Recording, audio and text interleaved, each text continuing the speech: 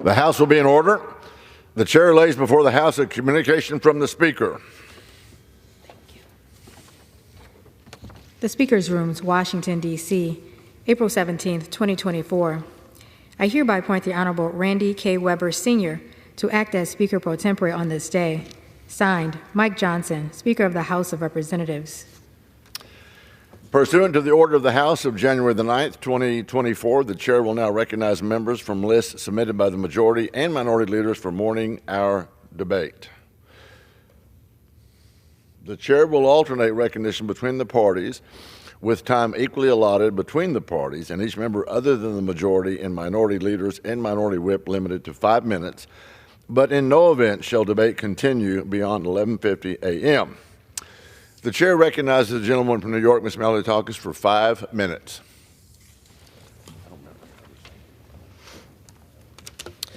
Thank you, Mr. Speaker. I rise today to recognize the anniversary of the discovery of New York Bay by Giovanni da Verrazzano, which occurred 500 years ago today.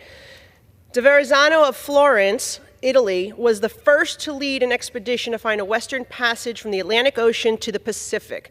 And on April 17, 1524, Verrazzano entered New York Bay, becoming the first to chart the east coast of the United States. His discovery expanded maritime knowledge and sparked inspiration for other explorations, including Henry Hudson's voyage to New York Bay that established New Amsterdam 85 years later.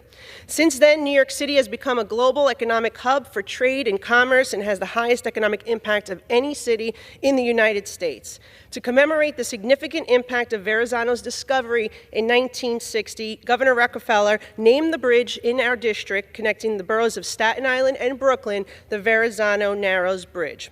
And since 1885, the Statue of Liberty has proudly sat in New York Bay, where she welcomed over 12 million immigrants who legally passed through Ellis Island between 1892 and 1954. And today, New York City is home to 8.8 million people, 800,000 of whom are of Italian descent, with the largest population of Italian Americans residing in my district. New York City takes great pride in Giovanni da Verrazzano's discovery, and I join our community in celebrating his historic achievements today. Mr. Speaker, I also rise as a New York City representative in a post-9/11 world to talk about how concerned I am that our border is not secure. Since Joe Biden took office, CBP has encountered at least 340 individuals on the terrorist watch list along the southern border or in our interior. I just want to give you some examples. An Afghan migrant on the terror watch list spent nearly 1 year inside the United States after he was apprehended and released by CBP agents in March of 2023. He was processed at the border. CBP released him without alerting ICE officials about potential terrorism ties, and he was free to fly domestically in the United States. He was arrested in February 2024, then released by immigration judge in March, who was not told that he was a national security risk. Last month, an illegal immigrant from Lebanon caught at the border admitted to CBP that he was a member of Hezbollah and was headed to New York to try to make a bomb. In February of 2024, ICE apprehended another terrorist who was allowed to roam in the U.S. for nearly a year after crossing the border illegally, and the terrorist was a member of Al-Shabaab that was only arrested after ICE became aware of his threat to national security. And in February, a Colombian man on the terror watch list was caught crossing into Eagle Pass area. In August of last year, it was discovered that a smuggler with ISIS ties helped more than a dozen Uzbek migrants into the United States over the southern border. And in April 2021, CBP announced that they had arrested 2 Yemeni men on the terror watch list in separate incidents as they attempted to illegally cross the southern border in California, and they were both on no-fly lists. Again, we've caught at least 340 individuals, either at the border or in the interior. But the more concerning number is who did we not catch? We know that nearly 2 million people, estimated by CBP, have entered this country without any encounter by government or law enforcement. We don't know who they are, where they are, or what their intentions are. And that comes down to about 800 individuals a day. We need to secure our border, particularly with growing threats from Iran, who said they want to commit attack on our own soil, Russia, China. And if we're going to send our allies money, which we should support our allies, we need to ensure that our own homeland is secure against these threats as well. Even the FBI director is confirming that joint terrorism task forces in all 56 of FBI's field offices are occupied with threats coming across our border.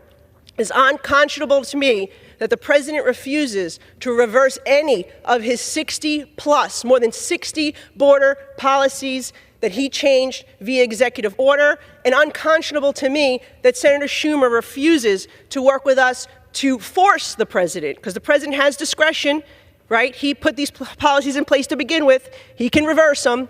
Senator Schumer should work with us to force the president to reverse these policies. And I believe our speaker needs to go back to Joe Biden and Chuck Schumer and say, if we're going to pass foreign aid, we must have at least a few common sense border protection measures in there.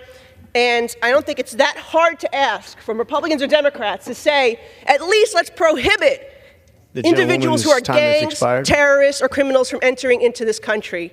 Thank you. I yield back. Chair recognizes the gentleman from Maryland, Mr. Hoyer, for 5 minutes.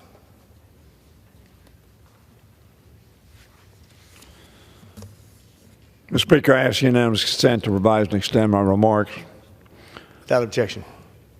I would remind the previous speaker that this bill sent bipartisan bill from the Senate, which does in fact deal with the critical issue she raised.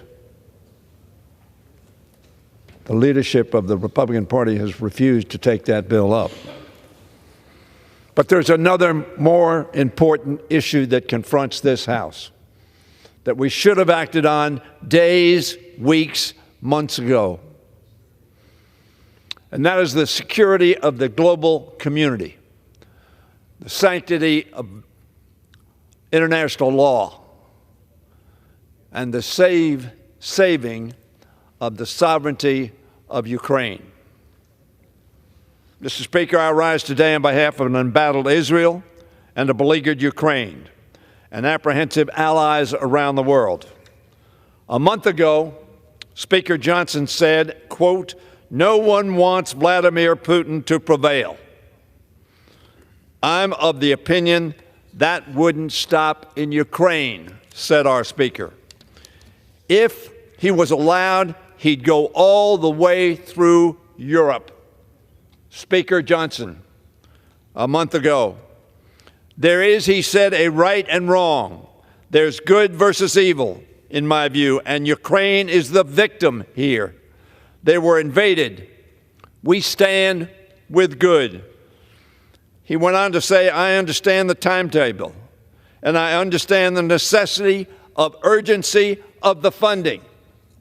And yet we twiddle our thumbs without any paper on this floor as to how we're going to affect the urgent end of which the Speaker spoke.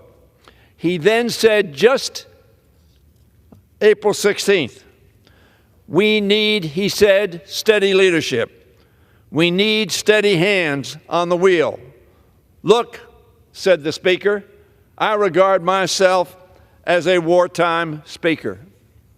If he regards himself as that, he must act now. There is no time for delay. There is no time for political chaos to impede our aid to Ukraine. Clearly, we're not acting urgently. If we did, we would have allowed us to pass the Senate National Security Bill a long time ago. Putin has got to be happy with the failure to bring the Senate bill to the floor. It must look like Gulliver's Travels with little people in America, the Lilliputians that are in our midst, tying down America's ability to respond. We've seen the consequences of House inaction. Over the weekend, Iran made an unprecedented attack on Israel, launching roughly 350 drones and missiles at targets across the country. They see an irresolved United States, although Israel shot down nearly all of them with the support of America.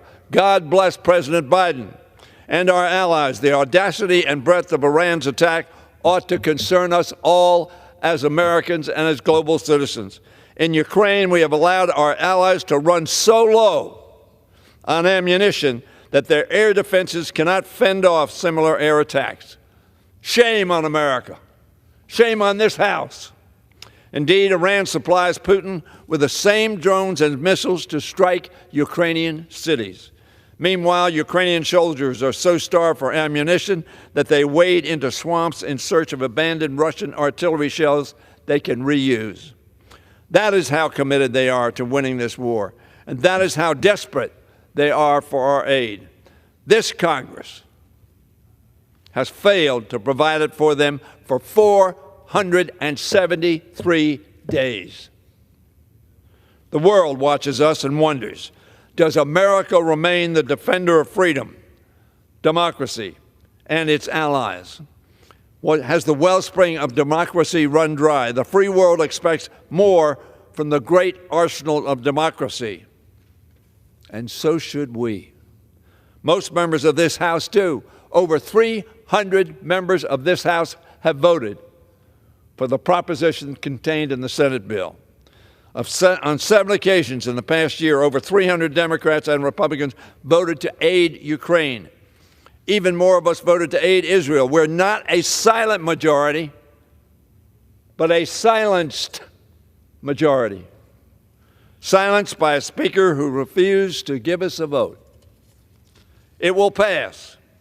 He could put the Senate supplemental on the floor at any moment, and it would pass with a large bipartisan majority. Freedom is waiting upon us today. Gentleman's time has expired. International law is waiting for us to redress the grievance that has occurred by Russia's invasion of Ukraine. Mr. Speaker, let us act now. Gentleman's time has expired.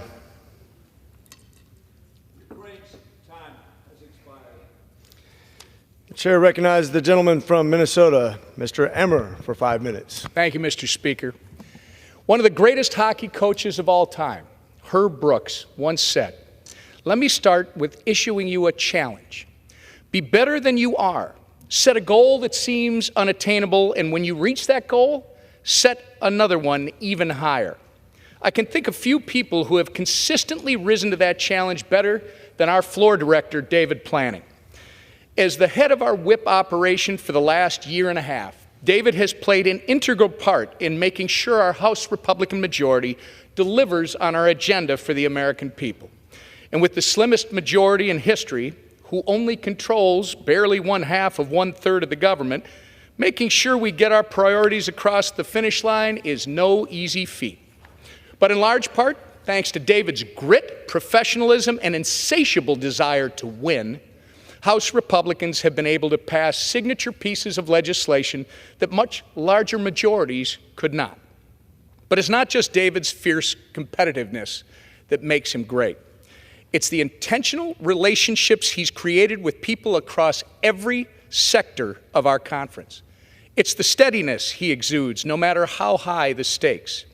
And it's his positivity that not only makes him a winner, but makes him an incredible teammate. Competitor, winner, teammate.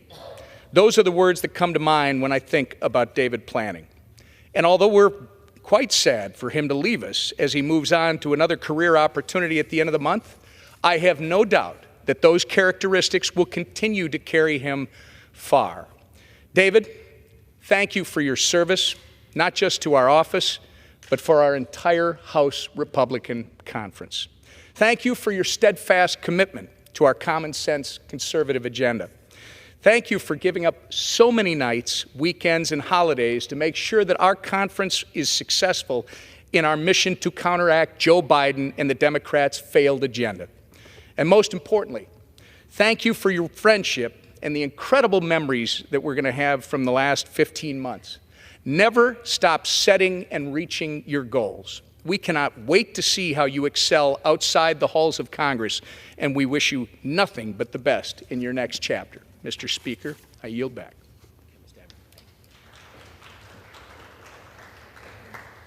The chair recognizes the gentlewoman from Massachusetts, Ms. Presley, for 5 minutes. Mr. Speaker, I rise today to call attention to the massacre of the Palestinian people and the urgent need to de-escalate the Middle East. For months now, after the brutal attack on October 7th, the world has watched in horror as the crisis in Gaza has worsened daily. Today, less than 200 days later, nearly 34,000 Palestinians have been killed by Israeli forces. Every day that goes by without a ceasefire is another day that Palestinians are subjected to violence, starvation, death, and destruction. And every day that we do not de-escalate the region, more lives are put at risk. Mr. Speaker, I condemn the Iranian military's attack on Israel, and I condemn the Israeli military's attack on the Iranian consulate in Syria. These escalations are dangerous, and we now find ourselves at a critical inflection point. We can either leverage diplomacy to de-escalate tensions and push for peace, or we can stand idly by as this spirals into a broader regional conflict that will result in more loss of life, Palestinian, Israeli, and American. We must de-escalate, and facilitating a lasting ceasefire in the region is the only path forward. Some of my colleagues seem all too willing to rush into an endless war with Iran and continue providing a blank check to the Israeli military. Right now, Palestinians in Gaza are being starved, bombed, tortured, and executed. Generations of Palestinian families have been wiped out. Over 2 million are displaced from homes that have been razed to the ground. Make no mistake, history will remember this moment as a genocide. We cannot bomb our way to peace, and the U.S. must stop using our tax dollars to arm the Israeli military with more bombs and bullets. The same bombs and bullets that have been used to kill over 14,000 children in Gaza. Shameful. It's why we see momentum across the globe in support of a ceasefire. Millions are marching peacefully in the streets. A ceasefire is the mandate.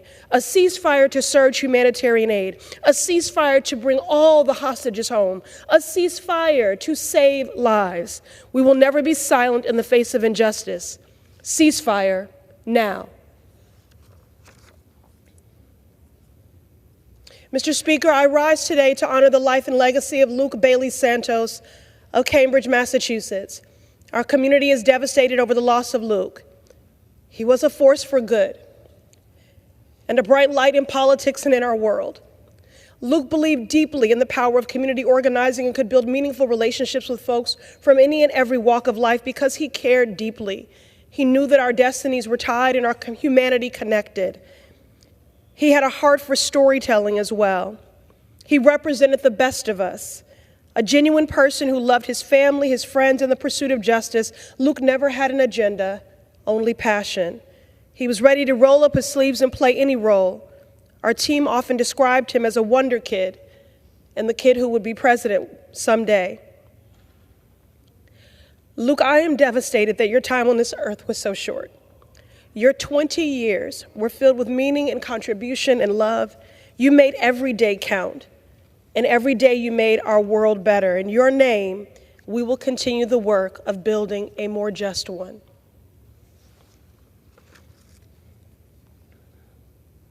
Mr. Speaker, I rise today to mark the passing of a true community builder, the unofficial mayor of MIT, Mr. Paul Paravano. Paul was compelled to work "So tell me about yourself" into every single conversation he had, and he meant it. So let me tell you a little bit about him. Paul Paravano joined MIT's Office of Government and Community Affairs in 1990. He touched countless students, faculty, community leaders, and elected officials in his 33 years of service. He was committed to the full inclusion of disabled people in every aspect of life. He served as a board member of the National Braille Press, just one of his many contributions to the empowerment and upliftment of the broader disability community. A Braille champion, his advocacy improved access to financial information for the blind across the United States. His contributions earned him the Cambridge NAACP's Lifetime Achievement Award, the Cambridge Community Center's Reverend Nicholas Founders Award, and he was the inaugural recipient of the MIT Staff Award for Distinction in Service, all well-deserved. But his legacy was really forged in the intimate moments he shared so freely with any and everyone he met, and how generously he shared his hard-fought wisdom. He showed us how to lead with compassion. And although he was blind, Paul saw people. He saw the infinite possibilities within people and in our world more than any person I've ever known. To his wife, Martha, and his daughters, Emily and Ellie, thank you for sharing Paul's light and love with us. We are a better commonwealth because of him. I yield. The chair recognizes the gentleman from Arizona, Mr. Ciscomani, for 5 minutes.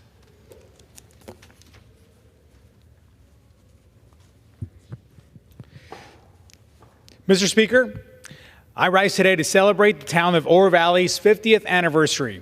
On April 15, 1974, Oro Valley started as a small town with only 1,200 people. Today, it has grown into a booming community with a population of over 48,000 Arizonans. The town recently celebrated their 50th anniversary with community performances from local bands, fireworks, and parades. This celebration was a testament to the sense of community and strong neighborly values my family and I have been fortunate enough to experience ourselves over the years. Thank you to Mayor Winfield and Vice Mayor Barrett for their leadership to the community. I am so proud to represent Oro Valley and so many other wonderful communities like this in our district.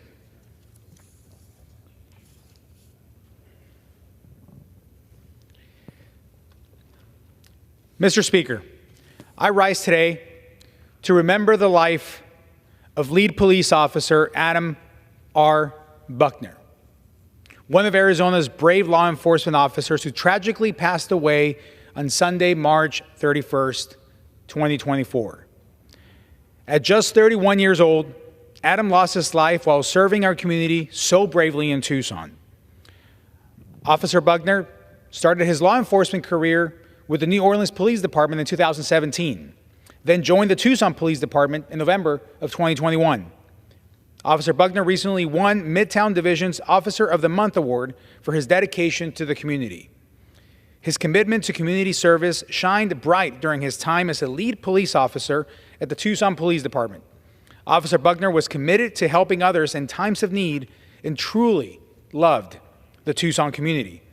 He's remembered as a loyal, kind, and selfless friend, and remains a true hero in the hearts of our Tucson community.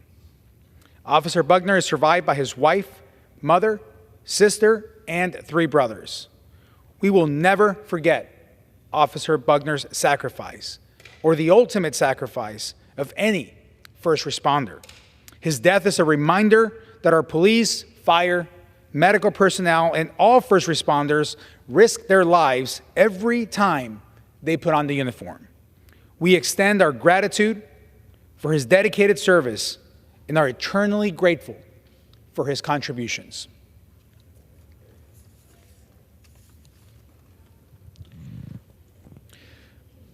Mr. Speaker, this past week, Iran has launched a direct, aggressive, unprovoked attack on our ally Israel. I was on the ground in Israel less than 2 weeks ago with a group of 18 of my colleagues to hear from Israeli police, soldiers, and officials about the importance of the United States partnership.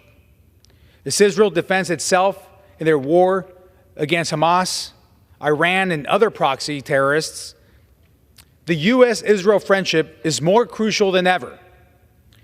I met with families of hostages and visited sites of the October 7th attacks, one of the most impactful parts of my visit.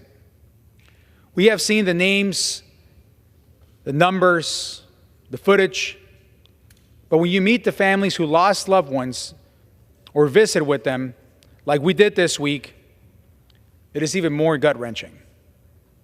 We also met with several Israeli officials, including Prime Minister Netanyahu and President Herzog. 193 days. That's how long the Israeli hostages have been held by Hamas terrorists. In Israel, I spoke with the families of the hostages. For months, these families have agonized over not knowing the status of their loved ones. As a parent myself, it's an unimaginable pain. We must stand in solidarity with Israel and bring every hostage home now. It's a sober moment, a somber moment, but incredibly impactful visit, and only reinforced my support for our friends in Israel. Then 6 days after I returned, Iran launched an attack on our ally Israel.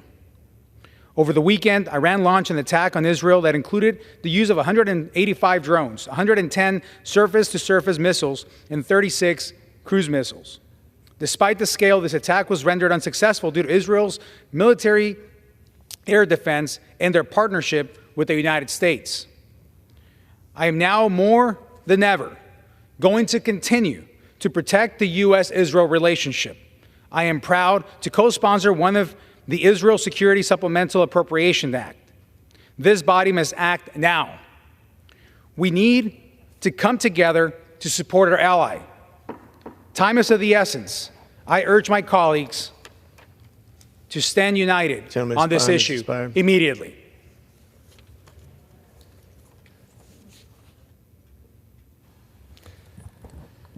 The chair recognizes the gentlewoman from Michigan, Ms. Tlaib, for 5 minutes. Mr. Speaker, on behalf of the Congressional Mamas Caucus, I'm asking our chamber to please take a moment and recognize that we are experiencing a Black maternal health crisis in our country. In Michigan's 12th congressional district, we are experiencing not only the Black maternal health crisis, but also infant mortality crisis. We don't want another study. We want action. Michigan's has had one of the highest death rates among Black women in our country because our systems and institutions have failed to provide our Black neighbors with the comprehensive, high-quality care they deserve. A system free of systemic racism. To address Black maternal mortality crisis, we must understand and acknowledge our country's racist history and the ways in which it has manifested in our healthcare system.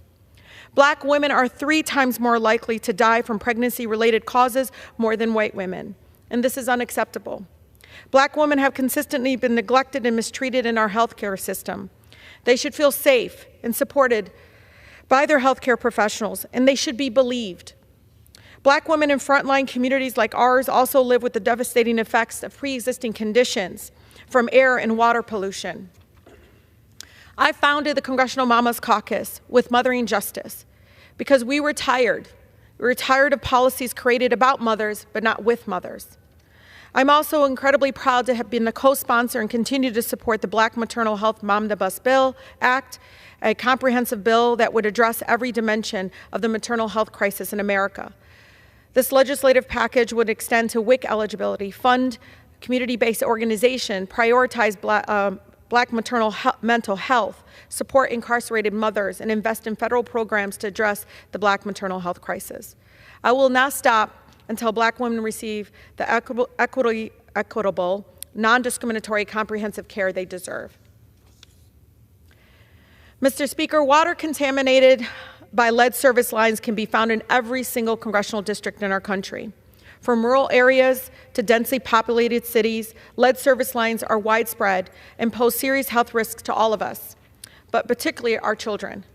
I founded the Get the Lead Out Caucus with the goal of eliminating lead from our drinking water once and for all. Experts have estimated that we need $60 billion to replace every single lead pipe in America in the next 10 years. We continue to wake up to stories about children being poisoned and in cities having to hand out bottled water because they have failed to invest in our water infrastructure.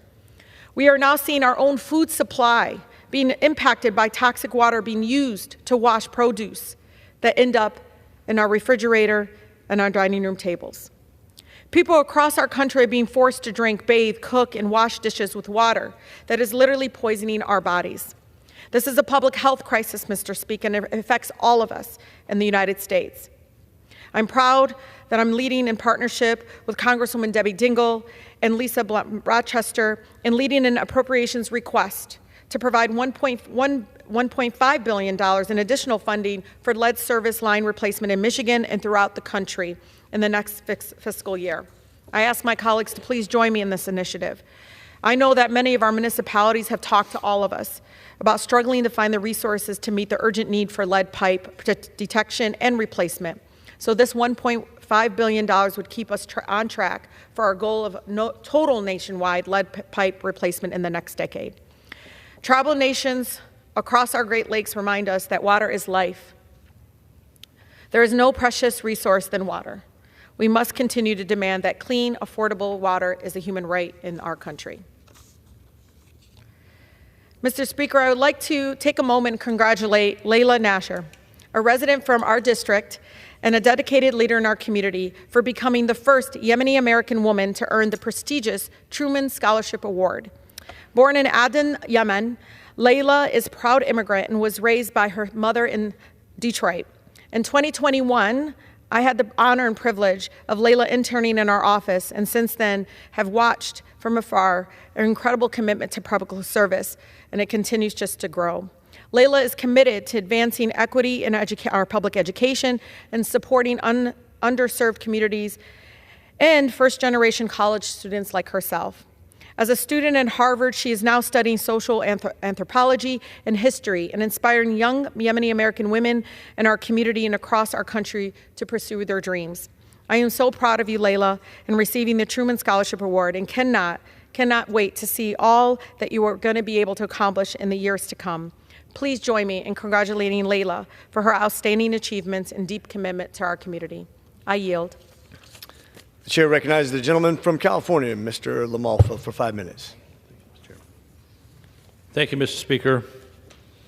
Well, we witnessed the egregious overreach of government during the COVID-19 pandemic, which resulted in the infringement of Americans' rights and devastating consequences for our economy and an unprecedented government spending. From the outset of the pandemic, we witnessed unprecedented government actions that trampled upon our basic freedoms and liberties. Social shutdowns, mandated mask wearing, and vaccine mandates were imposed with little regard for individual autonomy, constitutional rights, or people's personal health issues. These heavy-handed measures not only eroded the fabric of our society, but also inflicted severe economic harm on businesses and families across the nation. Those of us with an ounce of common sense suspected from the beginning that COVID was little more than the flu and that the government's actions bordered on martial law. 2 weeks to flatten the curve, we were told. Well, were we played, or how did that really turn out when it became 3+ years?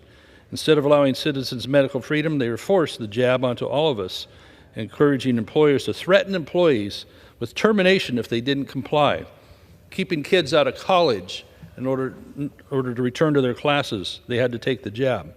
One of the common controversies came from ivermectin, which we now know, and many knew at the time, works as a very effective early treatment for COVID-19. How many people were harmed because they weren't allowed this early treatment because it was politicized? Indeed, recently, FDA finally had to walk back an early on smart aleck tweet they made trying to compare real ivermectin that is prescribed for people and formulated for people to something that would be comparable for livestock. And so after having suffered that embarrassment, they had to walk it back. And in the meantime, how many lives are lost because this early treatment was not available? Instead, they were forced into other types of treatment or flat being ignored when doctors and hospitals said, well, come back to us when it's really bad, then we'll check you in. Americans should have the right to make their own informed decisions with doctors they trust, including the choice to use alternatives such as ivermectin, and especially in early treatment. It's very troubling the government has actually suppressed information about treatments for COVID-19, including ivermectin, hydroxychloroquine, and other materials that were available, while promoting instead a one-size-fits-all centered around vaccines, safe and effective, we were told. In fact, the FDA's censorship of information about ivermectin has had real-world consequences for medical professionals who dared to speak out. Again, what you see is that FDA had to walk back their lies and their deception about this. And they also were browbeating hospitals and doctors into selling the same thing. We see that even in my local area, where people are asking legitimate questions about ivermectin, and were made fun of. Oh, this is just horse paste. You don't want to do that. Medical experts are contradicting themselves time and time again since the beginning of the pandemic. We were told to lock down for 2 weeks, right? So then it was masks, and then it was double masks. Then it was something called social distancing. For a while, they thought ventilators were going to be the issue for that, so they hurried manufacturers into making ventilators, and then they found out maybe those are actually harmful. So now we have, before Trump left office, we had top officials saying, oh, I'll never take it if it's Trump's medicine. Then immediately after, they were forcing it on people when Biden took over. Interesting how that works. Commonplace therapeutics with decades of human usage and proven success, including ivermectin, which won a Nobel Prize in 2015 for its life-saving qualities, again, as I mentioned, were branded as a unsafe horse medication. Treatment methods of vitus should be a topic of debate or discussion. Indeed, the experts should be allowed to bring this forward that have all people's best interests in mind. If a treatment works, then it should be distributed as widely as possible, or at least allowed. Whether it's a vaccine, a dosage of ivermectin, or an infusion of monoclonal antibodies. The politicization of differing treatments hurt Americans by restricting their ability to receive life-saving medicines, especially early treatment, when it could have probably saved thousands of lives. As we stand today, there's multiple options that have been proven effective in treating the virus, but we hear the same old saw about the latest iteration of a vaccine being forced upon people and making billions for pharmaceutical companies. So we should be able to choose what we want. If you want to take therapeutics, you should have that ability to take them. In a lawsuit filed in Texas, 3 doctors claimed that the FDA's actions interfered with their medical practices and harmed their reputations. Pharmacists have refused to fill ivermectin prescriptions for patients, and doctors have faced professional repercussions for simply advocating for the use of ivermectin. There's much more, but when these people ask for forgiveness for lying to us like that, no way. There needs to be prosecution. I go back. The chair recognizes the gentlewoman from California, Ms. Eshoo, for 5 minutes. Mr. Speaker, I ask for unanimous consent to revise and extend my remarks. Without objection. Thank you.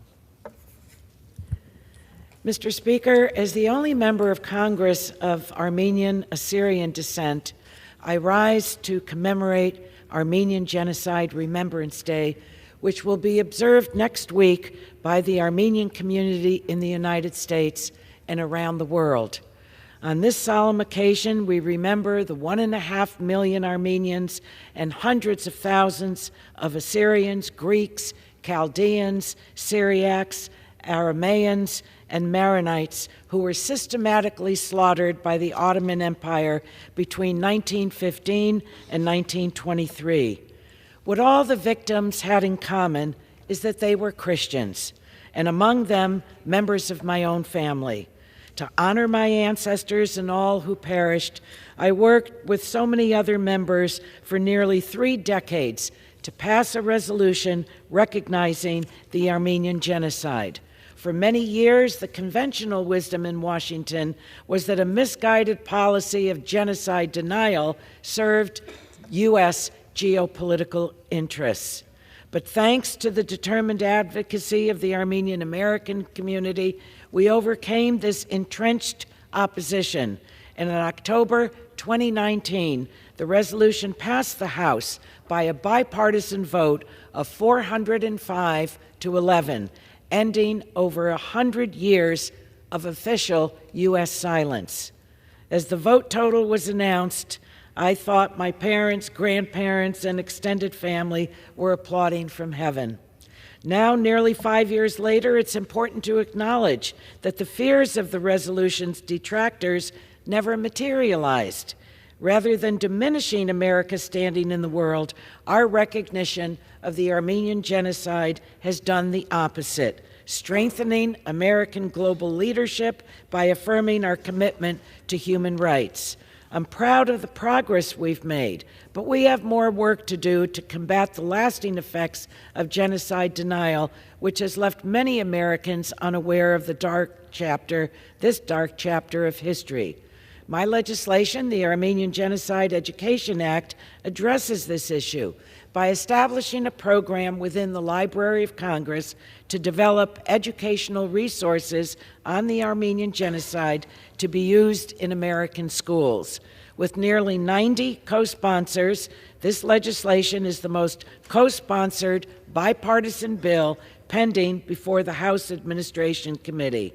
So I urge the chairman of the committee and the ranking member, Mr. Morell, to report this bill out of committee as soon as possible. I'm confident that it would pass with a large bipartisan vote when it comes to the floor of the House. This bill is critical because it is so often said that those who forget history are doomed to repeat it. Alarmingly, it felt as if history were repeating itself last September when Azerbaijan perpetuated an ethnic cleansing campaign against the Armenians of Nagorno-Karabakh that bore a disturbing resemblance to the mass displacements committed by Ottoman forces a century ago. This atrocity was preceded by a grueling blockade that deprived civilians of food, medicine, and other essentials for over 9 months, bringing them to their knees. We must not wait another century to hold Azerbaijan accountable for the crimes it has committed against the Armenian people. That's why I once again call on the State Department to end U.S. military aid to Azerbaijan, sanction Azerbaijani officials for human rights abuses, and provide desperately needed aid for the 120,000 Armenians who were forced from their homes at gunpoint last year. The best way to honor the legacies of those who perished in the Armenian genocide is by using our voices to prevent atrocities today. And with that, Mr. Speaker, I yield back. The chair recognizes the gentleman from Nebraska, Mr. Bacon, for 5 minutes. Thank you, Mr. Speaker. Today, I rise to recognize and celebrate a selfless civil servant who has served the 2nd District of Nebraska for well over 20 years in federal, state, and local government. James Wright currently serves as our district director and has made a lasting impact for our constituents. In 2001, James started a decade-long position with my friend and former Congressman Lee Terry as a constituent liaison and special projects coordinator, a role in which he handled constituent casework and developed outreach projects that addressed the needs of local governments, private and civic organizations, and other constituents. One of his most impactful achievements was leading the district's transition assistance program after the FCC directed the conversion of all TV and radio systems from analog to digital. His model comprehensive program included information, education, and engagement to many who needed assistance to make a smooth and seamless transition. Then after a decade with Congressman Terry, former Governor David Heineman, also my friend, asked James to head up the Office of Violence Prevention, where he was responsible for developing, fostering, promoting, and assessing violence prevention programs throughout the state of Nebraska. James served there for a year before returning to federal service and working with U.S. Senator Mike Johanns, a man I respect very much. And he served as a special projects coordinator and a constituent services representative, where he continued his passion for helping constituents by funding resources and solutions to resolve their cases. Following his time in the U.S. Senate, James once again took a detour from his federal service and worked for the city of Omaha under another one of my friends, Mayor Gene Stothert, as the director of community outreach. In that role, he assisted the neighborhood groups and alliances through the development of community outreach programs. After working in city government, James served under my friend and predecessor, Congressman Brad Ashford, as Director of Constituent Services, where he provided direct assistance to constituents, delivering guidance and assistance to the Constituent Services team. He also worked with the senior staff to develop and maintain strategic relationships with relevant stakeholders in state and local government related to issues of importance to the congressional district. During this time, his leadership was key to the authorization of the first ever public-private partnership that constructed a modern veteran health care center that has become the standard across the nation in how to deliver better, faster, and more effective VA care. James joined my team, or our team, in January of 2017, and as our district director, James oversees the management and operation of the Office supervises and mentors our staff, and leads engagement with a multitude of local organizations and constituents and elected officials across a wide variety of issue areas. James also supervises all our constituent services, delivering the best constituent services in Congress as recognized by the Congressional Management Foundation in 2021. But James' service to the community goes way beyond his 20 years of federal civil service. He's a semi-professional actor. James has served as a board member of the Omaha Community Playhouse since 2019 and has starred in several of their productions, including roles in Fences, Sweat, and Parade. He also is a board member for the Lutheran Outdoor Ministries, focusing on the promotion of Carol Joy Holland Camp, which provides Christian education, spiritual, psychological, social, personal, and professional development in an environment that is free of any discrimination based on race, religion, color, creed, disability, national origin, age, or ancestry. Most importantly, James is a loving husband to his wife, Angie, and father to his 7-year-old son, Lincoln. He offers much of the credit for his success to his mother, Sherry, a commissioned officer in the United States Air Force, who taught him to stand up for himself, and that through hard work and determination, he could accomplish anything he set his mind to. I want to add to, on a personal note, James is a great supervisor. He cares for people, he's strategic, and he's been a blessing as our district director running our Omaha office. Congratulations to James on his 20-plus years of service to his community in the 2nd District, Congressional District of Nebraska. Mr. Speaker, I yield back.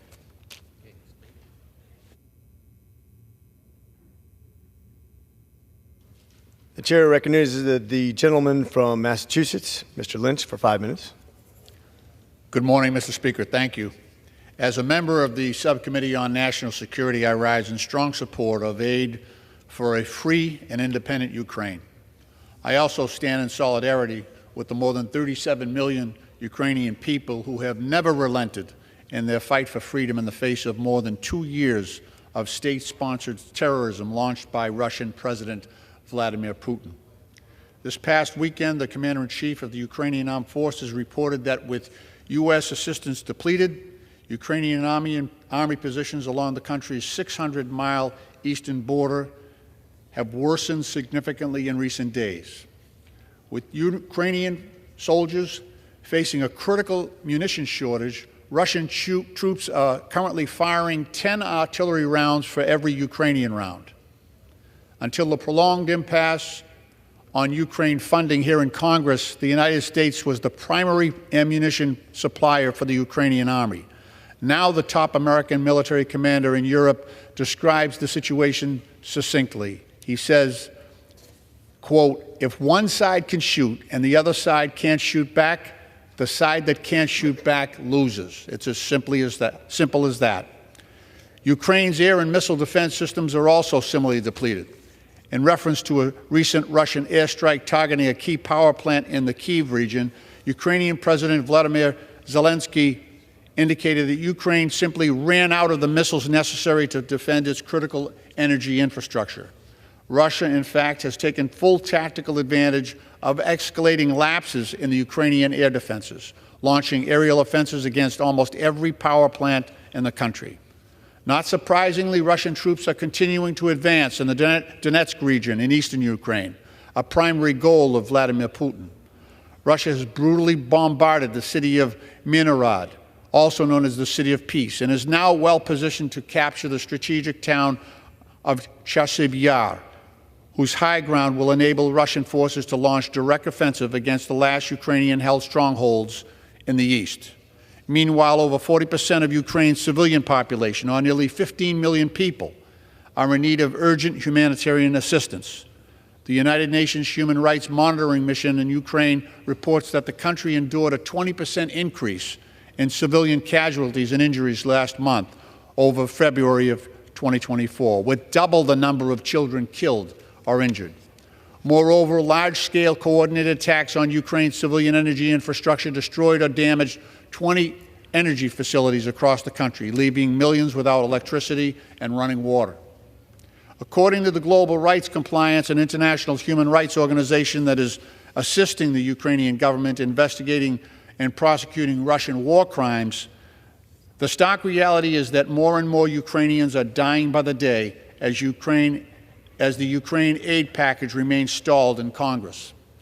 After several months of refusing to even consider aid for Ukraine, Speaker Johnson is now indicating that he plans to bring up a foreign package as soon as this week. Unfortunately, the House Republican majority is still playing politics with a matter of grave importance to the Ukrainian people and democracy globally, going to great lengths to craft legislation designed to appease an extreme faction of the Republican conference. This political gamesmanship continues even though the United States Senate passed a bipartisan foreign aid package more than 2 months ago that I believe would easily pass this House with the necessary support from members on both sides of the aisle. We have reached a new low in this Congress. It is totally unthinkable throughout our history that a Republican member of this House would attack a Democratic ally and support a gangster and a war criminal like Vladimir Putin, but that is where we are today. Ukrainian President Zelensky recently stated, "The United States Congress needs to think twice about pushing these political matters with regard to support in Ukraine and vote to support all of the countries whose lives depend upon it." I strongly agree. I urge the House Republican leadership to take up the Senate bill, ensure that Ukraine and our other international allies, like Israel, will receive the support they urgently need. Thank you, Mr. Speaker, and I yield back the balance of my time. The chair recognizes the gentleman from Guam, Mr. Moylan, for 5 minutes.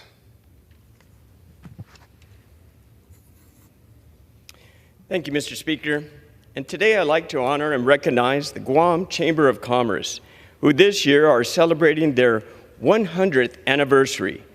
The Guam Chamber of Commerce has and continues to be the voice of economic growth in Guam, an advocate for enhancement of small businesses, and organizations which promotes opportunities for employers and employees alike, an association of like-minded business entities focused on improving industries, and a leadership which expands on professionalism. The Guam Chamber of Commerce is an icon of commerce within the Marianas and Pacific region in general. On behalf of the House of Representatives, I would like to congratulate President Catherine Castro, Chairman of the Board Ernie Galeto, and Board of Directors of the Guam Chamber of Commerce, along with hundreds of businesses and organizations who comprise of their membership on the celebration of their 100th anniversary. We thank them for fostering commerce activity in Guam over the past 10 decades and look forward to decades more of their dedication towards our island's economic growth. Mr. Speaker, today I rise to recognize Mayor Melissa Savares as she serves her final term as mayor of Dededo, Guam. For close to 2 decades, she has dedicated herself to the betterment of families, youth, and Manonco residing across Guam's largest village. Savares' history of service includes her time as president of the Mayor's Council of Guam, a board member of the Guam Community Health Centers, a commissioner on the Serve Guam Commission AmeriCorps program, and a member of the Civilian Military Task Force, among other things. Mayor Savares is a powerhouse in her community and is widely known across the island for her heart for public service and her efforts in preventing crime in the village. Under her leadership, the Dededo Municipal Planning Council has sponsored youth sports teams and initiatives such as Youth Drug-Free Summer Basketball League, student robotics, and real-world design challenges, to name a few. I would like to say thank you to Mayor Savares for her commitment to the village of Dededo and wish her the very best in retirement. Her departure from the office would undoubtedly be felt, but I am certain she has laid a solid foundation for continued growth and development in Dededo to come. Thank you, Mr. Speaker. I yield back. The chair recognizes the gentleman from Florida, Mr. Frost, for 5 minutes. Mr. Speaker, I see unanimous consent to address the House. Without objection.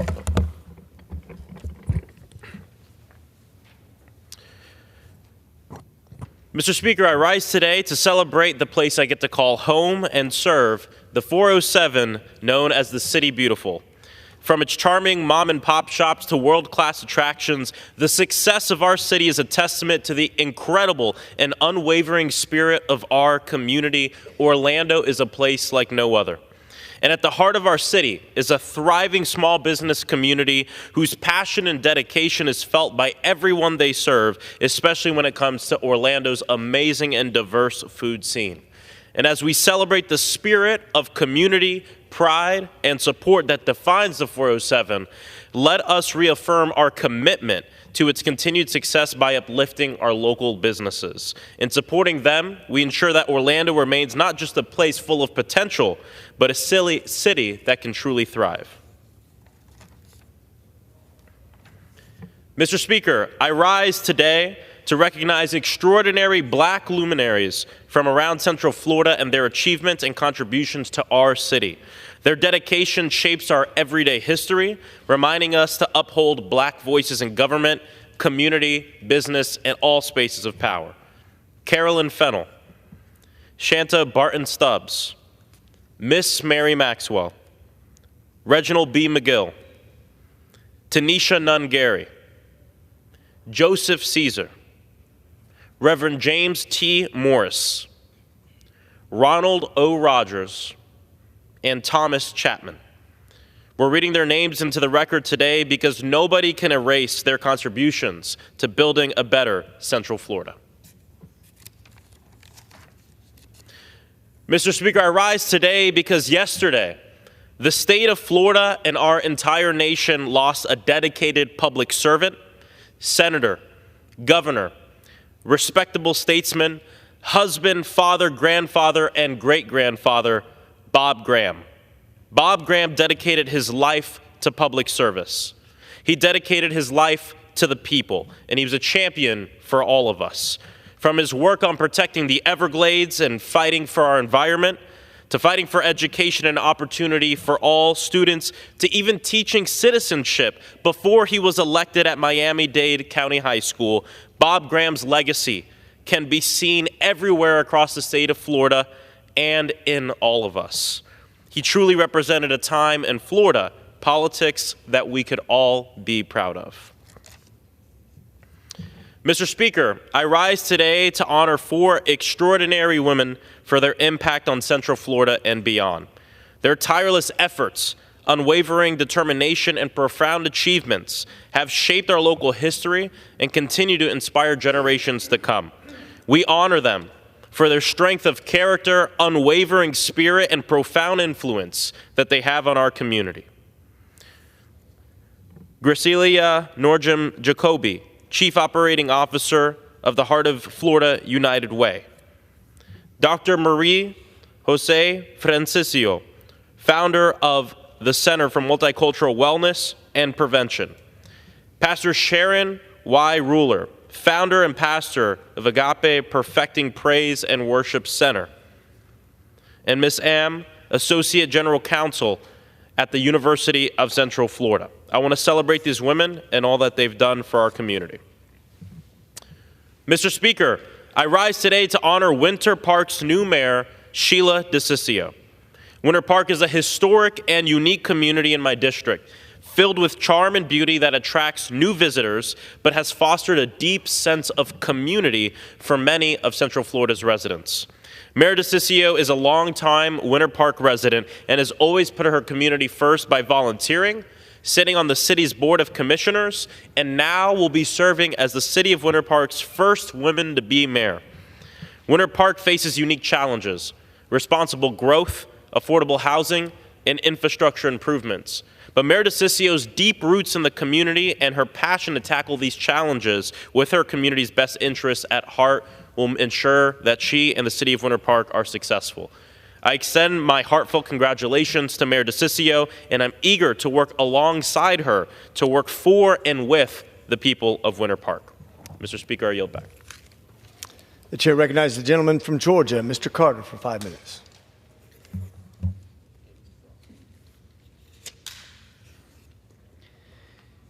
Mr. Speaker, I rise today to recognize Donna Camacho's service and leadership at the Alzheimer's Association Georgia chapter. Donna, a Savannah resident, has contributed over 19 years of volunteer leadership at the Alzheimer's Association. During her time, she has been actively involved in various roles, including serving as co-chair on the board of directors and as Georgia's congressional ambassador of the organization. Donna's involvement in health-related fields extends beyond her time at the Alzheimer's Association. For over 30 years, she served at the Chatham County Health Department as program manager. As a pharmacist, I understand just how vital it is to continue to push for advancements in our healthcare system, especially for Alzheimer's disease, detection, diagnosis, and prevention. Donna has diligently worked to increase awareness for Alzheimer's patients, and I wish her the best in her future endeavors. She is a friend to all, and if you get to know her, she might even bake you one of her most famous chocolate cakes.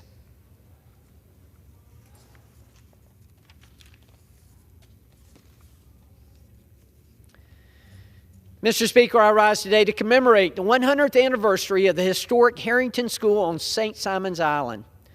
Originally called the Harrington Graded School, the one-room schoolhouse was built by African-American tradesmen in 1924. The school was the main educational structure for 3 African-American communities on St. Simon's Island. In the 1960s, many students left the school to attend St. Simon's Elementary. The building was briefly used as a daycare center until being abandoned in 1970.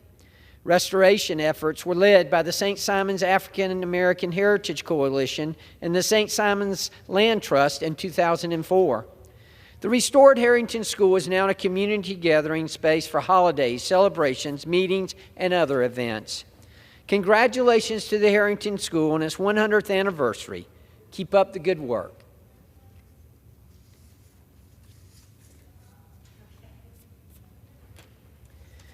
Mr. Speaker, I rise today to commemorate the life of Howard Cohen, a member of the Savannah community who inspired and influenced so many. After graduating from the Benedictine Military School and Armstrong College, Cohen served in the nation's Air Force Division during the Korean War. In 1952, Cohen established Savannah's first weightlifting gym, drawing in nationwide attention for those interested and involved in the sport.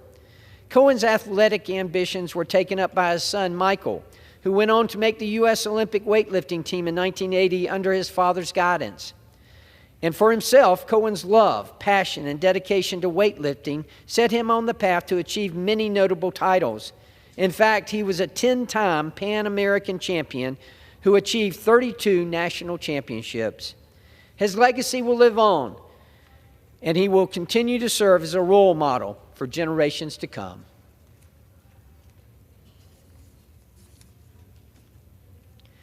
Mr. Speaker, I rise today to celebrate the 75th anniversary of Sharp Memorial Methodist Church in Young Harris, Georgia. Built in 1948 and opened in 1949, Sharp Memorial Methodist Church has been a cornerstone of the Young Harris community. The church was named after Dr. Joseph Astor Sharp, born in 1864. After graduating from Emory at Oxford, Dr. Sharp served as president of Young Harris College for 25 years. Dr. Sharp dedicated his life to the service of others and deeply inspired his congregation, the community, and generations of students. Standing at the entrance of Young Harris College, Sharp Memorial Methodist Church continues to honor his legacy and serve the community. 75 years later, Young Harris trustees, local community, and alumni are coming together for a week of celebration, reflection, and looking ahead. The legacy of Dr. Sharp and the ongoing work of Sharp Memorial Methodist Church will undoubtedly strengthen and enrich the community for generations to come. Thank you, Mr. Speaker, and I yield back. The chair recognizes the gentleman from California, Mr. Costa, for 5 minutes. Mr. Speaker, I ask unanimous consent to address the House for 5 minutes and to amend and without objection. Mr. Speaker, as a member of the House Foreign Relations Committee, I want to address the House on the challenges we face in Ukraine, the challenges in the Middle East with Israel and Iran, and in Taiwan and Asia. The world is watching and looking for American leadership.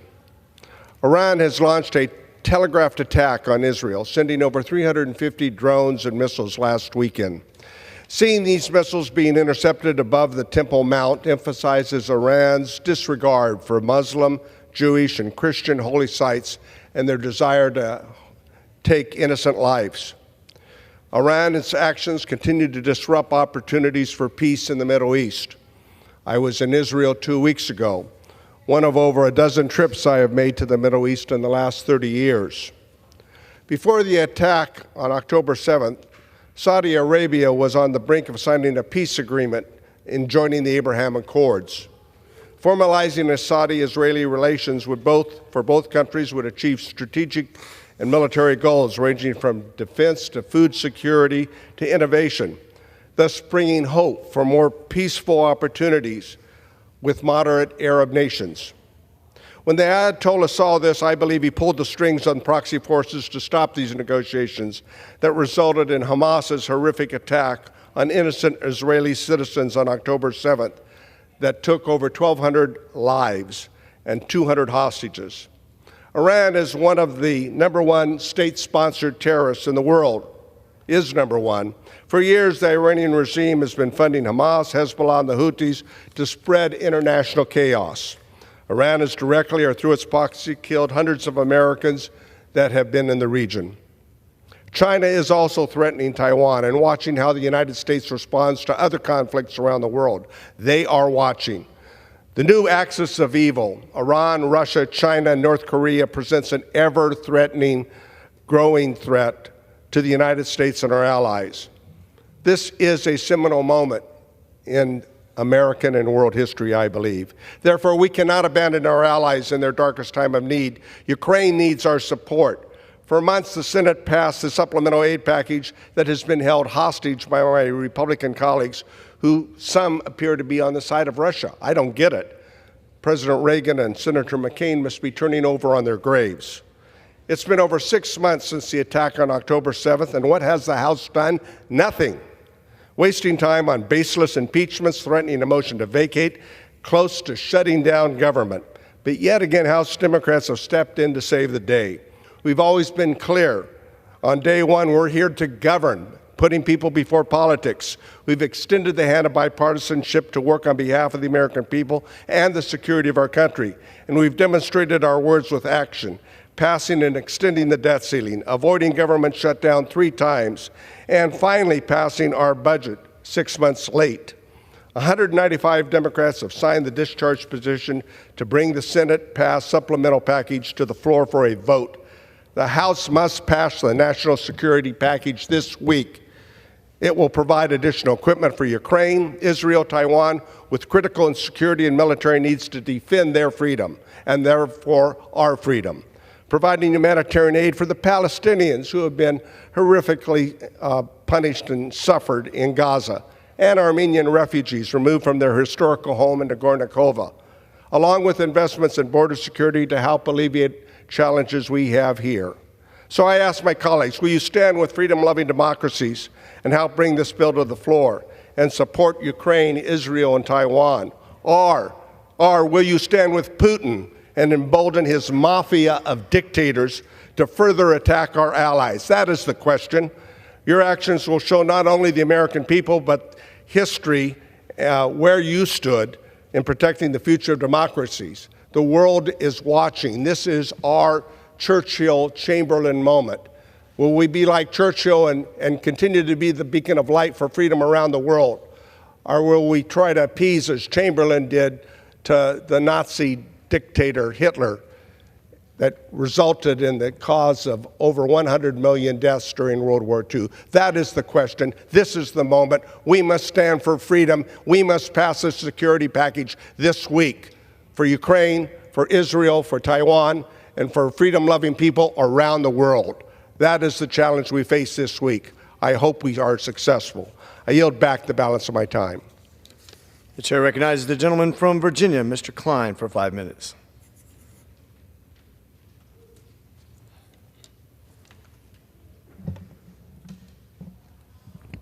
Thank you, Mr. Speaker.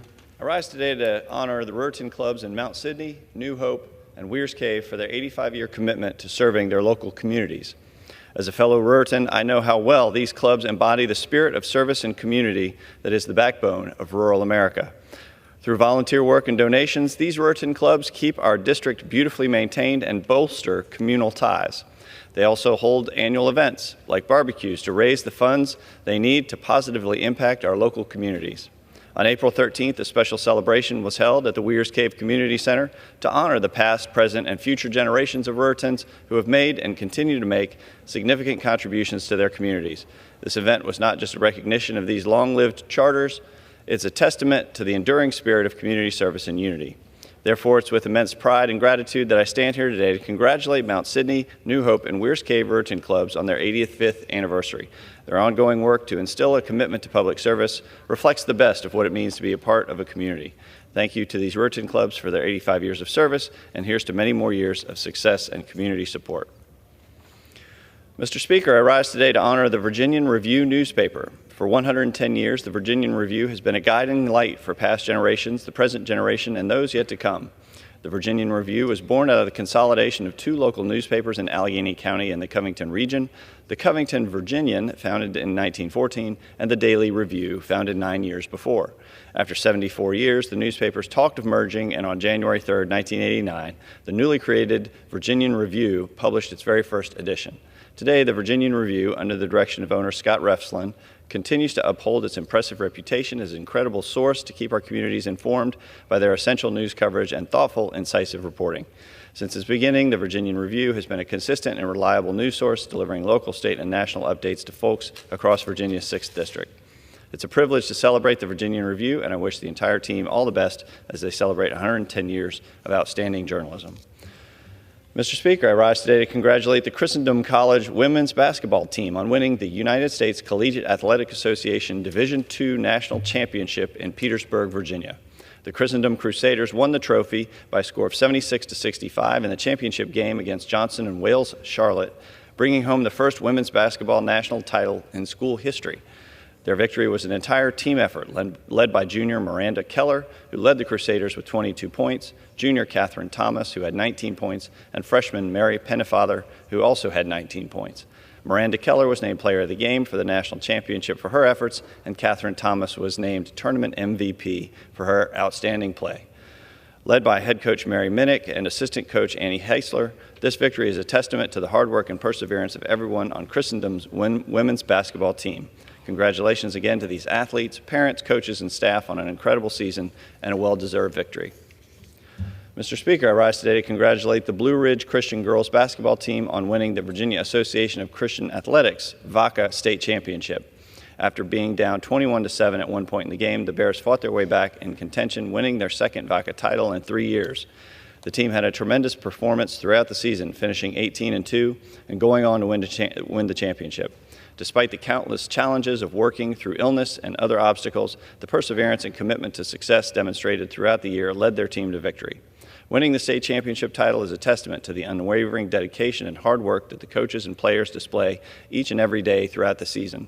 Mr. Speaker, I extend my sincerest congratulations to the entire Bears coaching staff and team for their incredible season. It's my honor to recognize their well-deserved victory, and I wish them nothing but the best for seasons to come. Mr. Speaker, I rise today to reaffirm my unwavering support for Israel, our foremost ally in the Middle East and the beacon of democracy in that region. Over the weekend, Iran launched a direct attack on Israel from Iranian soil, firing over 300 missiles and drones at the nation. This is the first time Iran has ever directly attacked the nation of Israel. These direct attacks also follow the brutal war launched by Iran-backed Hamas terrorists on October 7th of last year. This vicious attack claimed the lives of over 1,200 innocent Israeli citizens and took more than 240 hostage, some of which who were Americans, while some on the other side of the aisle and in the media attempt to draw a moral parallel between Hamas and Israel, there is simply no comparison to be made.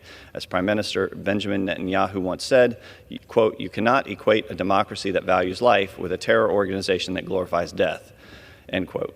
Israel has an absolute right to defend itself, and while they continue to fight for their country's survival, Hamas continues to intentionally target population centers, seeking death and destruction.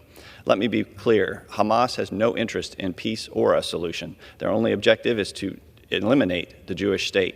I cannot fathom why people choose to back Hamas despite its atrocious human rights record. We must stand with Israel, and I remain steadfast in my support of America's closest ally. I yield back. The chair recognizes the gentlewoman from Virginia, Ms. McClellan, for 5 minutes. Thank you, Mr. Chair. I seek unanimous consent to address the House. Without objection.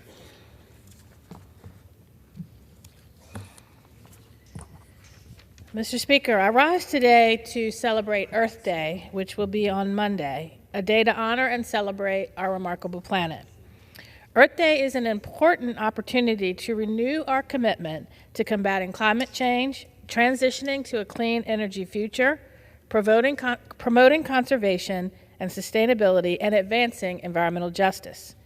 We face serious environmental challenges across the globe, from preventing sea level rise on the coasts to combating the destruction of natural habitats in the Arctic and everything in between. Under the leadership of the Biden-Harris administration, congressional Democrats made historic climate progress over the past few years, including the largest investment in climate action and clean energy in our nation's history. The Inflation Reduction Act is creating hundreds of thousands of good-paying jobs of the future. And as we continue to transition to cleaner, more sustainable technologies, we are working to ensure that everyone can benefit from these investments and that no one is left behind. The Biden-Harris administration is complementing our efforts with transformative executive actions that include finalizing strong standards that cut greenhouse gas emissions and safeguard our communities. Thanks to the administration, we have taken historic action to reduce methane emissions, strengthen standards for soot, limit emissions from cars, trucks, and buses, and curb PFAS, or forever chemical contamination. And in the coming weeks, we look forward to a strong final rule for mercury and air toxic standards for power plants. Last year, I led over 50 members of Congress in urging the administration to finalize strong standards that will protect the health and well-being of the American people. And we eagerly await that final rule. I commend the administration for their commitment to ensuring that 40% of the overall benefits of federal investments in climate, clean energy, affordable and sustainable housing, and other key areas flow to historically disadvantaged communities that have been disproportionately impacted by climate change and pollution. For too long, low-income communities, communities of color, our tribal and indigenous communities, have borne the brunt of environmental degradation and our worsening climate. The climate crisis exacerbates long-standing inequities and contributes to worse public health outcomes for vulnerable populations. My predecessor, the late Donald McEachin, was a true environmental justice champion who always stood up for these vulnerable populations. And each year, he would lead a resolution to recognize Earth Day and call for action to protect our planet. This week, I look forward to building on his legacy and helping to reintroduce that resolution to honor Earth Day. As a mother to 2 young children, I am fighting to ensure a healthy, more sustainable for my children and yours. And Earth Day is a reminder we have no planet B. We must continue fighting to protect our Earth and protect our next generation.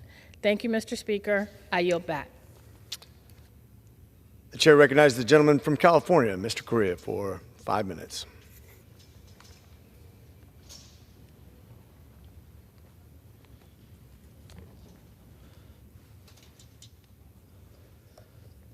Mr. Speaker, today I rise to celebrate the career of Mater Dei High School coach Kevin Kiernan.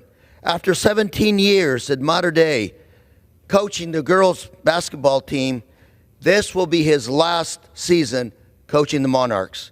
Coach Kiernan recently celebrated his 900th win after a decisive victory in the Southern California Regional Playoffs. It was a bittersweet moment for the coach as he and his players reflected on his legacy that he's going to leave behind. He wraps up his coaching career with 12 CIF Southern Section titles, 6 state crowns, and 2 national championships, and that is a record. Coach Kiernan is an Orange County native, and Mater Dei High School will keep him as athletic director. Coach, we wish you the best I'm glad you're staying around. Let's keep the good work going. Thank you, Mr. Speaker.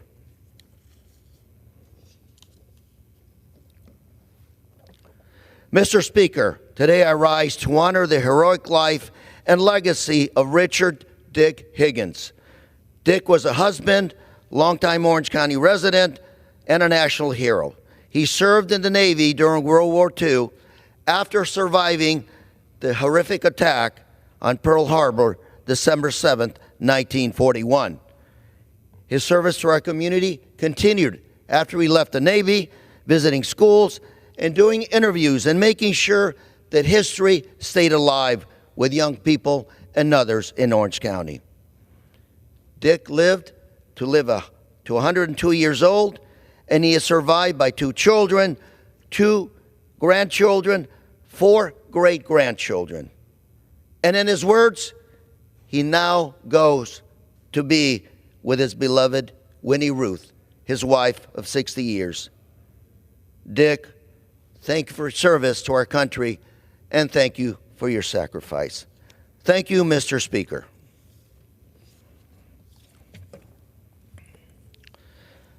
And Mr. Speaker, today I rise to honor this year's Orange County School Counselors of the Year. And I'm so proud that 2 of these counselors are from my hometown, Mr. Giroux from Santa Ana Unified School District and Ms. Rodriguez from Anaheim Union High School District, both who represent the best in our local public schools. Like myself, Ms. Rodriguez and Mr. Giroux are grown in our local hometowns. They're products of Orange County Public Schools and now are giving back to the public school system that gave them so much. Ms. Rodriguez and Ms. Giroux and the rest of these fine educators will continue to shape the future leaders of tomorrow. All of us in Orange County and in Congress appreciate their commitment to our community, our youth, and our future. Thank you, Mr. Speaker, and I yield. The chair recognizes the gentlewoman from Ohio, Ms. Sykes, for 5 minutes.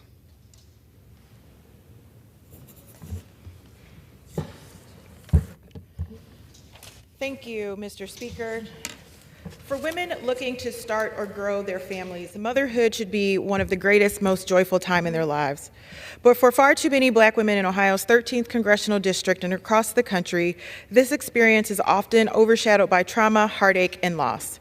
It's no secret that Ohio, my home state, has one of the highest Black maternal death rates in the entire nation, with Black women 2 to 3 times more likely than white women to die from pregnancy or birth-related causes. And we rightfully talk about the social determinants of health that Black women face in accessing quality, affordable prenatal and postnatal health care in our communities, which contributes to these completely unacceptable maternal mortality rates. But today, I'd like to focus our attention to another contributing factor to Black maternal mortality that is often overlooked, and that is intimate partner violence. Homicide is the leading cause of death among pregnant women in the United States. It's higher than the 3 leading health causes of maternal mortality, those being hypertension, hemorrhaging, and sepsis. Addressing the violence that plagues women during pregnancy and shortly thereafter is why I introduced the Safer Homes and Families Act. This comprehensive legislative package would provide vital support to keep moms and families safe, including prohibiting the use of electronic devices for stalking, providing training for healthcare providers to better identify and treat individuals experiencing abuse, and allowing survivors to break a lease without adverse costs. Statistics have indicated that nearly 20% of women experience violence during their pregnancies, and in 1 in 6 women, abuse first begins during their pregnancy. This violence substantially increases the likelihood for pregnancy-related complications that not only endangers the life of the woman, but also that of her unborn baby. While members of the Congressional Black Maternal Health Caucus are working tirelessly to highlight and address the ongoing epidemic of Black maternal health, it is clear there is more work that needs to be done. Even to this day, we are still trying to convince colleagues on both sides of the aisle and in both chambers how important it is that we care for women and care for mothers. This is not a partisan issue. It is a human issue. Our Black mothers and babies in every district across the country deserve to live long, healthy, and happy lives. I'm confident that regardless of our political party, we can work together to improve health outcomes and deliver on the promise of better health, healthier lives, and brighter futures for all of us. So I call on my colleagues to join us in the fight to keep our moms and babies safe. Our mothers and babies simply cannot wait any longer. Finally, I'd like to recognize the many local organizations in Ohio's 13th Congressional District that are working each and every day to improve the health of Black moms and babies in our communities. Organizations like Stark County Thrive, Full Term First Birthday, Project Ujima, and the Minority Behavioral Health Group are all committed to improving maternal health outcomes and promoting equity in Ohio's 13th District. Improving maternal health requires action and collaboration at every level, and I am extremely proud and grateful for these organizations for the work that they are doing. This Black Maternal Health Week and beyond, I am committed to improving healthcare access to all and giving women and families the tools that they need to live healthy, happier lives in Ohio's 13th Congressional District and beyond. Thank you, Mr. Speaker. I yield back. Pursuant to Clause 12A of Rule 1, the Chair declares the House in recess until noon today.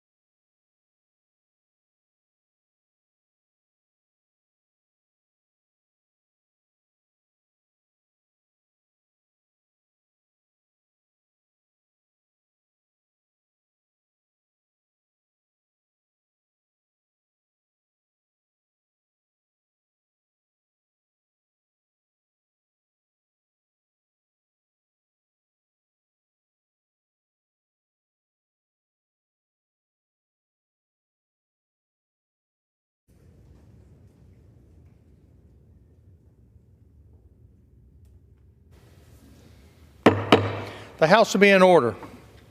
The prayer will be offered by Chaplain Kipling. Would you pray with me? Holy God, you call us to hold fast to faith, to trust you, the creator of the universe, to answer our personal needs, even while you attend to the multitude of demands in our communities, our country, and our world. How is it that you can hear us when the whole world cries for deliverance from warfare and famine and disease? May our faith be strong enough to believe that you and your divine power will replenish us, as well as these deserts of disaster, with your ocean of grace. Our despair has names like Israel, Ukraine, Gaza, Sudan, and Taiwan. What answers are to be had which will address the injustices, the injuries, the inhumanity that overwhelm these regions? God, give us reason to hope in you, our Redeemer, that we would be patient in tribulation and constant in prayer. Transform our fears, our pains, our worries, and our concerns with your love, a love greater than all that seeks to defeat or overtake us. For when all our efforts fail, when no solution is in sight, these three remain: faith, hope, and love. And the greatest of these is the love we receive from you. In the name of the one who loved us first, we pray. Amen. Amen. Thank you, Chaplain. The chair has examined the journal of the last day's procedures and announces to the House the approval thereof. Pursuant to Clause 1 of Rule 1, the journal stands approved. The Pledge of Allegiance will be led by the gentleman from Pennsylvania, Dr. Joyce. Please join with me in the pledge. I pledge allegiance to the flag of the United States of America and to the republic for which it stands, one nation, under God, indivisible, with liberty and justice for all.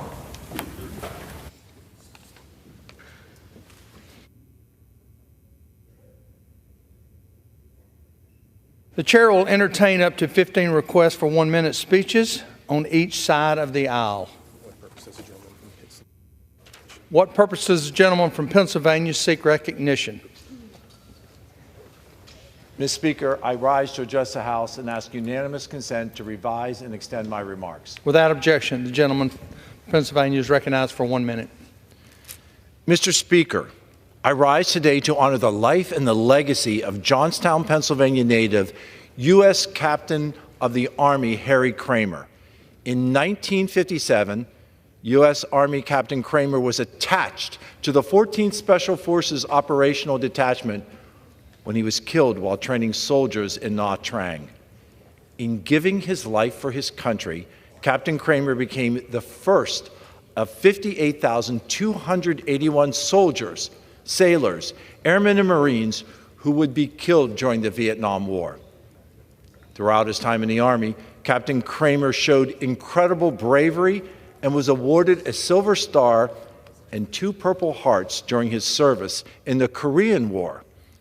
Last week, Captain Kramer was recognized in Cambria County when Highway 403, a road that was originally built by his family in the 1890s, was renamed in his honor. America owes a debt of gratitude to Captain Kramer that can never be fully repaid.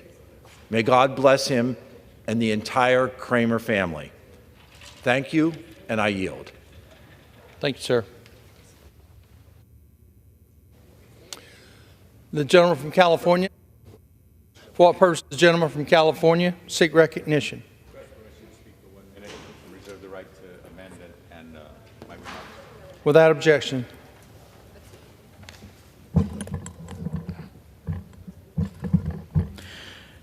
Mr. Speaker, I rise today to recognize a group of smart, dedicated, and science-loving students in my district from North Hollywood, California. Last month, the Science Bowl team at North Hollywood High School won first place at the LADWP Science Bowl, the regional qualifying tournament for the Department of Energy's National Science Bowl competition. The team made up of Bo Heng Kao, Daniel Hong, Phoebe Xu, Connor Zhao, Suzuko Oshima, rose to the challenge and topped other formidable science teams. North Hollywood High School has won an astounding 25 of 27 regional competitions and are 2-time National Science Bowl champions, having won most recently in 2021. I want to commend team coaches Altair Main and Len Soloff for fostering a culture of academic excellence and spreading the love of science to these remarkable students. I wish them all the best in the upcoming 2024 national competition. Thank you, Mr. Speaker. I yield back. For what purpose does the gentleman from Alabama seek recognition?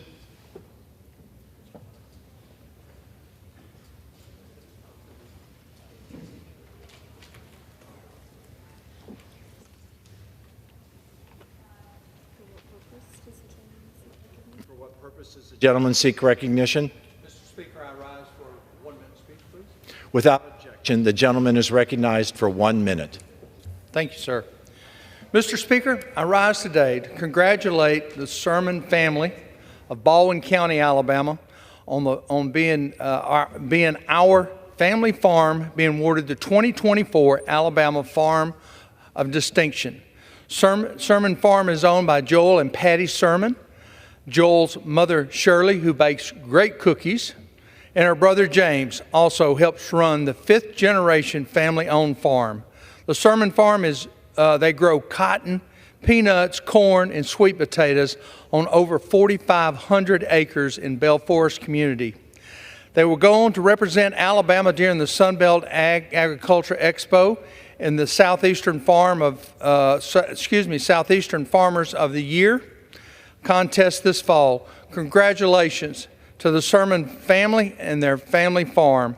I'm thankful for the impact they have made to our state, and I'm proud to be their representative. Mr. Speaker, I yield back. For what purpose does the gentlewoman from the Virgin Islands seek recognition? I ask unanimous consent to address the House for 1 minute and to revise and extend my remarks. Without objection, the gentlewoman is recognized for 1 minute. Thank you so much, Mr. Speaker. This Black Maternal Health Week, we confront the glaring reality that Black women in America are 3 times more likely to die from pregnancy-related complications across socioeconomic criteria and education than similarly situated white women. Research highlights a disturbing attribution that Black women are also significantly more likely to encounter disrespectful treatment during childbirth, facing scolding, threats, and even outright hostility. These disparity in treatment are not new. They're deeply embedded in the fabric, unfortunately, of our healthcare system and our society. The fact that maternal death in the U.S. has more than doubled over 2 decades, with Black mothers suffering the highest rate, is a national tragedy. Moreover, the CDC's finding that over 80% of those deaths were preventable should be a call to action. As a mother of 5 and the mother for a daughter, I find the current trajectory deeply troubling and wholly unacceptable. It poses a severe threat to the health and safety of Black women and all women across our nation. It's paramount that we improve awareness of the urgent maternal warning signs and ensure the provisions are timely, respectful, and quality care. We must save these lives. I yield back. For what purpose does the gentleman from Nebraska seek recognition? I ask unanimous consent to address the House for 1 minute to revise and extend my remarks. Without objection, the gentleman from Nebraska is recognized for 1 minute. Mr. Speaker, I rise today to honor the life and the service of Officer Ross Bartlett of Ceresco, Nebraska. Officer Bartlett died in the line of duty last week on April 12th in Nebraska. Bartlett served as a police officer for over 30 years. His 3 decades of service took him across Nebraska before arriving in the village of Ceresco. He was not only a police officer, he was a husband, a dad, a grandpa, a friend, and so much more. He had a great sense of humor, and he loved to serve his community. One way he did this was by volunteering at fire departments alongside his wife, Tina. They had a passion for helping every community they lived in. I was fortunate to work with him as he served in Madison. I have great respect for him and his service in Madison County and beyond. We have lost a great officer and an outstanding Nebraskan with a big heart for public service. May God be with his family and friends during this difficult time. Thank you, Mr. Speaker, and I yield back. For what purpose does the gentleman from Colorado seek recognition? Unanimous consent to address the House for 1 minute and to revise and extend remarks. Without objection, the gentleman is recognized for 1 minute. Mr. Speaker, I rise today to honor the victims of the horrific mass shooting that occurred at Columbine High School on April 20th, 1999 in Littleton, Colorado. 25 years ago, 12 teenagers and 1 teacher were killed just for going to school. 23 were injured, and many still struggle with lifelong injuries. Today, we remember those we lost: Cassie Bernal, Steve Kernow, Corey DePuter, Kelly Fleming, Matt Kechter, Daniel Mauser, Danny Rohrbaugh, Rachel Scott, Isaiah Scholes, John Tomlin, Lauren Townsend, Kyle Velasquez, and Dave Sanders. We remember the families, the survivors, and the entire Columbine community, some who became the country's first gun violence prevention advocates. Those like Tom Mauser, father of Daniel Mauser, who for 25 years has gone toe-to-toe with the gun lobby and the state and federal governments to fight for change, all while wearing the shoes his son was wearing the day he was killed. To honor their memories, we cannot allow another 25 years to pass before we say never again and finally mean it. I yield back. For what purposes does the gentleman from Pennsylvania seek recognition? Mr. Speaker, request unanimous consent to address the House for 1 minute and revise and extend my remarks. Without objections, the gentleman is recognized for 1 minute. Thank you, Mr. Speaker. Mr. Speaker, I rise today to recognize Assistive Technology Day. Assistive technology, or AT, is any item, piece of equipment, or product system that is used to increase, maintain, or improve the functional capabilities of individuals living with disabilities and older adults. Having spent nearly 3 years as a therapist, rehabilitation services manager, and a licensed nursing home administrator before coming to Congress, I have a personal understanding of the challenges facing those who require assistive technology. Whether it's a veteran dealing with service-connected injuries, children with autism, an individual diagnosed with debilitating cancer, or adults with cerebral palsy, the bottom line is these technologies make people's lives better. Mr. Speaker, not only do I want to celebrate and recognize the critical role AT plays in the lives of those who need it, but I also want to recognize and thank all the AT specialists, programs, professional organizations, and researchers who are dedicated to facilitating the access and acquisition of assistive technology. Thank you, Mr. Speaker, and I yield back the balance of my time. For what purpose does the gentleman from Rhode Island seek recognition? Address the House for 1 minute and revise and extend my remarks. Without objection, the gentleman is recognized for 1 minute. Thank you, Mr. Speaker. This week, nearly 30,000 runners from 118 countries and all 50 states came together to run the 128th Boston Marathon. That makes this a fitting week to recognize the legacy of Ellison Tarzan Brown, a Rhode Islander and member of the Narragansett tribe.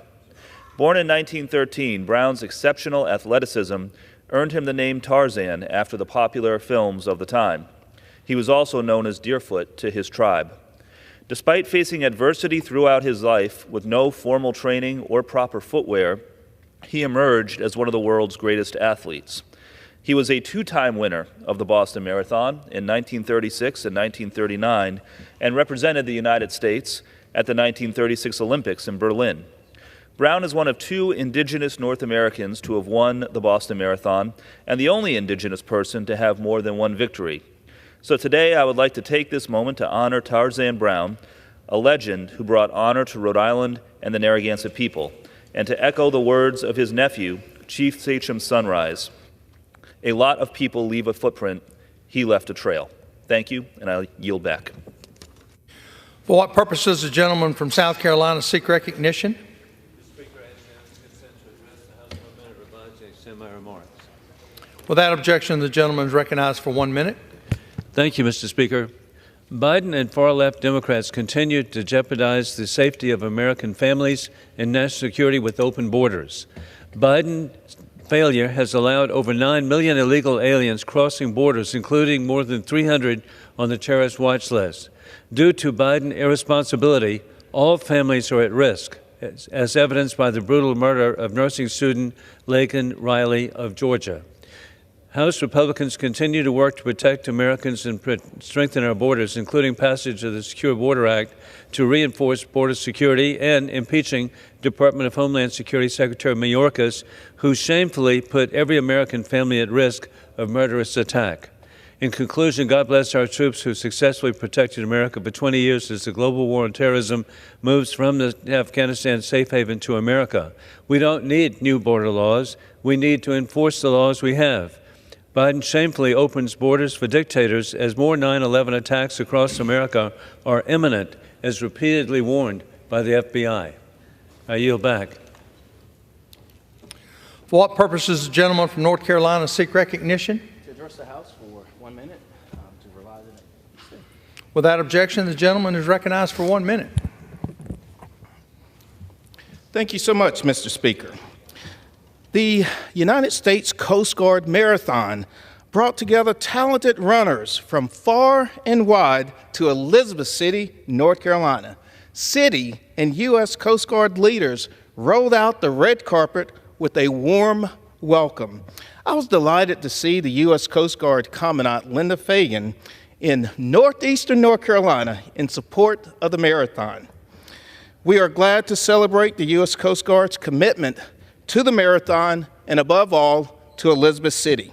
Congratulations to all participants, particularly to the winners who persevered through the challenging course. To the U.S. Coast Guard Marathon, you are indeed an effort that helps to elevate this wonderful northeastern community to even greater heights. Mr. Speaker, I yield back. For what purposes the gentlewoman from Texas seek recognition?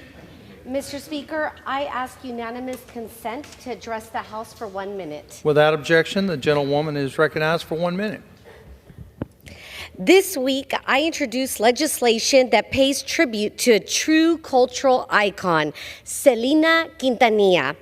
This legislation will honor her legacy with commemorative coins produced by the U.S. Mint. Selena, known affectionately as the Queen of Tejano music, was the pride of South Texas.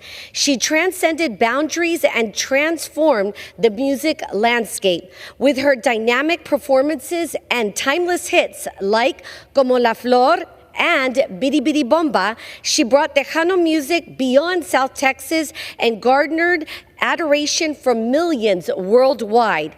It is fitting that we choose this week to introduce this bill. Why? Because Tuesday would have been Selena's 53rd birthday. Through these commemorative coins, we honor her artistic talent and her role as a trailblazer for Hispanic artists. Let the coin reflect the brilliance of Selena's life. Thank you. I yield back. For what purposes does the gentleman from Arizona seek recognition? Without objection, the gentleman is recognized for 1 minute.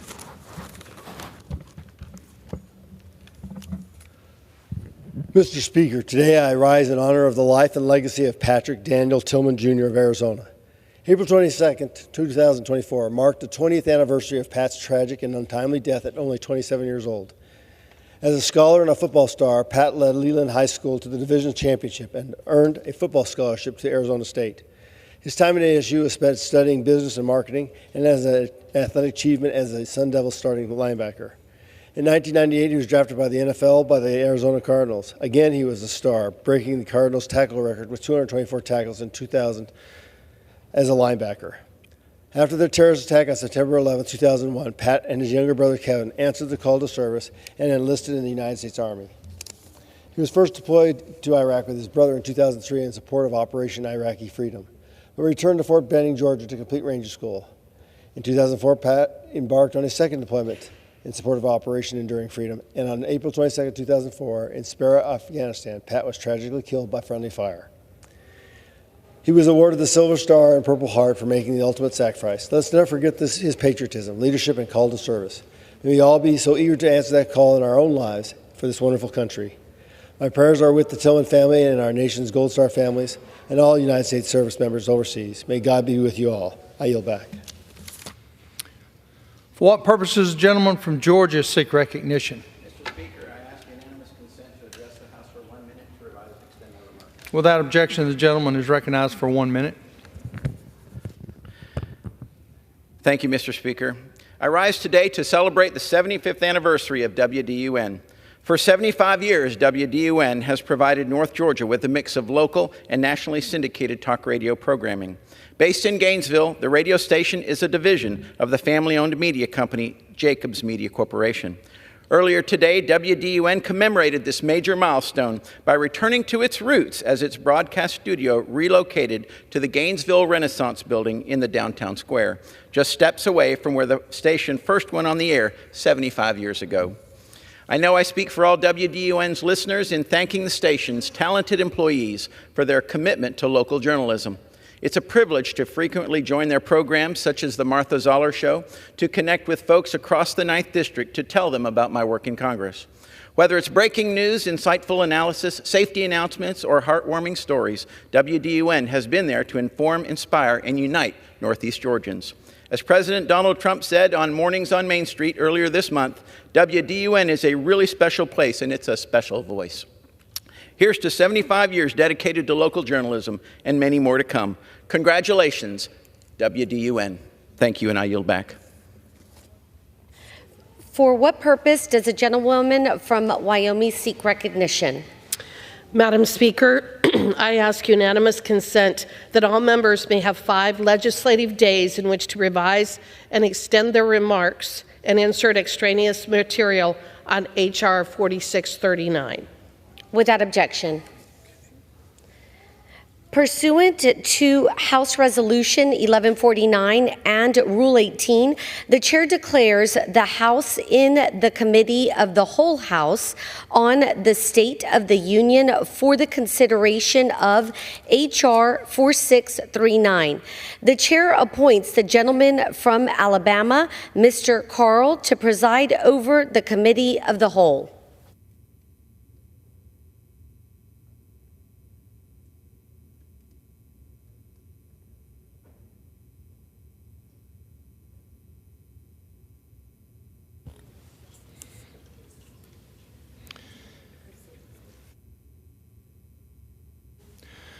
The House is in the Committee of the Whole House on the State of the Union for the consideration of H.R. 4639, which a clerk will report by title.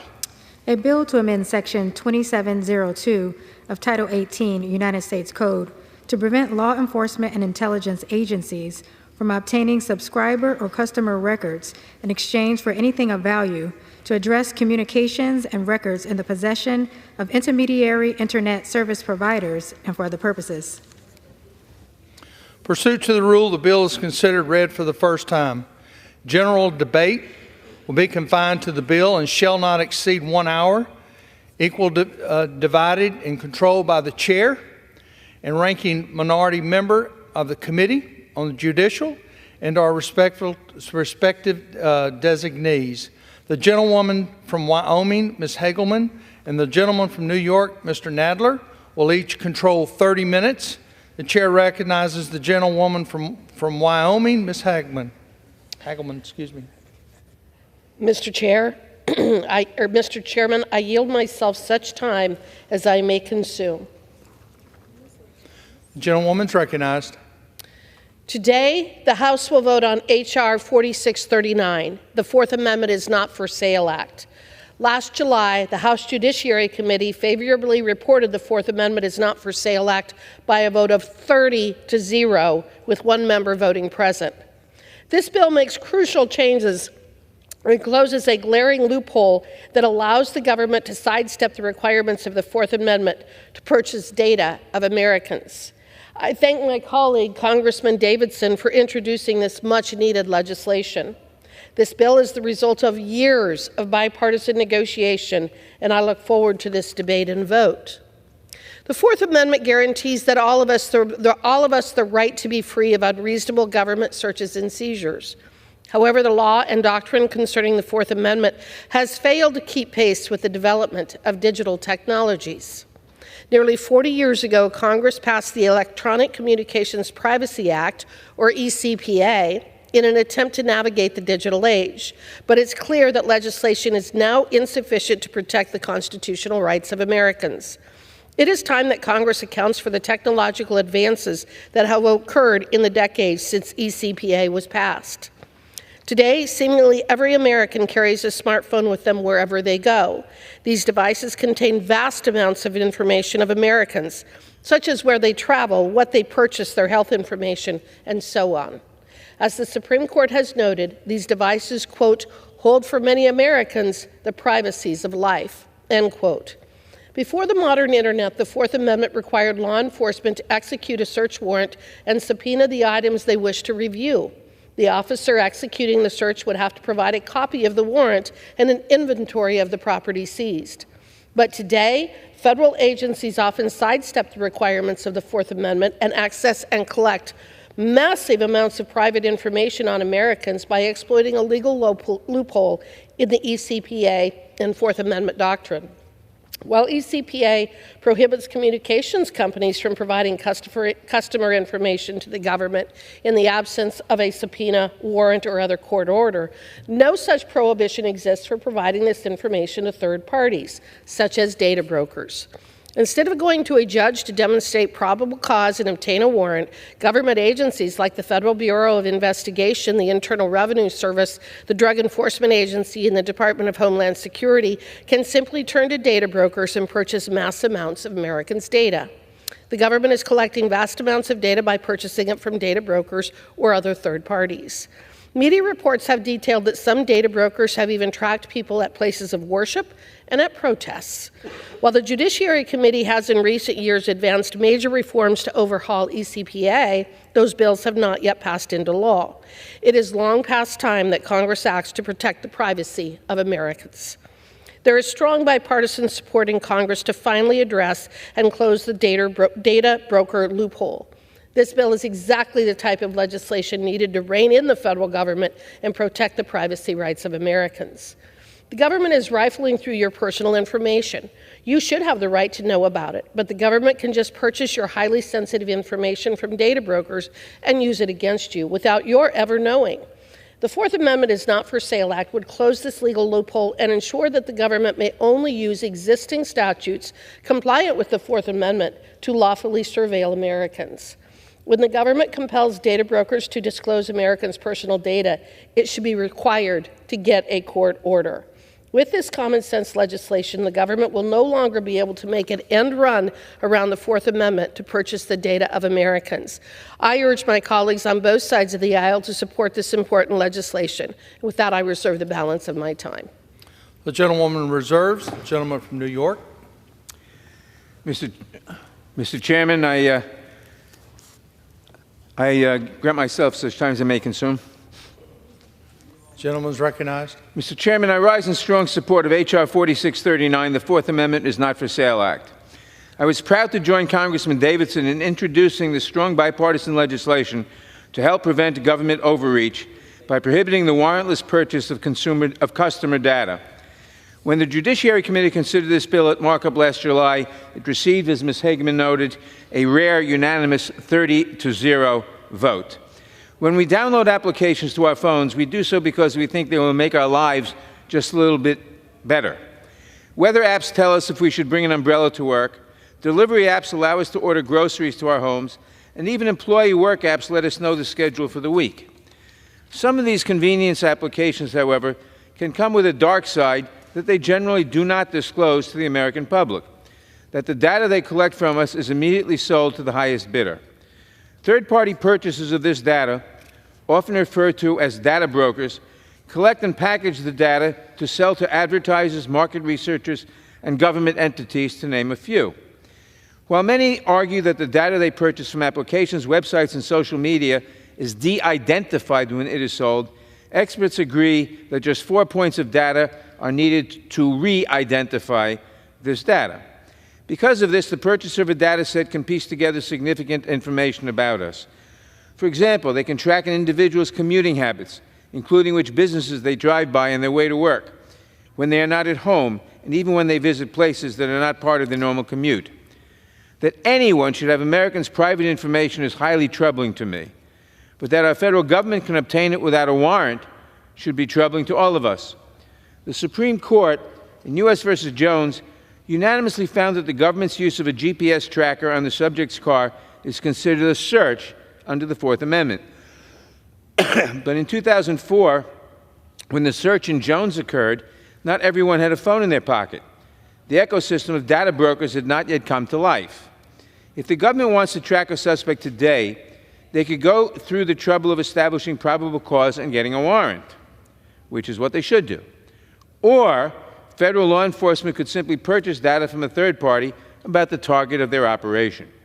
If that purchased data included location data for their subject, they would have no need for checks and balances, no need for a warrant, and during an ensuing criminal trial, no obligation even to tell the court how they obtained the initial data in the first place. We have the Fourth Amendment for a reason. If law enforcement wants to gather information about you, they should first obtain a warrant. They should have to go to a judge and explain why there is probable cause and why they need to know this information. When federal law enforcement agencies purchase this data, however, they bypass our judicial system entirely. Our current state of affairs is clearly not what our founders intended. Our right to privacy is being abrogated every day by those whose job it is to keep us safe. The Fourth Amendment is Not for Sale Act would change that. Under the bill before us today, the federal government would be prohibited from exchanging anything of value for data from third-party vendors. The law already prohibits applications and websites, electronic communication services, and remote computing services from sharing information with the government without a warrant. The Fourth Amendment is Not for Sale Act would extend that same rule to the data brokers to which they sell. This legislation would also ensure that the government does not circumvent these rules by prohibiting both indirect acquisition of information and agency sharing of third-party data. This way, federal law enforcement could neither require prohibited data from individuals who purchase the data and then pass it on to the government, nor could they receive the desired data from non-law enforcement federal agencies. The whole point of this bill is to stop the end run that is being done around the Fourth Amendment because of modern technology. I thank Congressman Davidson and Chairman Jordan for their leadership, and I thank my Democratic colleagues, Representatives Lofgren, Jayapal, and Jacobs, for their hard work to get this bill to the floor. I encourage my colleagues to vote yes on this legislation, and I reserve the balance of my time. Gentleman reserves. Gentlewoman from Wyoming. Mr. Chair, I yield to Mr. Davidson of Ohio such time as he may consume. Gentleman from Ohio is recognized. I thank the chairman. I thank my colleagues, frankly, in the House. And it's rare today that we have an issue that doesn't break on party lines. And privacy, unfortunately, isn't unanimous. The Fourth Amendment's clear that if the government wants to search your data, they need to have probable cause and a warrant or a subpoena. The Fourth Amendment is a restriction on what government can do. It's not a restriction on commerce. Unfortunately, government agencies are buying non-public data that would otherwise require a warrant or a subpoena. Congress confronts an opportunity today to end that practice by passing the bipartisan and bicameral Fourth Amendment is Not for Sale Act. Nothing in this bill would prohibit a search, paid for or otherwise, of public information. It would, however, restore privacy protections grossly infringed by current practices. Congressman Higgins is offering, he's a career law enforcement officer, and he's offering an amendment today that makes that clear. We've heard from law enforcement agencies, and we want to make it clear, nothing in this bill is designed to make your job harder to do. But Mr. LaLota offers an amendment that I do adamantly oppose. Frankly, it strips much of the content of the bill, and I regret that I do oppose that amendment because it undermines the intent of the bill. Closing this data broker loophole is an important step towards restoring a government small enough to fit within the Constitution. And we could afford a government that small. Finding bad guys would be easier if you had perfect information on everybody and full surveillance all the time. It's been recognized that the Third Amendment was put in place despite the fact that we all might be more secure if we had a soldier stationed in our homes. But the Third Amendment prevents the government from doing that. The reality is the technology today effectively puts the government everywhere we go. We all essentially have a digital ID. It's a phone number, and we carry it with us. It's tracked. It goes to your car. Your car spies on you as well. And this data is being collected. People say, well, this amendment doesn't deal with all that. So let me address that concern. People back home might not realize that the way the committee structure in Congress is broken up into areas of jurisdiction mean that certain committees can deal only within their area of jurisdiction. So the Judiciary Committee can reform things in that committee of jurisdiction, but other committees like Energy and Commerce would have to address a broader topic.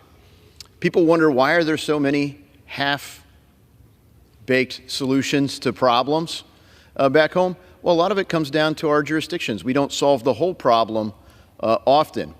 So what about foreign governments buying our data? Congress in the House passed a ban on that last month. Just prior to the House ban, exporting your data was banned by executive order from the Biden administration.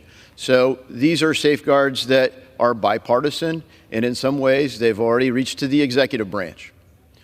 But again, the Fourth Amendment is designed as a limitation on what the government can do.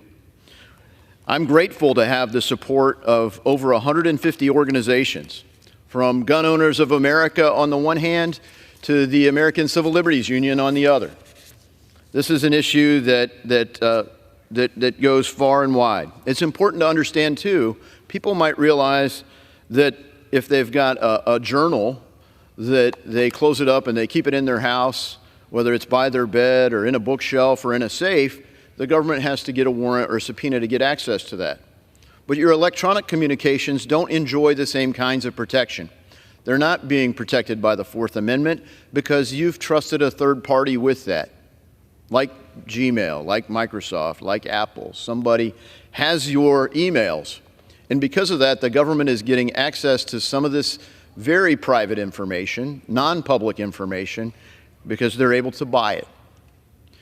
They shouldn't be able to buy it, and if this bill passes and becomes law, they won't be able to buy it and bypass your Fourth Amendment rights. I encourage all of our colleagues to support this important legislation. And look, freedom surrendered is rarely reclaimed. We have such an opportunity today to reclaim the right to privacy that is supposed to be protected by the Fourth Amendment. And I hope everyone will join me in defending freedom today. I yield back.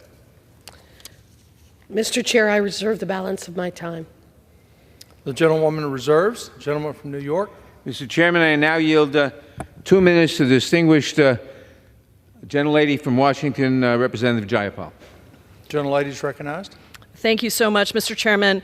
I am very proud to co-sponsor this important bipartisan bill that protects Americans' constitutional privacy rights in this digital age by closing loopholes so that the government cannot purchase Americans' private data from data brokers without a warrant. Last year, the Office of the Director of National Intelligence declassified a report on how the intelligence community buys significant amounts of Americans' data from data brokers. We're talking about very sensitive personal information that can cover anything from Americans' location data to internet activity. That report noted that this data, and this is a quote, has increasingly important risks and implications for U.S. persons' privacy and civil liberties as the data can reveal sensitive and intimate information about individuals. So this isn't just some small group of people saying we don't like this. It is actually the Office of the Director of National Intelligence saying that this practice of buying people's personal information without a warrant from these data brokers is dangerous. It's a run around our constitutional protections. Just last month, we banned foreign adversaries from buying this data. It's important that this body today protect Americans, protect our constitutional rights, and ban this practice. Vote yes on this bill. Reserved. Gentleman's reserved. Mr. Chairman, I yield 3 minutes to the gentleman from Ohio, Mr. Jordan.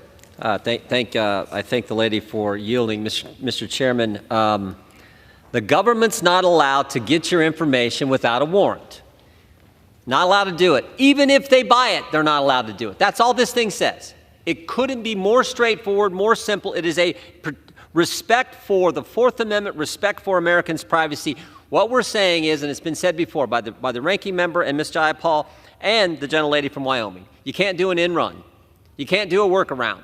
You can't say, oh, we're allowed to get information we otherwise wouldn't be able to get because we're going to purchase it from a data broker. No, you can't do that. That's all this says. If it would otherwise require a warrant, you can't go buy it. You can't do a workaround.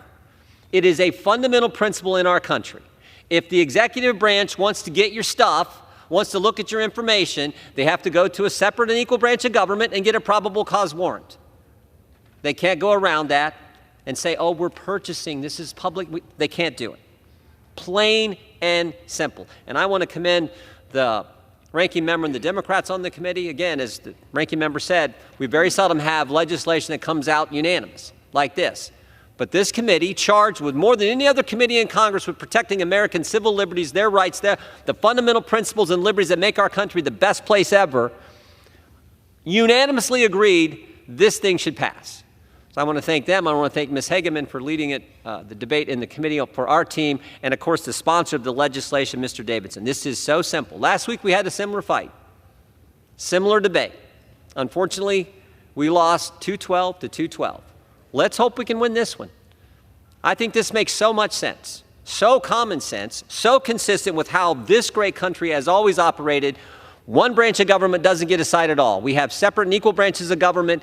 This branch wants information. The executive branch wants your information. They got to go to a separate and equal branch and get a warrant. They can't go buy it from somebody else and be sneaky about it and avoid what the Constitution clearly mandates has to happen. I urge a yes vote, and with that, yield back to the gentlelady from Wyoming. Thank you, Mr. Jordan. I reserve the balance of my time. Gentlewoman reserves. Gentleman from New York. Mr. Chairman, I now yield 2 minutes to the distinguished gentlelady from California, Representative Jacobs. Thank you, Ranking Member Nadler, for your leadership on this issue. Under almost any other circumstance, law enforcement and intelligence agencies need a warrant to access our personal information. Even in the cases of utmost national security, like when Americans are suspected of terrorism, espionage, or cyber crimes, our government gets a warrant. This process isn't too burdensome, and it doesn't prevent law enforcement from investigating crimes or bringing people to justice. But there are a few loopholes in this process when it comes to Section 702 queries and this data broker loophole, which allows our government to circumvent our Fourth Amendment rights to access our personal information without a warrant, a court order, or even a subpoena. This is only legal because they're buying the information. But our rights shouldn't have a price, and cash shouldn't hold the same legitimacy as a warrant. Law enforcement claims, they say this is their claim. This loophole, this data that they buy from data brokers is most useful before probable cause can be demonstrated. That is the whole point of the Fourth Amendment, of our right to prevent unreasonable seizures and searches. If you can't establish probable cause, you shouldn't be able to access or buy this information unless a court says otherwise. That's why we need this bipartisan Fourth Amendment is Not for Sale Act, which I'm proud to co-lead. Our bill doesn't inhibit law enforcement's investigations. Instead, it ensures that police searches are above board, follow due process, and protect Americans' privacy.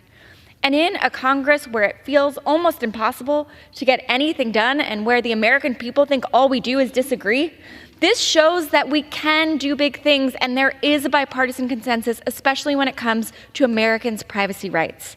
So I urge my colleagues on both sides of the aisle to support this bill. And Mr. Ranking Member, I yield back. I reserve. Gentleman from New York reserves. The gentlewoman from Wyoming. Mr. Chair, I yield 3 minutes to the gentleman from Florida, Mr. Rutherford. Gentleman from Florida is recognized. Thank you, Mr. Speaker. I thank the gentlelady for yielding. Mr. Speaker, I rise today in strong opposition to H.R. 4639, the Fourth Amendment is Not for Sale Act, and all of the attending amendments as well. Mr. Speaker, I also stand with, I think, every major law enforcement agency association in the country. This bill will only make our communities less safe by preventing local law enforcement, state law enforcement, from being able to access information that has been legally collected and is publicly open-sourced information. Every day, law enforcement officers use this type of open-source information that is collected legally and commercially available data, and we use that to connect the dots to actually develop and find the leads that solve crimes like child abduction, drug trafficking, terrorism, all sorts of different heinous crimes. The Fourth Amendment is Not for Sale Act will require law enforcement to get a warrant before they can access otherwise publicly open data. Google and Facebook can access it, the Chinese can access it, cartels and criminals can access it, private actors can access it, but not the police. Only law enforcement will be blocked. And I can tell you as a former sheriff, police officers work on time-sensitive cases every day where accessing this information quickly is a matter of life and death. Look, I'm a 40-year law enforcement officer, and I can think of dozens of cases where minutes mattered and my officers saved lives by accessing this data. Now, some of the supporters of this bill say, well, all those other folks that I just listed that still have access, they can't put you in jail. Well, let's be truthful here. The police can't put you in jail either without probable cause of a crime. So The Fourth Amendment is Not for Sale Act will make communities far less safe by making officers' jobs harder and, in fact, helps out only the criminals. I urge my colleagues to vote no on this dangerous anti-police bill. I yield back. Reserve. Gentlewoman from Wyoming reserves. Reserve. The gentleman from New York. I reserve. Gentleman from New York reserves. The gentlewoman from Wyoming. Thank you. Mr. Chair, I yield 2 minutes to the gentleman from New York, Mr. D'Esposito.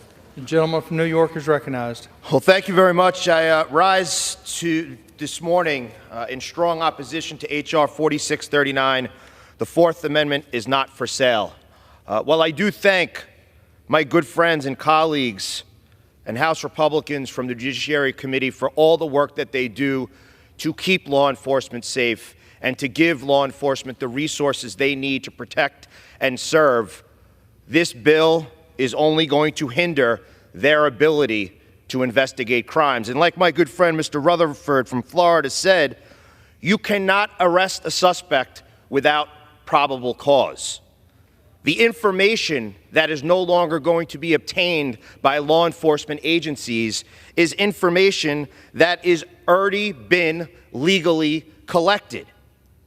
Nearly every major law enforcement union and agency throughout this country is opposed to this legislation. I was proud to serve in the New York City Police Department as a detective, and it has investigated thousands of crimes. And we've utilized these third-party platforms to obtain information that has already been legally collected. This legislation would, without a doubt, make communities less safe, and in the process would also lead us to follow in the same disastrous direction that New York Democrats have by handcuffing the ability of law enforcement to do their job. Mr. Speaker, with that, I yield back. I reserve the balance of my time. I reserve. Gentleman from Wyoming reserves. Reserve. Gentleman from New York reserves. Mr. Chair, I yield 2 minutes to the gentleman from Georgia, Mr. Clyde. 3 minutes. The gentleman from Georgia is recognized. Thank you. Thank you very much. I rise today to strongly support H.R. 4639, the Fourth Amendment is Not for Sale Act. This critical bill would prohibit government agencies, including the intelligence community, from purchasing America's data from third-party data brokers. U.S. government agencies are purchasing Americans' data through a loophole with third-party groups when they would otherwise need a warrant. Recently, the Internal Revenue Service purchased records and locations of millions of American cell phones, and the FBI purchased geolocation data for mobile advertising. The Cato Institute recently reported that data brokers collect and sell huge amounts of Americans' sensitive information, including whether they have an interest in firearms. Data brokers sell lists, in their words, of shooting fanatics, concealed carry license gun owners, and even sell information about America's interest in political organizations. Government agencies like the FBI purchase this information as a loophole to obtain private information about U.S. citizens without a warrant. I am deeply concerned that the practice of buying commercial data could not only threaten America's Fourth Amendment rights, but it could also pose a threat to their Second Amendment freedoms and be used as a way to track and target lawful gun owners in America. We must prevent this. H.R. 4639 will provide the necessary guardrails to ensure that these three-letter government agencies, including the intelligence community, does not and cannot overstep and infringe on Americans' constitutional rights. So why can civilian companies buy this data, but not the government without a warrant? Because the government can take away your liberties. The government can put you in jail. Civilian companies cannot do that. I urge my colleagues on both sides of the aisle to stand with the Constitution and support H.R. 4639. The Fourth Amendment is Not for Sale Act, and I yield back to the chair. Reserve. Gentlewoman from Wyoming reserves. Gentleman from New York. Reserve. Gentleman from New York reserves. Gentlewoman from Wyoming. Mr. Chairman, I yield 2 minutes to my fellow representative, Mr. Dan Bishop. No, not for this one? Mr. Chair, I believe that we're ready to close. The gentlewoman reserves. Close. Mr. Chairman, I yield myself the balance of my time. Gentleman is recognized. Mr. Chairman, data brokers collect massive amounts of information about Americans that can track and identify our most intimate details. It is bad enough that companies have access to all this personal data, but now the government can access this data too without securing a warrant, just by purchasing it on the open market. This amounts to an end run around the Fourth Amendment. This legislation would end this practice and protect our privacy as the Constitution demands. I urge all members to support it, and I yield back the balance of my time. Gentlewoman is recognized. Yes. So are we? There are a couple of points, Mr. Chairman, that I would like to make. One is that I reject the notion that in order to beat China or other foreign adversaries, we must become like they are. If the real opposition to this bill is that it prevents the United States government from becoming the same type of surveillance state that communist China is, then I think that says everything that we need to know about those opposed to the bill, and I challenge them to explain that position to their constituents.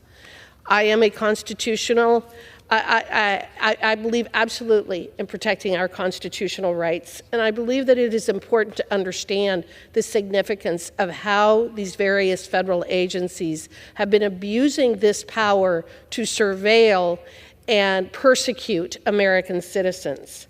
As part of the Committee on the Judiciary's investigation into the IRS's troubling visit to the home of journalist Matt Taibbi, on the very day that he testified before the Select Committee on the Weaponization of the Federal Government, we learned that the IRS collected personal data from data brokers to use in its investigation of Mr. Taibbi. For example, the IRS collected data from the data broker Anywho, a People's Search website. It is concerning enough that the IRS would take the extreme step of visiting someone's home on the day he testified before Congress, but the IRS also compiled its information from a data broker, potentially accessing vast amounts of Taibbi's private information. That is the nature of the abuse that these federal agencies are engaging in violating American civil rights. The Fourth Amendment exists for a reason.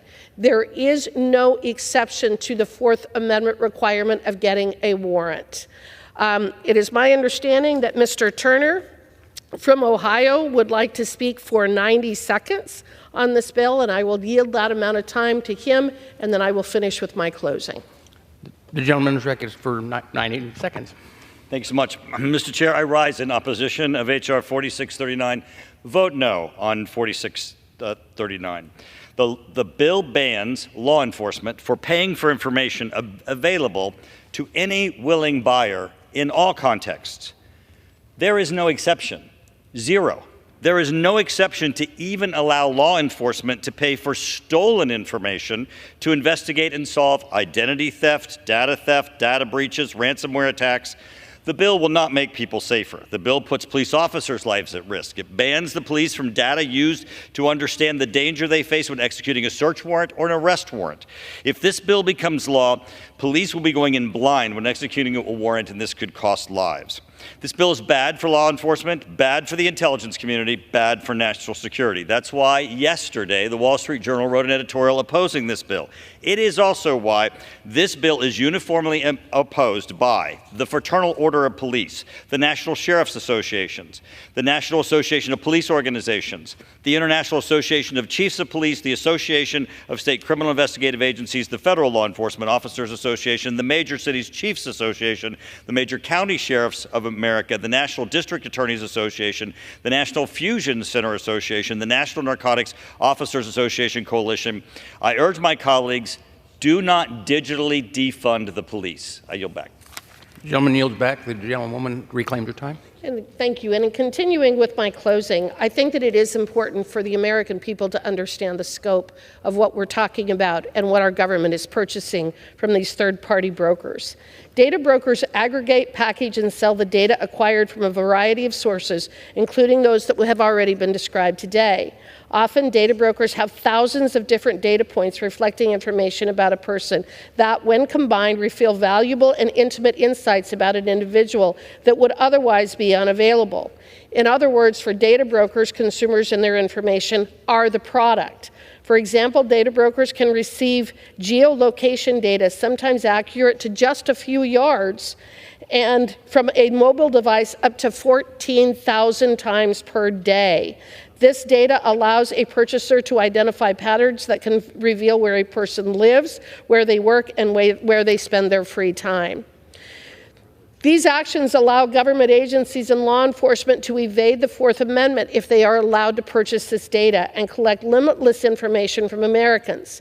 The Fourth Amendment is Not for Sale Act closes this legal loophole and stops data brokers from selling Americans' personal information to the government by requiring the government to obtain a court order before acquiring customer or subscriber information from a third party. The fact is that we all support our police, and we want them to have the tools that they need to catch the bad guys. But I think if there is anything that has been disclosed over the last several years, is that there are people within our intelligence community and that work for the federal government, including the FBI and the IRS and similar agencies, who are abusing their power and authority and going after people for political reasons.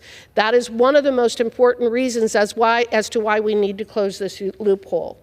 As technology continues to advance and Americans incidentally share more data through the devices we use every day, it is imperative for Congress to protect privacy interests and ensure that government agencies and law enforcement abide by the Fourth Amendment.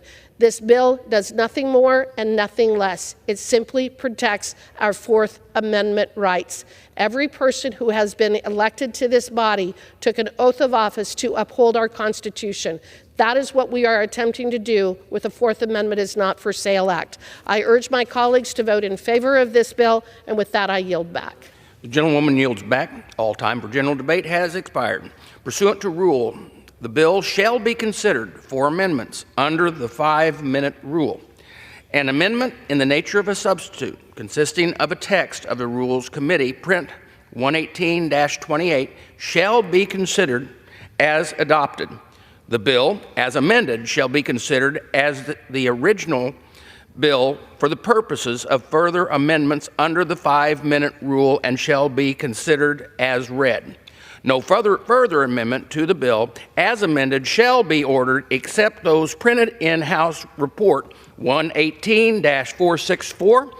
Each such further amendment may be offered only in the order printed in the report by the member designated in the report, shall be considered as read, shall be debatable for a time specified in the report, equally divided and controlled by the proponent and an opponent, shall not be subject to amendment, or shall not be subject to a demand for division of the question.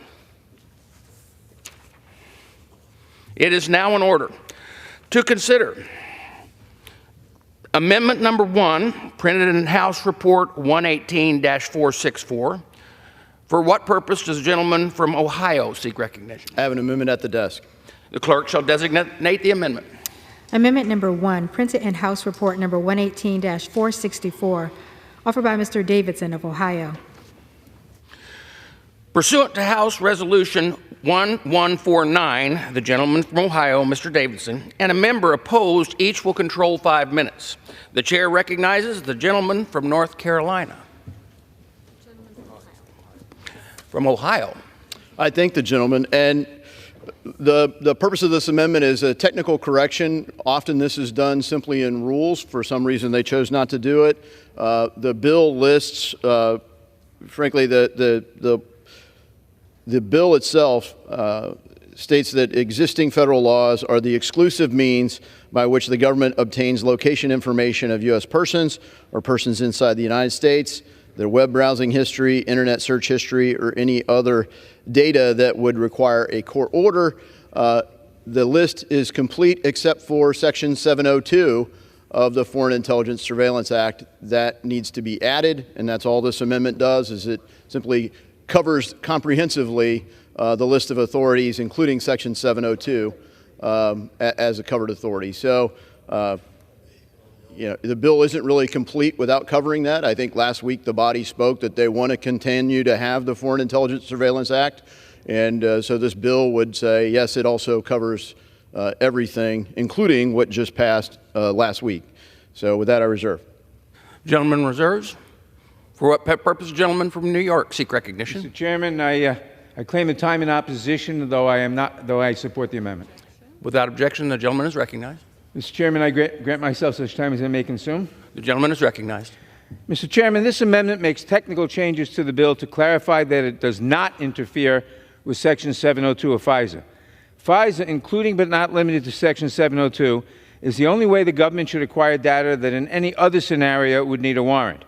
While we may have different opinions on how the government should treat the incidentally collected U.S. person data, as we debated last week, we should all agree that this bill is not intended to address or affect Section 702 in any way. This is a technical change to correct a minor error in the bill, this amendment, and I hope that all members will support it. I thank my colleague for offering the amendment, and I yield back the balance of my time. The gentleman yields back. The gentleman from Ohio is recognized. I'd just like to close by saying I think the case is clear. I appreciate Mr. Nadler for working with me. I really want to say thanks to Senator Wyden over in the Senate and Senator Lee in the Senate for really being champions of this on the Senate side. And I want to thank the unusual cohort of colleagues here where we have Zoe Lofgren, Pramila Jayapal, Sarah Jacobs from the Democratic Party, Jerry Nadler from the Democratic Party, and on our side, Chairman Jim Jordan, Andy Biggs, Thomas Massey, and I. And there are so few things today that everyone agrees on. When you've got the political spectrum covered from those angles, I think that hopefully the American people will see this is a reliable solution. It moved through the Judiciary Committee with unanimous support. We don't believe it'll get unanimous support today, but I sure hope that it passes. I encourage our colleagues to support this amendment and the underlying bill, and I yield back. Gentleman yields back. Now the question is on the amendment offered by the gentleman from Ohio. Those in favor say aye. Aye. Those opposed, no. In the opinion of the chair, the ayes have it, and the amendment is agreed to. It is now in order to consider Amendment Number 2, printed on House Report 118-464. For what purpose does the gentleman from Louisiana seek recognition? Thank you, Mr. Speaker. I rise to speak on behalf of my amendment. Does the gentleman have an amendment at this? I do. The clerk will designate the amendment. Amendment Number 2, printed in House Report Number 118-464, offered by Mr. Higgins of Louisiana. Pursuant to House Resolution 1149, the gentleman from Louisiana, Mr. Higgins, and the member opposed will control 5 minutes. The chair recognizes the gentleman from Louisiana. Thank you, Mr. Speaker. As the underlying bill was being developed, as those of us on both sides of the aisle concerned about constitutional protections and the preservation of our representative republic, and the core principles of individual rights and liberties and freedoms and privacies that our representative republic relies upon, that our citizenry anticipate and expect, rightfully so, that their Congress shall protect. As the underlying bill was being developed, there were concerns communicated from law enforcement citizens across the country, at the local level especially. And there began an effort, a very good faith effort, across the spectrum politically here in this body to address those concerns. That's what my amendment does. The Fourth Amendment specifically calls for probable cause to be necessary for a warrant, particularly describing the place to be searched and the persons or things to be seized. My amendment seeks to address concerns of law enforcement that, of course, we have sworn an oath to protect our Constitution, but but we are bound by duty to protect the communities that we serve. Therefore, investigations, legitimate investigations, are required. Consistent with that ethic, I propose my amendment to not include as a covered record the following items to ensure that law enforcement has the clarity to know that they will continue to have the tools they need to succeed. Records made available to the general public on social media. This remains available to law enforcement, and that's clarified by my amendment. Records made lawfully available through government records or widely distributed media. Again, this remains available to local law enforcement and is clarified in my amendment. Records wherein consent has been given by the citizen or the business for the government to access for a background check. This remains undisturbed and is clarified by my amendment. Records generated by public or private ALPRs, automated license plate recognition systems. This is a very important consideration that law enforcement was concerned about. Again, my amendment clarifies and addresses the fact that this right for legitimate investigation through ALPR remains undisturbed. So, Mr. Speaker, I encourage full support of my amendment from my colleagues. I would like to recognize my friend and colleague of the Thin Blue Line, Congressman Troy Nehls. The gentleman from Texas recognized. Thank you, sir. Mr. Speaker, I rise in strong support of Mr. Higgins' amendment before us today, which seeks to address some of the concerns several law enforcement groups have with this legislation. As someone who has served in law enforcement for nearly 30 years, I understand the concerns our brave men and women in blue have with this bill. Now more than ever, we must uphold law and order in our society and also ensure the Fourth Amendment rights of the American people are protected. That is why this amendment is so important, so important. It clarifies data exceptions for public content, public records, background checks, license plate readers, in order to help preserve some of the tools law enforcement currently uses. Give you an example. A kid threatens to shoot up a school on Facebook. A data collector is scanning social media for posts like this and sends it to local law enforcement. The police would be able to use this information gathered from social media under this amendment because it is public user-generated information. The same applies to police records, property deeds, and other public records. We want to make crystal clear these records will remain available for our law enforcement community to use in their investigations while also preventing unreasonable search and seizure by the government. As a former sheriff, I will always black to blue and I always uphold the Constitution and the rights of citizens therein. I believe this amendment allows us to do both. I would encourage my colleagues on both sides of the aisle to vote yes. Thank you, and I yield back the balance of my time. I thank the gentleman, Mr. Speaker. How much time is remaining? 15 seconds. 15 seconds for a gentleman from Louisiana. It's just about enough time to say thank you, Mr. Speaker. And I encourage support of my amendment. I yield. The gentleman yields back. For what purpose does the gentleman from New York seek recognition? Mr. Chairman, I claim time in opposition, though I support the amendment. Without objection. Mr. Chairman, I yield myself such time as I may consume. The gentleman is recognized. Mr. Chairman, this amendment would clarify that the underlying bill will not impact information that is publicly available, that the government has in its own databases, or that the government lawfully acquires. Scraping pictures and data off public social media accounts for facial recognition technology is certainly a problem, but it is not this problem. It does us no good to conflate one surveillance issue with another. This legislation is intended to prohibit the purchase of data in cases where federal law enforcement would otherwise need a warrant. License plate databases, facial recognition technology platforms, and advanced policing technologies are often powered by publicly available data. We are not here to impede government access to data that is public or that law enforcement already contains in its databases. While I have serious concerns about the irresponsible deployment of advanced policing technologies, those are fights for another day. I thank the gentleman for his amendment. I encourage my colleagues to join me in supporting it. And I yield 2 minutes.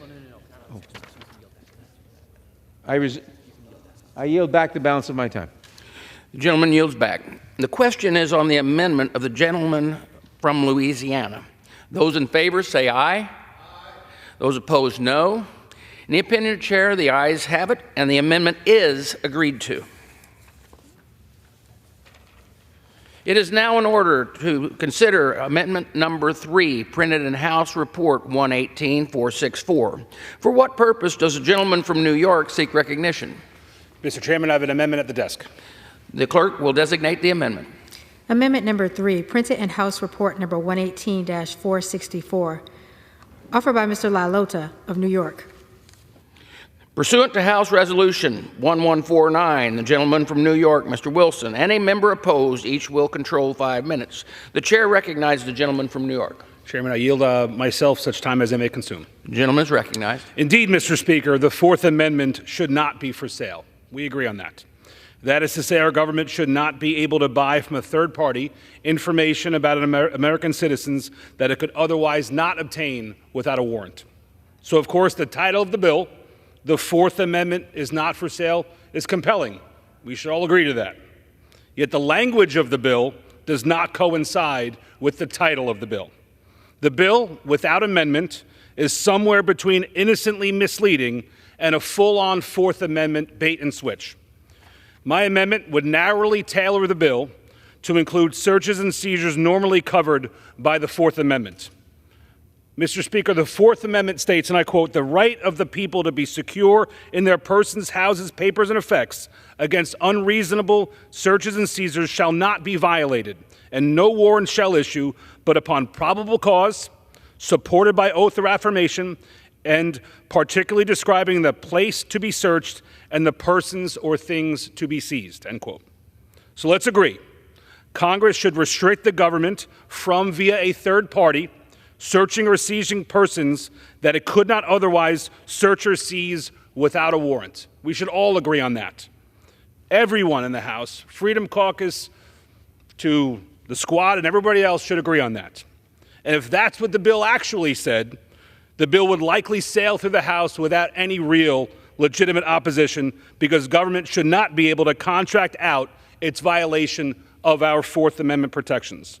Yet, without my amendment, the bill would prevent our law enforcement officers from utilizing information currently publicly available, information that is accessible without a need for a warrant in fighting crime. This conference, this Republican conference, backs the blue. It is part of our commitment to America to keep America safe. Unfortunately, the bill, without my amendment, breaks our commitment and would prevent law enforcement from using everyday tools which do not violate any American's Fourth Amendment rights. My amendment would clarify that any restriction made on this bill and information that could be obtained by law enforcement or the intelligence community would not include information that is lawfully obtainable without a warrant. If my amendment is adopted, the name of the bill would actually fit then. Then the bill would actually give more weight and confidence to our nation's Fourth Amendment. Mr. Speaker, I reserve. The gentleman from New York reserves. Mr. Speaker, I rise. I claim the time in opposition. The gentleman from New York is recognized. Mr. Speaker, this amendment would create exceptions for government purchase of data that a federal agency can already lawfully access without a warrant. I'm sure my colleague from New York means well, but I worry that this amendment would create confusion in the long run rather than clarify an area where we both agree. I agree that the government should continue accessing information that it is already able to acquire without a warrant, but we should be closing the door on government purchase of third-party data, period. First, it is unclear how a data broker subscription for, quote, only information law enforcement could acquire without a warrant, unquote, would work. By suggesting that some data can be purchased, we open up a Pandora's box of hypotheticals instead of turning off a tap that should not be on to begin with. Second, When Section 2703 of the Electronic Communications Privacy Act, which this bill amends, was passed back in 1986, the Internet was in its nascency. At that time, there were few, if any, data brokers purchasing data and selling it to the government. I am confident that if they had existed then, third-party data sales would have been included in the prohibition against service providers sharing their data with the government without a warrant. As I said, I appreciate what the gentleman is trying to do, but I cannot agree with this approach. I oppose the amendment. I encourage my colleagues to do the same, and I reserve the balance of my time. The gentleman from New York reserves. The gentleman from New York is... I'm prepared to close. The gentleman from Nadler from Speaker, New York I yield is 2 minutes to the gentleman from Ohio, Mr. Davidson. The gentleman from Ohio is recognized. I thank the gentleman. I strongly oppose Mr. LaLotta's amendment. You know, he makes a great point. We all want to stand with law enforcement. That is a unifying position for Republicans, and I think most Democrats want to support them as well. Nothing in this bill prohibits them from doing their job. The Fourth Amendment is a restriction on government activity, though. They're already used to getting warrants for all kinds of things. The novelty is the way that they acquire data to avoid getting a warrant or a subpoena. And in fact, under the Electronic Communications Privacy Act and the Stored Communications Act, they're required to get a court order. This amendment doesn't make it clear that this isn't an effort to expand that, to say, nah, you don't really have to do that anymore. It's an expansion of surveillance without a warrant instead of the purpose of the bill. So it is hostile to the entire purpose of the bill. It guts the core of the protection that is meant to be, restored here. And so for that reason, I oppose Mr. LaLotta's amendment and strongly encourage our colleagues to do the same so that we can pass a very functional Fourth Amendment's Not for Sale Act and restore the infringed right to privacy that Americans need restored. And I yield back. I reserve. The gentleman from New York reserves. The gentleman from New York is recognized. I remain prepared to close. I'm prepared to close. Gentleman from the gentleman from New York, Mr. Nadler, has the right to close. So you're recognized. Thank you, Mr. Speaker. Mr. Speaker, we cannot say that we support law enforcement officers and take away the tools they need to do their job. My amendment would strike a proper balance between ensuring our government does not use a third party to violate the Fourth Amendment while at the same time preserving the ability for law enforcement to do its job. Without adopting my amendment, this bill will make it almost impossible for state and local and federal law enforcement to investigate crime. We should be making it easier for law enforcement to do their job rather than tying one hand behind their back, while at the same time we should protect against government's warrantless searches and seizures of American citizens. I urge all of my colleagues to vote yes, and I yield back the balance of my time. The gentleman yields back. The gentleman... Mr. Speaker, I yield myself the balance of my time. The gentleman is recognized. Mr. Speaker, I urge my colleagues to vote against this amendment. We all support the police. We all support criminal investigations. But we all support, we hope, the Fourth Amendment, the requirement to get a warrant of probable cause in order to search something or somebody. This bill is to avoid an end run around that by the government purchasing information from data brokers for which they should need a warrant. This amendment would gut that and destroy the whole purpose of the bill. The bill is essential to protecting liberty and to protecting the protections of the Fourth Amendment, and I urge defeat of this amendment, and I yield back. The gentleman yields back. The question is on the amendment offered by the gentleman from New York. Those in favor say aye. Aye. Those opposed, nay. No. In the opinion of the chair, the nays have it. The amendment is not agreed to. For what purpose, the gentleman from New York seek recognition? Request a recorded vote, please. Pursuant to Clause 6 of Rule 18, further proceedings on this amendment offered by the gentleman from New York will be postponed.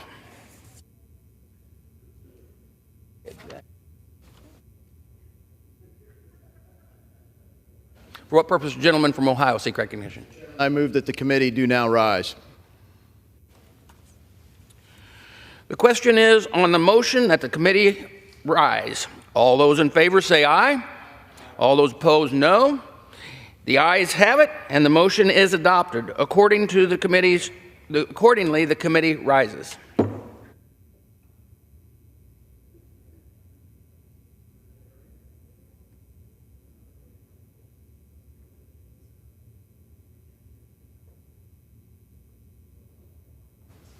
Mr. Chairman. Mr. Speaker, the Committee of the Whole House on the State of the Union, having had under consideration H.R. 4639, directs me to report that it has come to no resolution thereon. The chair of the Committee of the Whole House of the State of the Union reports that the committee has had under consideration H.R. 4639 and has come to no resolution thereon.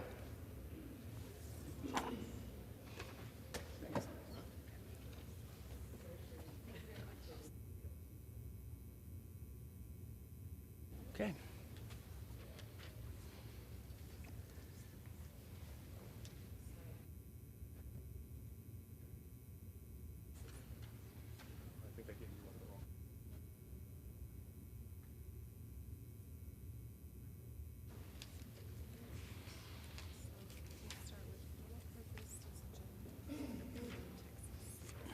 Texas. For what purpose, the gentleman from Texas seek recognition?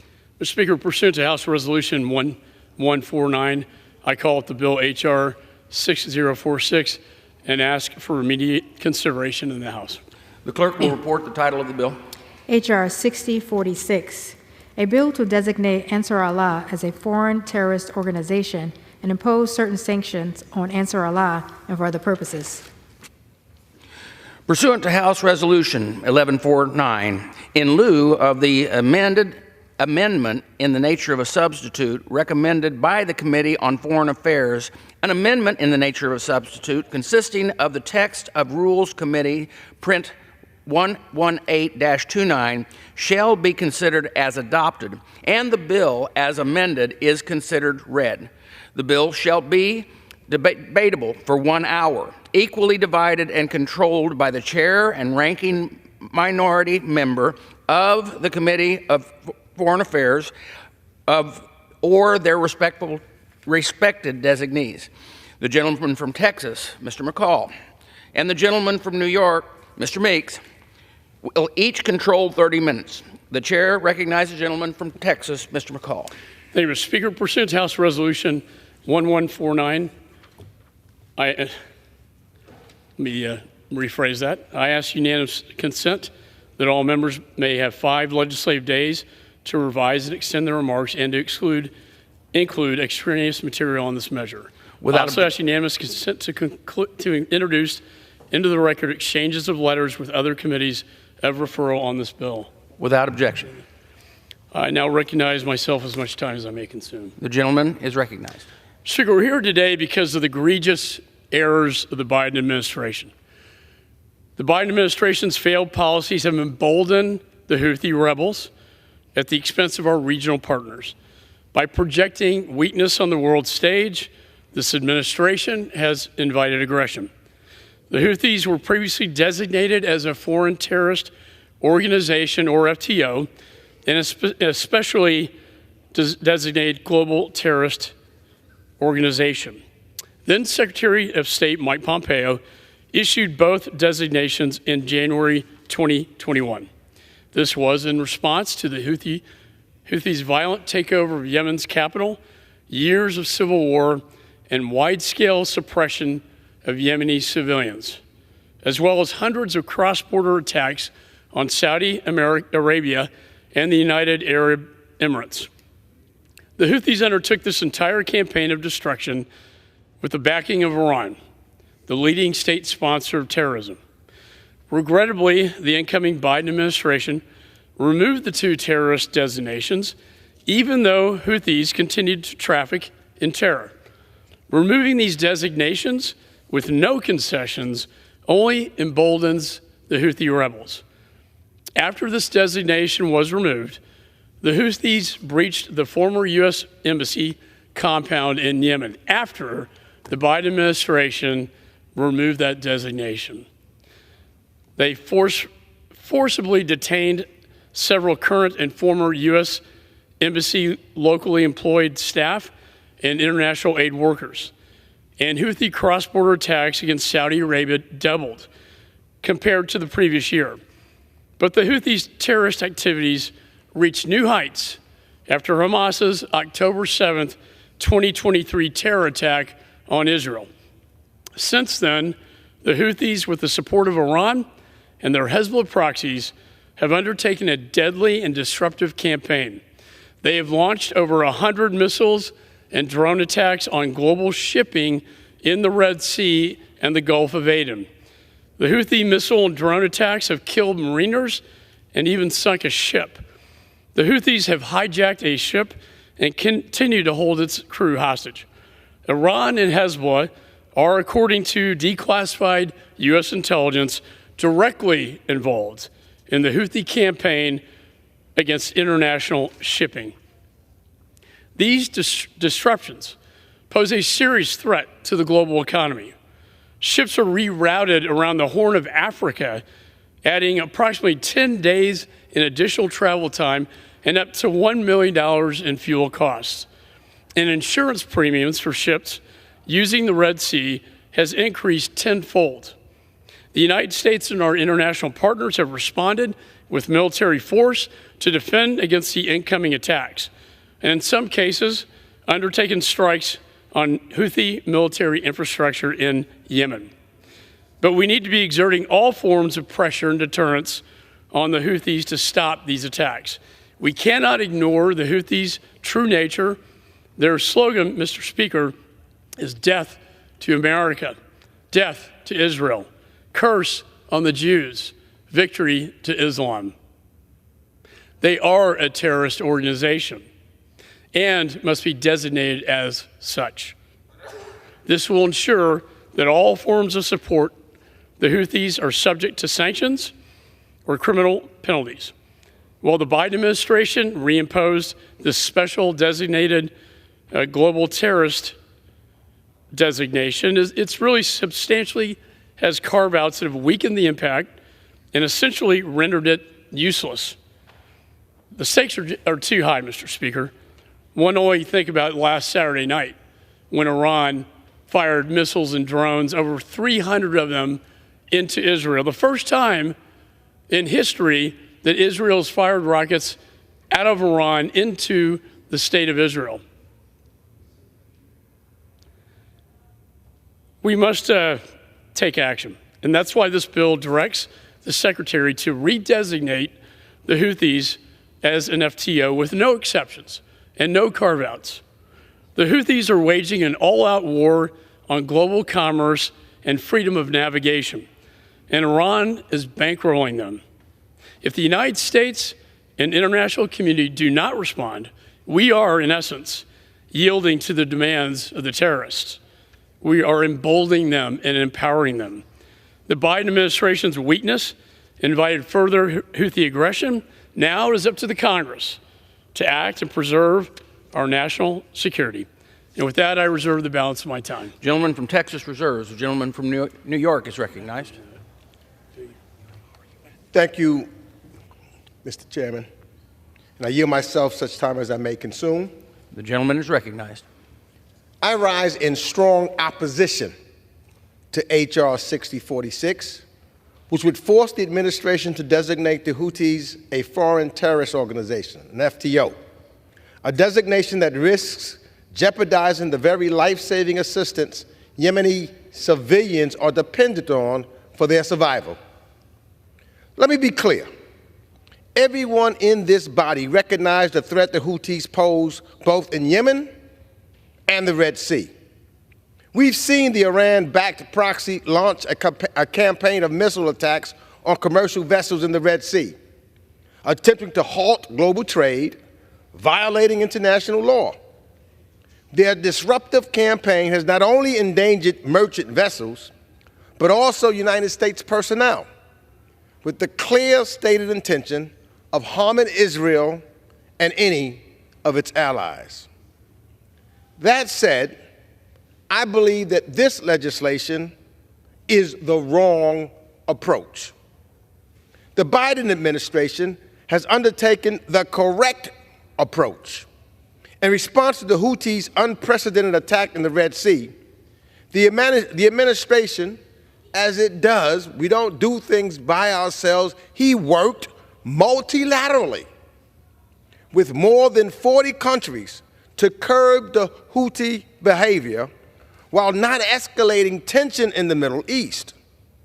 The administration has targeted military strikes on Houthi targets and implemented specially designated global terrorist sanctions with appropriate humanitarian provisions, working collectively with our allies, not America alone, is the way that we win this battle. That is the correct route, not this measure, which does not address the Houthi threat. Instead, it undermines the United States' national security objectives in the region and endangers innocent Yemenis who are already on the brink of perishing. First, H.R. 6046 mandate does not include humanitarian provisions, thereby unnecessarily punishing millions of Yemeni civilians. This would create a scenario in which commercial vessels and humanitarian organizations would not be able to continue to provide life-saving goods to many Yemenis due to severe criminal penalties they'd incur for doing so. After nearly a decade of brutal war, the majority of the Yemenis, nearly half of them children, face serious malnutrition, and millions more Yemenis remain on the brink of starvation. This legislation would only deepen the humanitarian crisis at a time when aid is most needed. That is why a broad coalition of NGOs and humanitarian organizations oppose an FTO designation without humanitarian provisions.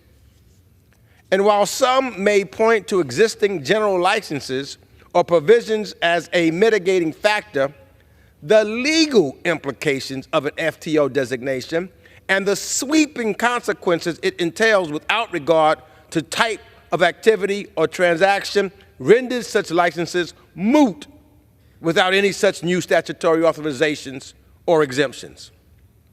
Secondly, this designation would also undercut important ongoing diplomatic efforts by the United States, the UN, and European countries to achieve de-escalation in the region, the world together.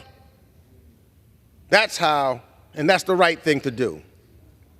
And finally, Mr. Speaker, this bill is theatrical. It will have no real-world impact on the Houthi behavior. Zero, none, nada.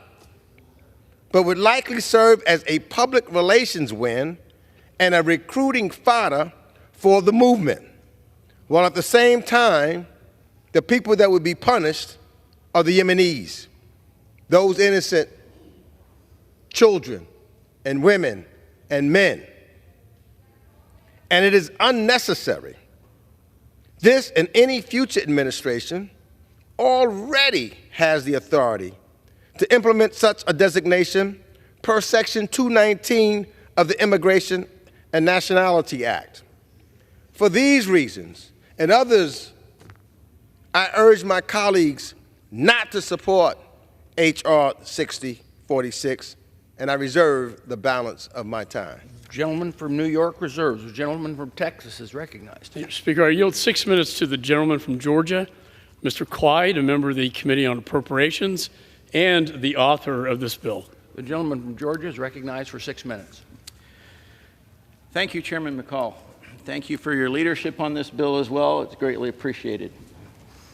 I'm grateful that we're considering my bill, H.R. 6046, the Standing Against Houthi Aggression Act, today. This legislation would reimpose the Foreign Terrorist Organization designation on the Iran-backed Houthis, as well as reinstate additional sanctions against the group. The Houthis have long been a source of terror and violence, not only to Yemen, but to the whole region. And yet, for incalculable reasons, the Biden administration refuses to call them what they are. They are terrorists. President Donald Trump rightfully classified the Houthis as a foreign terrorist organization in January of 2021 after a series of heinous attacks against civilians. However, in a shocking and politically motivated retraction, the Biden administration reversed President Trump's decision just 1 month later, further empowering the Iran-backed Houthis in their acts of terror. The Houthis have carried out a series of ongoing attacks in recent months, including ballistic missile and unmanned aerial vehicle attacks against international shipping vessels in the Red Sea. The attacks began last year when Houthi forces landed a helicopter on a cargo vessel and seized the crew.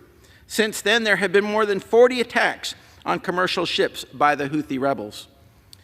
We express our deep gratitude to the brave men and women of the USS Carney, who have taken defensive measures against the Houthi anti-ship ballistic missiles on multiple occasions to safeguard the waters of the Gulf of Aden. Tragically, 2 Navy SEALs were recently lost at sea and later declared deceased after a U.S. operation to intervene and seize Iranian weapons being transported to the Houthis. American blood has been spilt because of the Houthi terrorists. And over this past weekend, the Houthis joined Iran's assault on our greatest ally in the Middle East, Israel. While the Israeli Iron Dome and the United States Central Command thankfully intercepted 99% of the projectiles, the Houthis' growing aggression represents an existential danger in the region. In response to these ongoing attacks, the Biden administration felt pressured, and so they recognized that they had to do something. So they designated the Houthi movement as a specially designated global terrorist group in January. But this lower tier designation is simply not enough. It comes nowhere close to matching the force of a foreign terrorist organization designation. President Trump designated the Houthis as both, and they should be both designations. The foreign terrorist organization designation as provided in this bill goes much further, allowing for special criminal penalties for material support like military supplies, immigration restrictions, and the ability for victims to seek damages. H.R. 6046 would require that the Houthis receive the foreign terrorist organization designation within 90 days after the enactment of this bill. The Houthis' intentions are abundantly clear. But by passing my bill, we make our intentions perfectly clear, that the United States does not bargain with nor capitulate to terrorist regimes.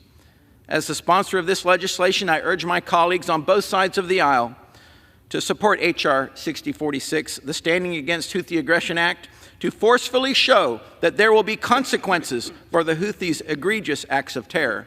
Thank you, and I yield back to the chairman.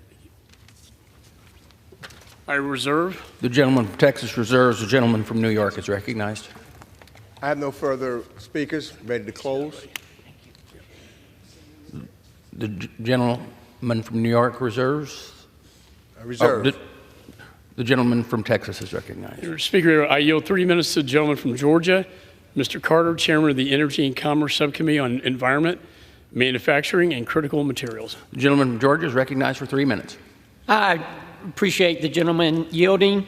Mr. Speaker, I rise today in support of H.R. 6046, the Stand Against Houthi Aggression Act, which I am proud to be a co-sponsor of.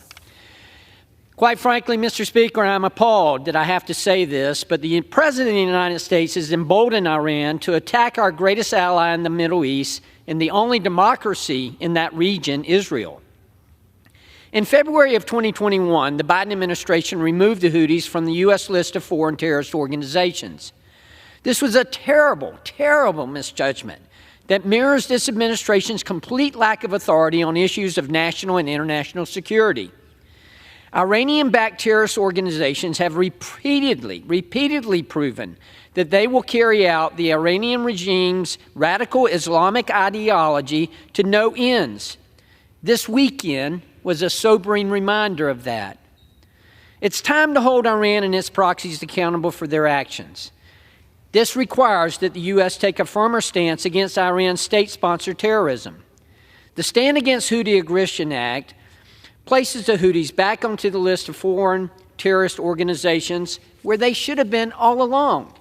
And it imposes immediate sanctions on any individual associated with the group. If President Biden refuses to lead, I hope this body will step up in his absence to fight against anti-Semitism and state-sponsored terrorism. Anything less than that, Mr. Speaker, is unacceptable. Thank you, Mr. Speaker, and I yield back. Gentleman from Texas reserves. Reserves. The gentleman from New York is recognized. Gentleman from New York reserves. Gentleman from Texas is recognized. I'm prepared to close. No further gentleman speakers. Reserves. The gentleman from New York is recognized. Thank you, Mr. Chairman. H.R. 6046 would force the administration to designate the Houthis as a foreign terrorist organization without humanitarian provisions, and consequently make the humanitarian crises in Yemen even more dire. Now, Mr. Clyde says that the Biden administration doesn't want to call the Houthis what they are. But let me read what they are, and sanctioned already. They are a specially designated global terrorists. That's what the Biden administration. And the difference between the two, being a SDGT as opposed to being an FTO, is one allows humanitarian aid in and the other doesn't. This bill would have significant adverse impacts, creating a situation in which humanitarian organizations and commercial shippers would be reluctant to provide food, aid, and medical equipment to Yemen out of fear of the severe criminal consequences this bill would impose. It does nothing really to change the Houthis' behavior. It just hurts innocent Yemenis people. So I support the administration's efforts to counter Houthi actions with targeted military strikes and the implementation of that specially designated global terrorist sanction, which includes the humanitarian provisions that this bill lacks. This is by far the better path towards ceasing hostile Houthi actions. The Biden administration approach holds the Houthis responsible for their violent, destabilizing actions without deepening the crises for innocent Yemeni citizens. So I'm going to stand with a broad coalition of NGOs and humanitarian organizations and those that understand the wealth and the need and the richness of human life, trying to save human beings, not turning our backs on them, and with a piece of legislation that will do nothing really to the Houthis or change their behavior. So all of these NGOs, all of these humanitarian organizations oppose an FTO designation without humanitarian provisions. So I encourage my colleagues to do the same. We should make sure that the NGOs and the humanitarian organizations are able to help save innocent lives.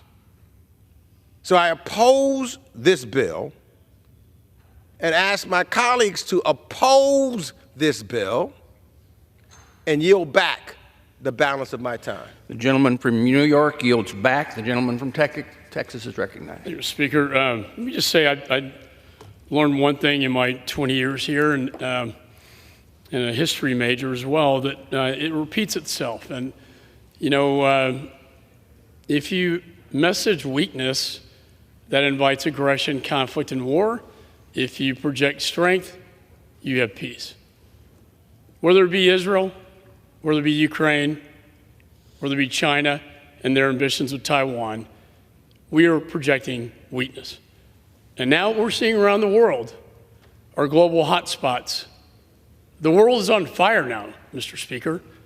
These fires lit by a policy of appeasement.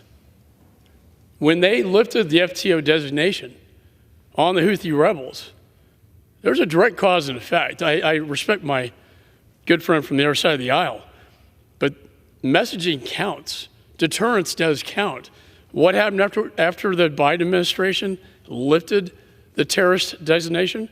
We had cross borders on Saudi Arabia that doubled to over 400 attacks, more than 180 on international shipping, and they're shutting down the Red Sea in commerce.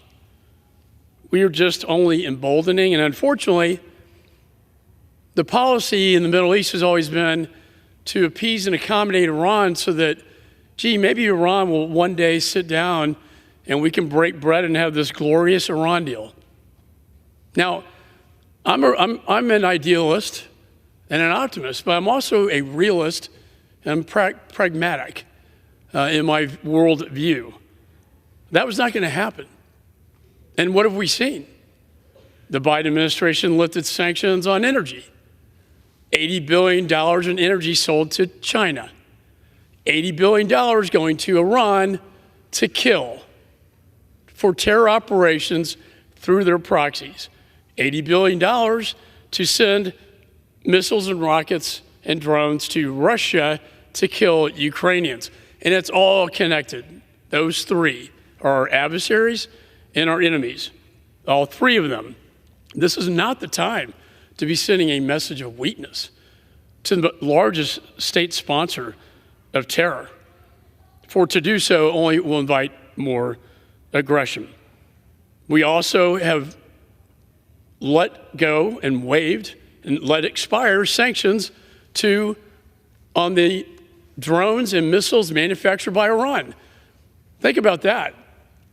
That just went away. So guess what? Iran can now sell their drones and missiles wherever they want, putting more money into Iran for their terror operations. And I can go on, but we know what's happening there. We saw what happened last Saturday, the reign of terror. Thank God we have provided the United States the monies for the Iron Dome, David's Sling, and the Arrow, which brought down 99% of these attacks were actually brought down and stopped and intercepted because of this partnership against terror. So I would say to our service members defending freedom of navigation right now in the Red Sea against the threat of Houthi rockets that they intercept every day, and for the other side to say it's not connected to Iran just defies our U.S. intelligence community. We know exactly where it's coming from. They are the proxies. Iran, the Ayatollah, is the head of the snake, and the proxies are the tentacles. It's time to deal with the tentacles, and it's also time to cut the head of the snake off. And with that, Mr. Speaker, I yield back. The gentleman from Texas yields back. Pursuant to House Resolution 1149, the previous question is ordered, and the bill on the bill as amended. The question is on the engrossed and third reading of the bill. Those in favor say aye. The opposed say no. In the opinion chair, the ayes have it. Third reading. A bill to designate Ansar Allah as a foreign terrorist organization and impose certain sanctions on Ansar Allah and for other purposes. The question is on the passage of the bill. Those in favor say aye. Those opposed say no. The opinion chair, the ayes have it, and the bill is passed. On that, I request the yeas and the nays. The yeas and nays are requested. Those in favor, a vote for the yeas and nays will rise. A sufficient number having risen, the yeas and nays are ordered, and pursuant to Clause 8 of Rule 20, further proceedings on this question are postponed.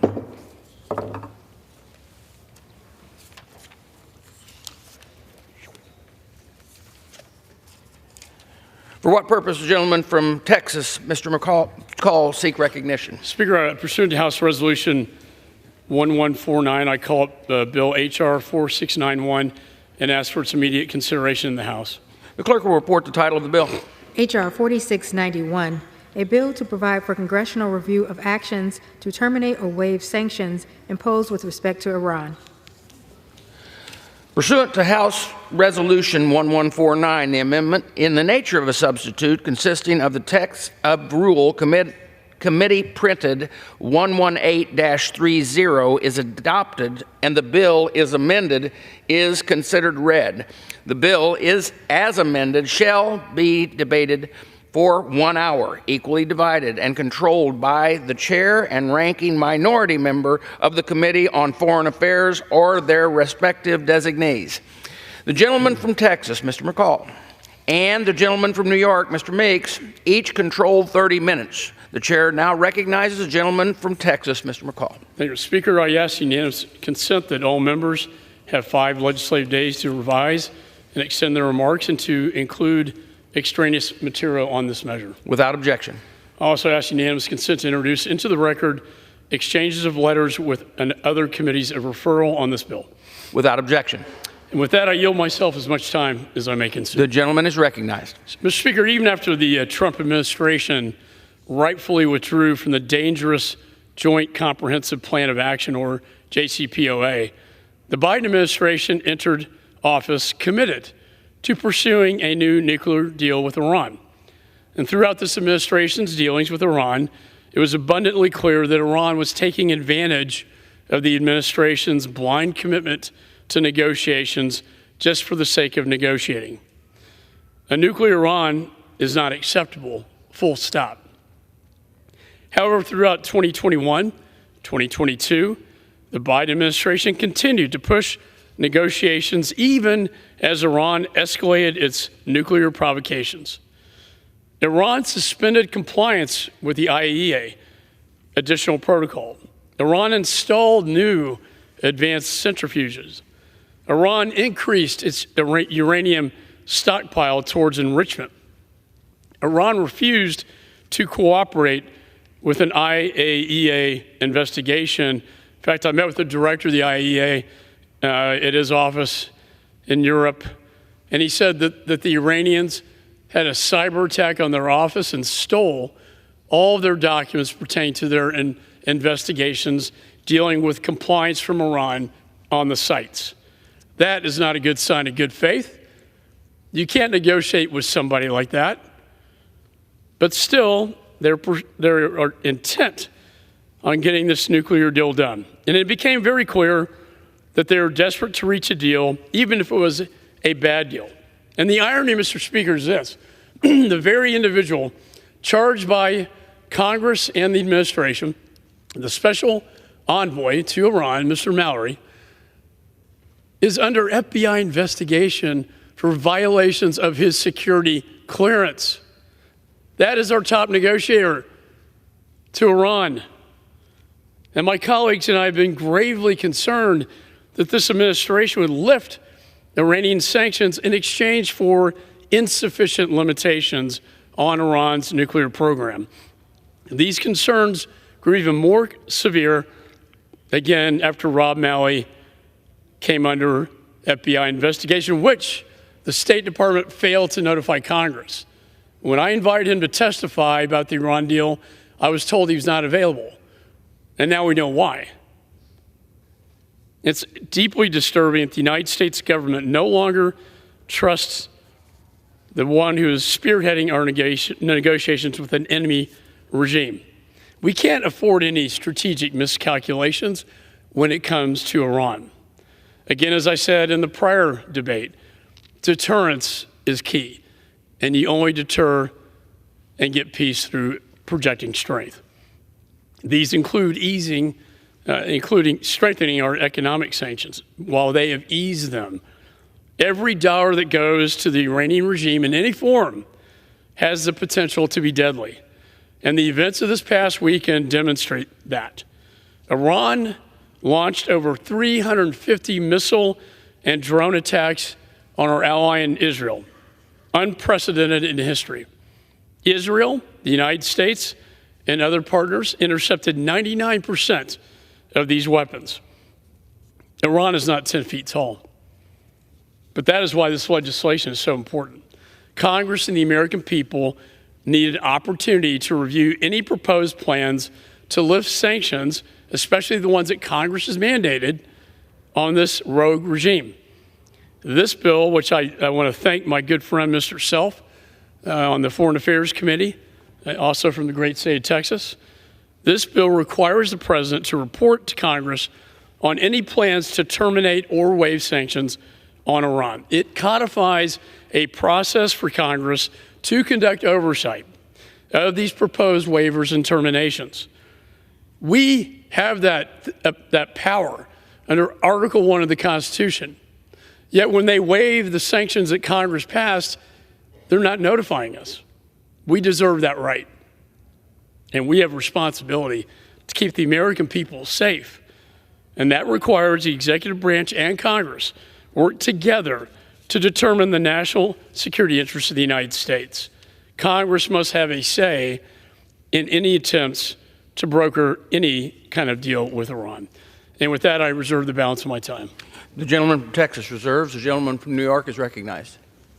Thank you, Mr. Chair. I yield myself such time as I may consume. Gentleman is recognized. I rise in strong opposition to H.R. 4691.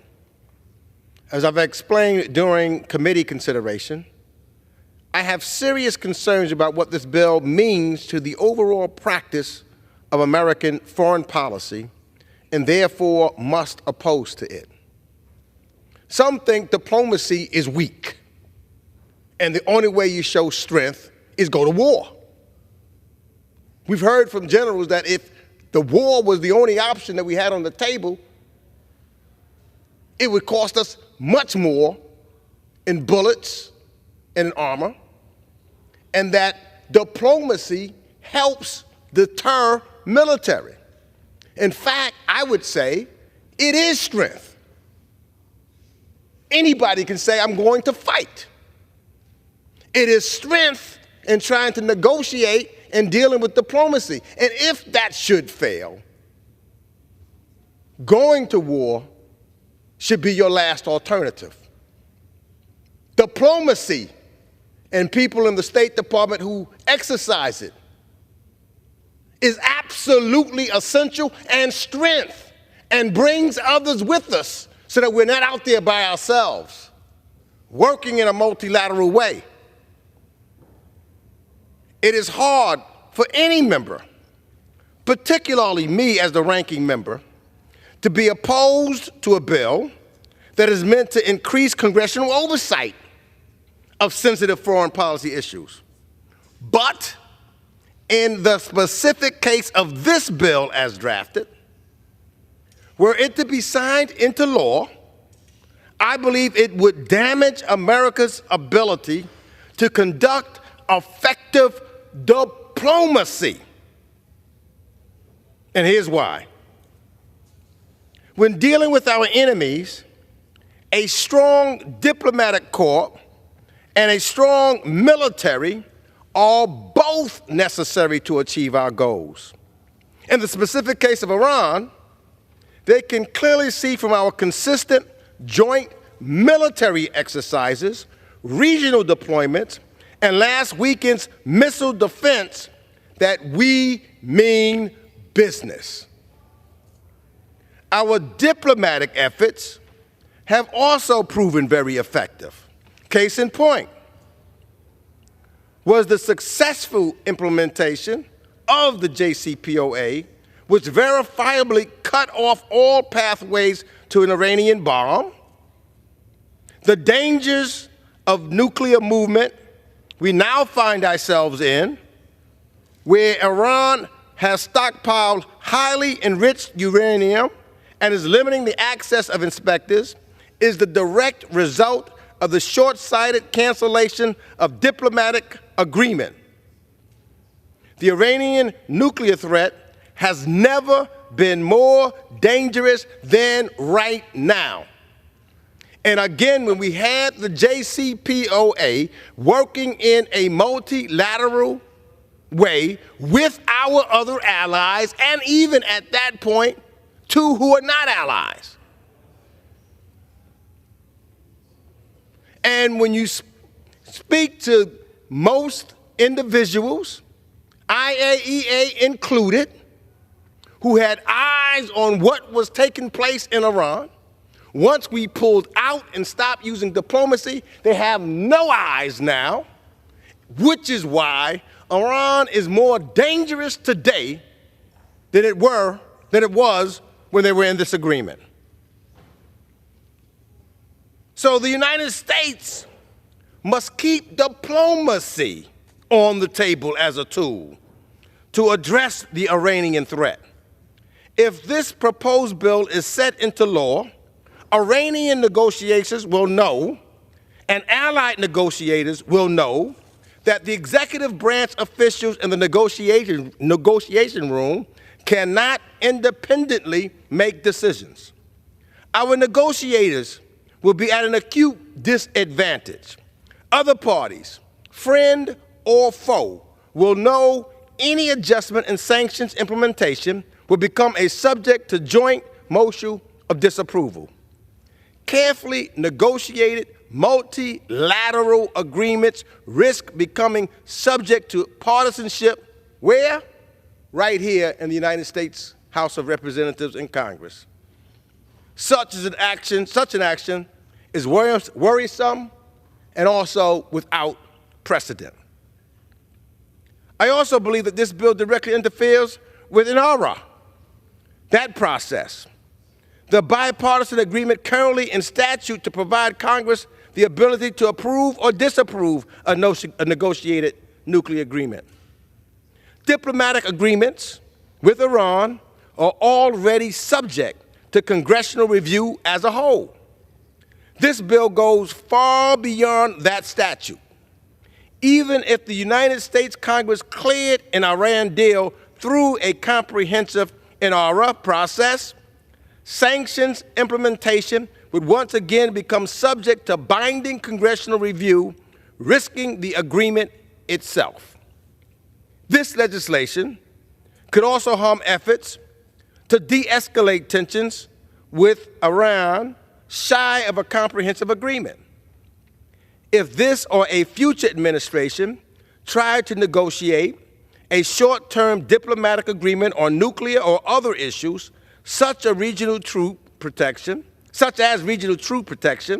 this legislation would interfere with that process. I also like to make a more general point about sanctions that I believe this Congress sometimes forgets. One I feel that I have to make over and over and over again nowadays in this Congress. Sanctions, guess what, folks? Sanctions are meant to be lifted if they achieve our goals.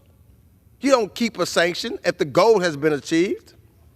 Our nuclear sanctions were not passed to foment regime change in Iran, no matter how much we hoped they were.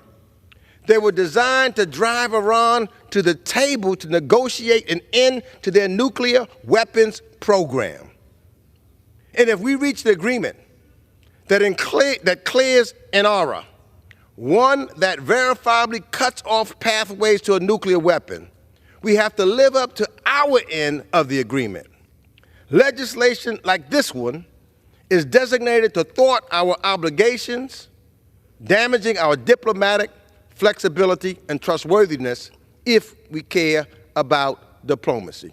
Now, maybe we don't care about diplomacy. I think that's the wrong way to go.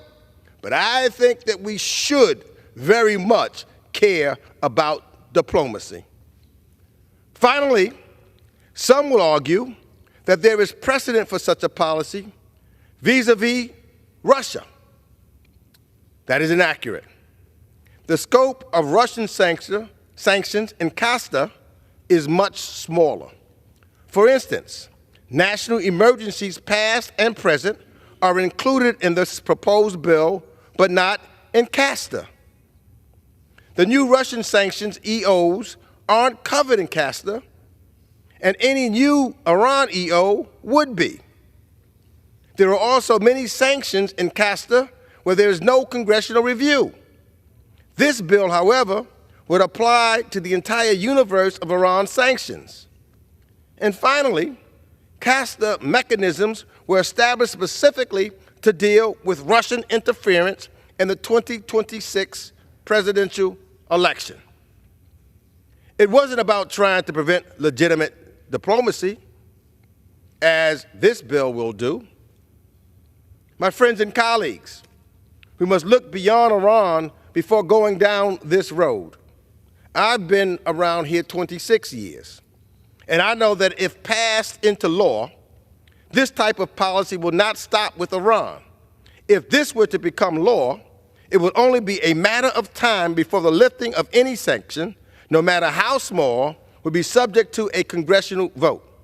It is our duty to provide the authority and the appropriations for effective foreign policy, not to undermine diplomacy in this manner. We cannot have 535 secretaries of states in a negotiating room. It never happens that way. You do not negotiate that way. Diplomacy does not work that way. So I say, please think. Think carefully before steering us down this road. Think what it means. If you think diplomacy is important, if you don't think diplomacy is important, and the only thing that is important is going to war, then we have a difference of opinion. So with that, Madam Speaker, I reserve the balance of my time. The gentleman from New York reserves. The gentleman from Texas is recognized. Thank you, Madam Speaker. I yield to the gentleman from Texas, Mr. Self, a member of the Committee on Foreign Affairs and the author of this bill, as much time as he may consume. The gentleman from Texas is recognized. Thank you, Madam Speaker. I rise in support of H.R. 4691, my bill.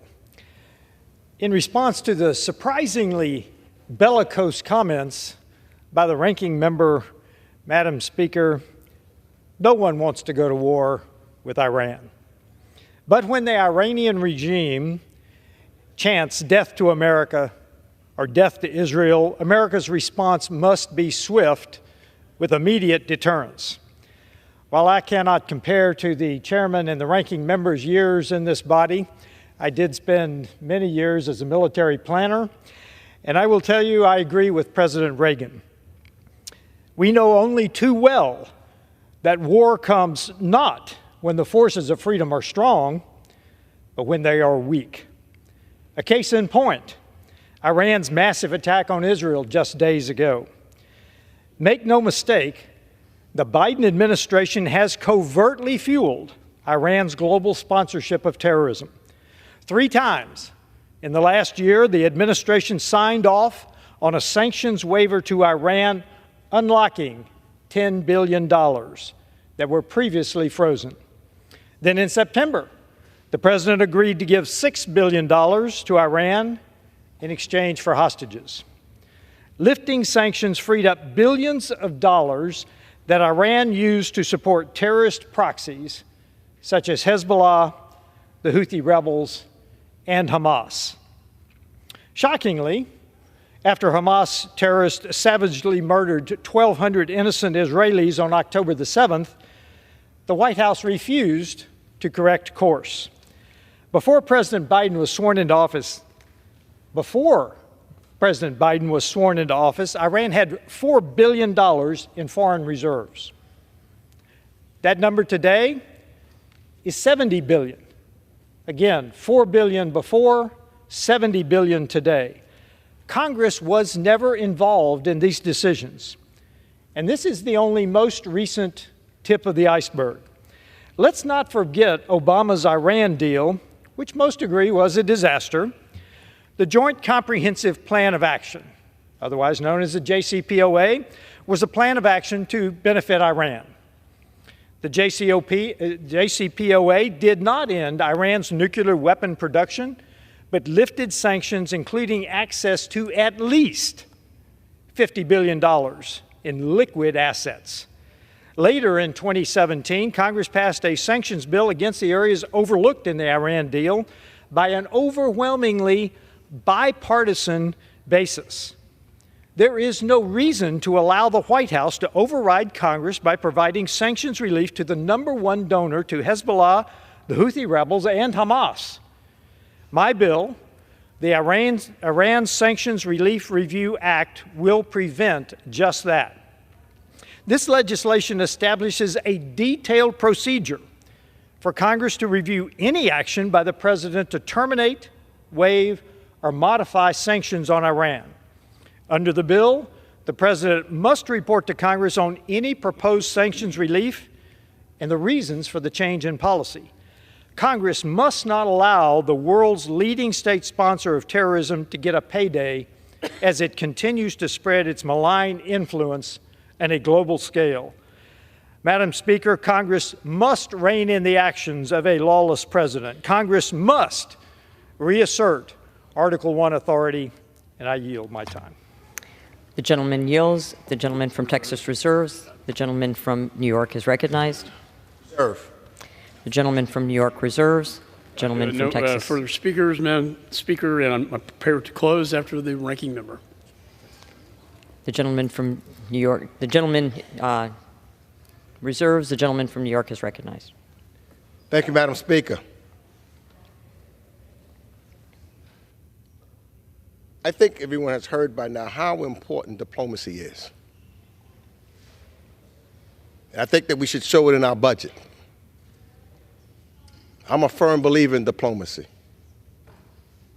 Fact of the matter, the direct quote from General Mattis was, if you don't fund the State Department fully, then I need to buy more ammunition ultimately.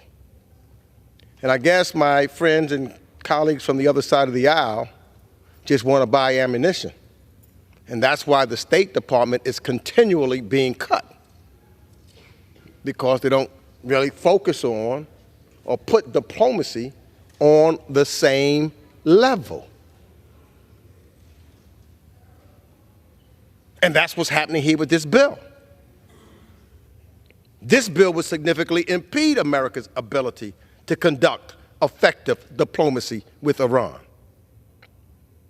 By requiring that any adjustment in sanctions implementation be subject to a joint motion of disapproval, the bill would undermine diplomacy and U.S. negotiations, the U.S. negotiators, and makes clear to anyone sitting across from them on the table, that's the negotiating table, not the battlefield, where we hope we don't have to go, but we are prepared and have shown that we're ready to do it if we must. And that's discussed first at a negotiating table.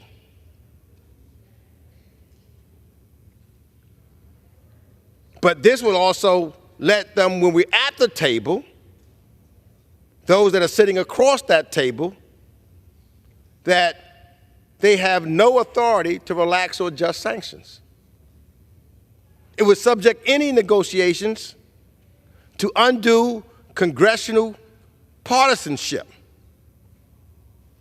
Can anyone deny that what we see happening on this floor and what's happening in this 118th Congress, partisanship plays a huge role? In fact, we can't get anything done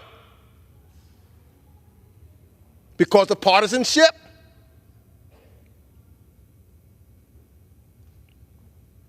Iran would know this. In fact, our allies would know this. Tied up partisanship. This would only weaken our position. This only compromises the agility required to address urgent international threats and opportunities. Moreover, the stipulations of this bill undermine the very purpose of sanctions, which are intended as tools to bring nations like Iran to the negotiating table, not as a permanent punitive measure. But if they do something where they're disregarding and we're not working together and are aggressive at that negotiating table, we also are letting them know what we're ready or have the capabilities of doing.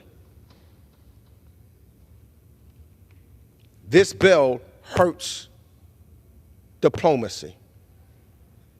It hurts trying to make sure that we're driving others to the negotiating table.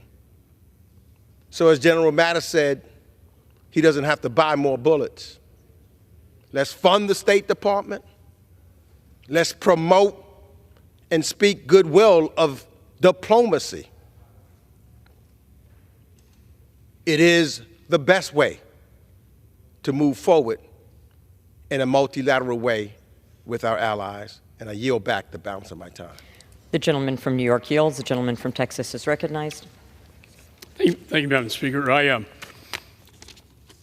agree with some of the things my good friend has said. I think diplomacy is extremely important. We deal with it on the committee all the time. It's called soft power. And then we have hard power. We sign off on foreign military weapon sales. And diplomacy at all costs needs to be tried. But when the diplomats fail, often we go to war or we have conflict. The question before us is twofold. One, has Iran negotiated in good faith such that we would both waive or not enforce or let expire sanctions, many of them passed by Congress? Second question is, are Article I authorities under the Constitution? All we're simply asking for is when we pass a sanction, or the administration does so, that they notify Congress. And I'll tell you why this is important. For months, I tried to get Robert Malley, our special envoy to Iran, into the committee to testify on this Iran deal. But guess what? They refused to come testify. Why? Because we then found out he was under investigation by the FBI for potential violation of his security clearance. This great Iran deal that they talk about has only brought Iran closer to a nuclear bomb, closer to weapons-grade uranium. They could go to 90% in days. If they get a nuclear warhead from Russia or North Korea, then they have full capability and they will become a nuclear state. And we cannot let that happen. It also, they failed to declare nuclear sites in Iran. They kicked out investigators from the IAEA. And in one of the most horrific displays of bad faith in negotiations, Mr. Speaker, you know what they did? A cyber attack on the IAEA to steal their documents related to their investigations on the very sites that the JCPOA was supposed to allow them to examine. Then they blocked the inspectors from having access to these sites. Now, I'm all for negotiating. I'm all for diplomacy. I don't think the Ayatollah is a good faith partner here. And I don't think he has our best interest. And when they chant death to America, death to Israel, the little Satan, the big Satan, they're closer to a bomb than they've ever been. All we're saying is, Mr. Speaker, before you waive sanctions that Congress passed or not enforce sanctions, just let us know. I don't think that's a big deal. I mean, Malley wouldn't testify before Congress. We didn't know why, because they were hiding it from us. They didn't want us to know about the FBI investigation until the press reported it. And we found out from the press, not from the administration, but from the press. But let's look at some of the sanctions that they let expire and they have waived. And you tell me if that makes sense. The sanctions on energy, exporting energy to China, the majority going to China. We're allowing this axis of evil, Ayatollah, Putin, and China to work together with Iran, exporting energy.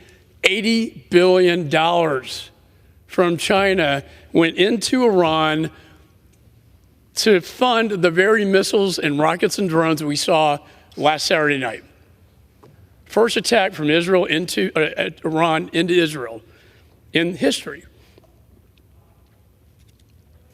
Then they let the UN sanctions on exports to other countries for their missiles and drones to expire.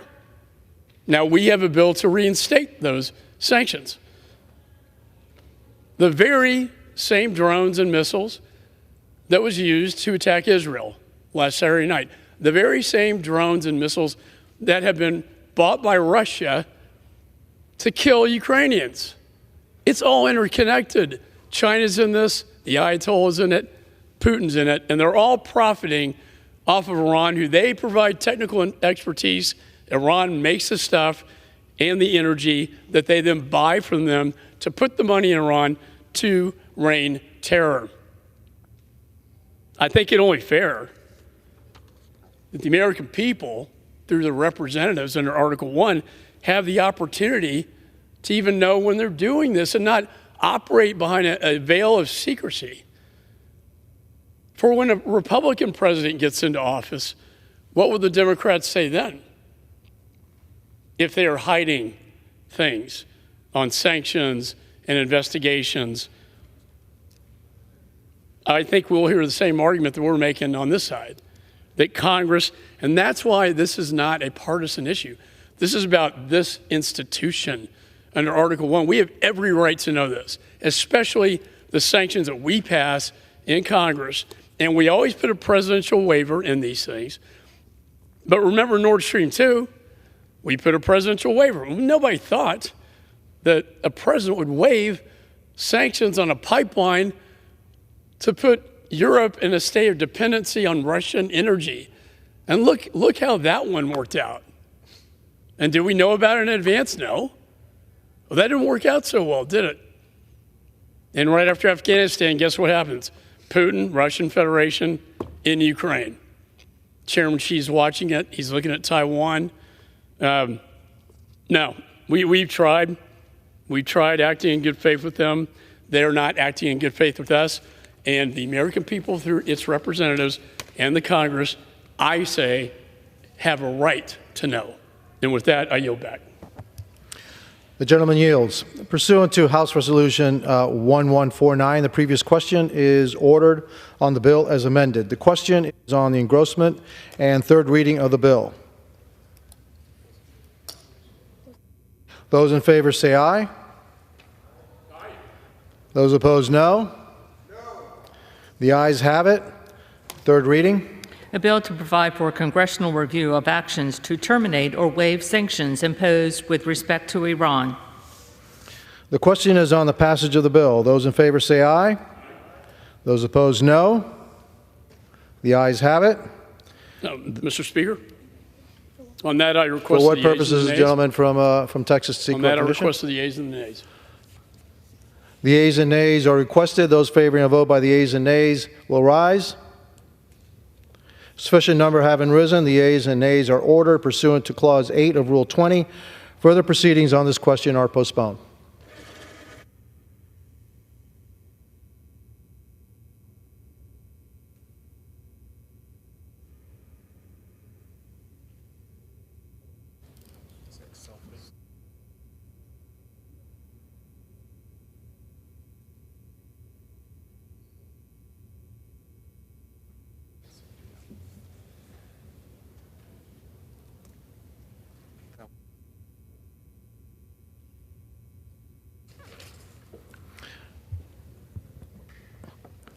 For what purposes does the gentleman from Texas, Mr. Self, seek recognition?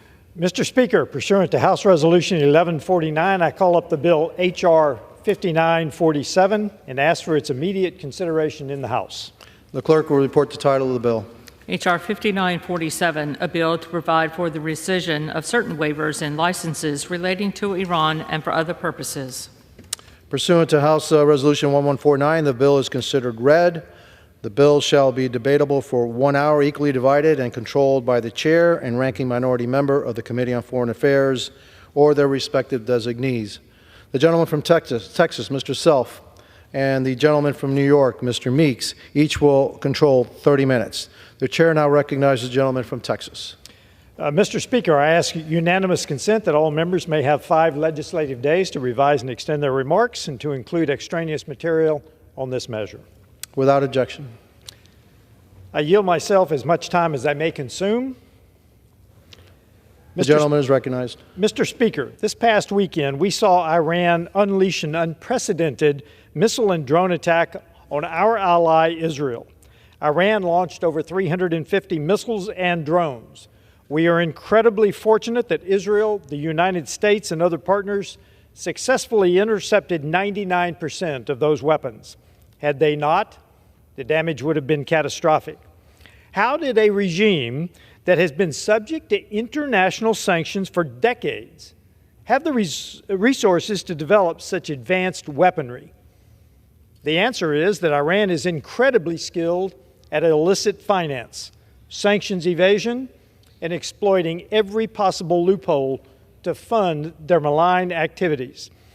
Time and time again, we have allowed ourselves to accept the fiction that we can issue sanctions waivers that give Iran access to funds for limited use on allegedly humanitarian transactions without enabling the regime's malign activities.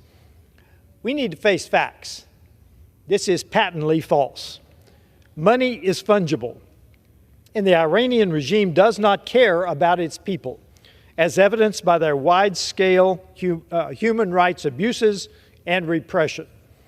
Under President Trump's maximum pressure campaign, Iran was starved for foreign reserve currency. This forced the Iranian regime to make hard choices.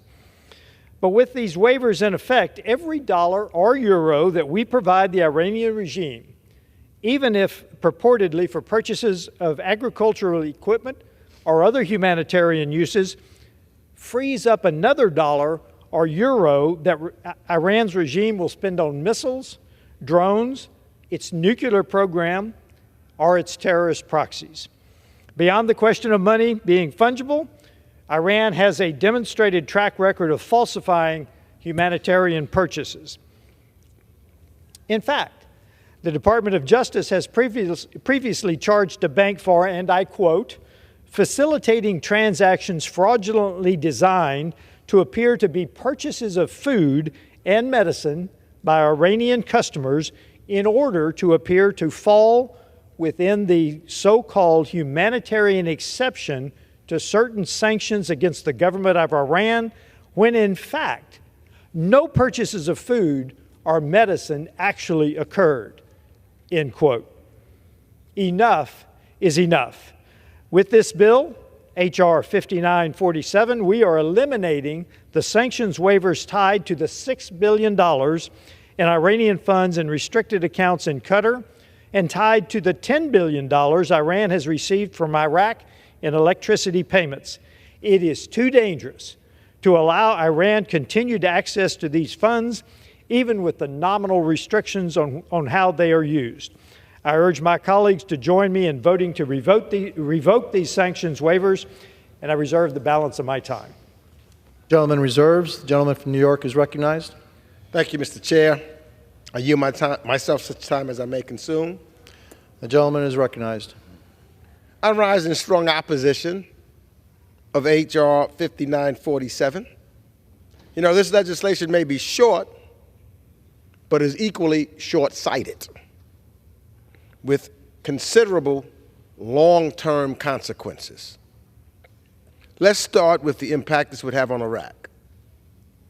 This bill would rescind a waiver that currently allows Iraq to pay for electricity from Iran.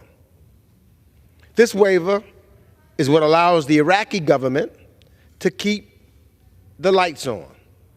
Without it, massive blackouts would leave millions without electricity and cause precipitous chaos. It would hamper the fragile stability of Iraq, which it has achieved over the past several years.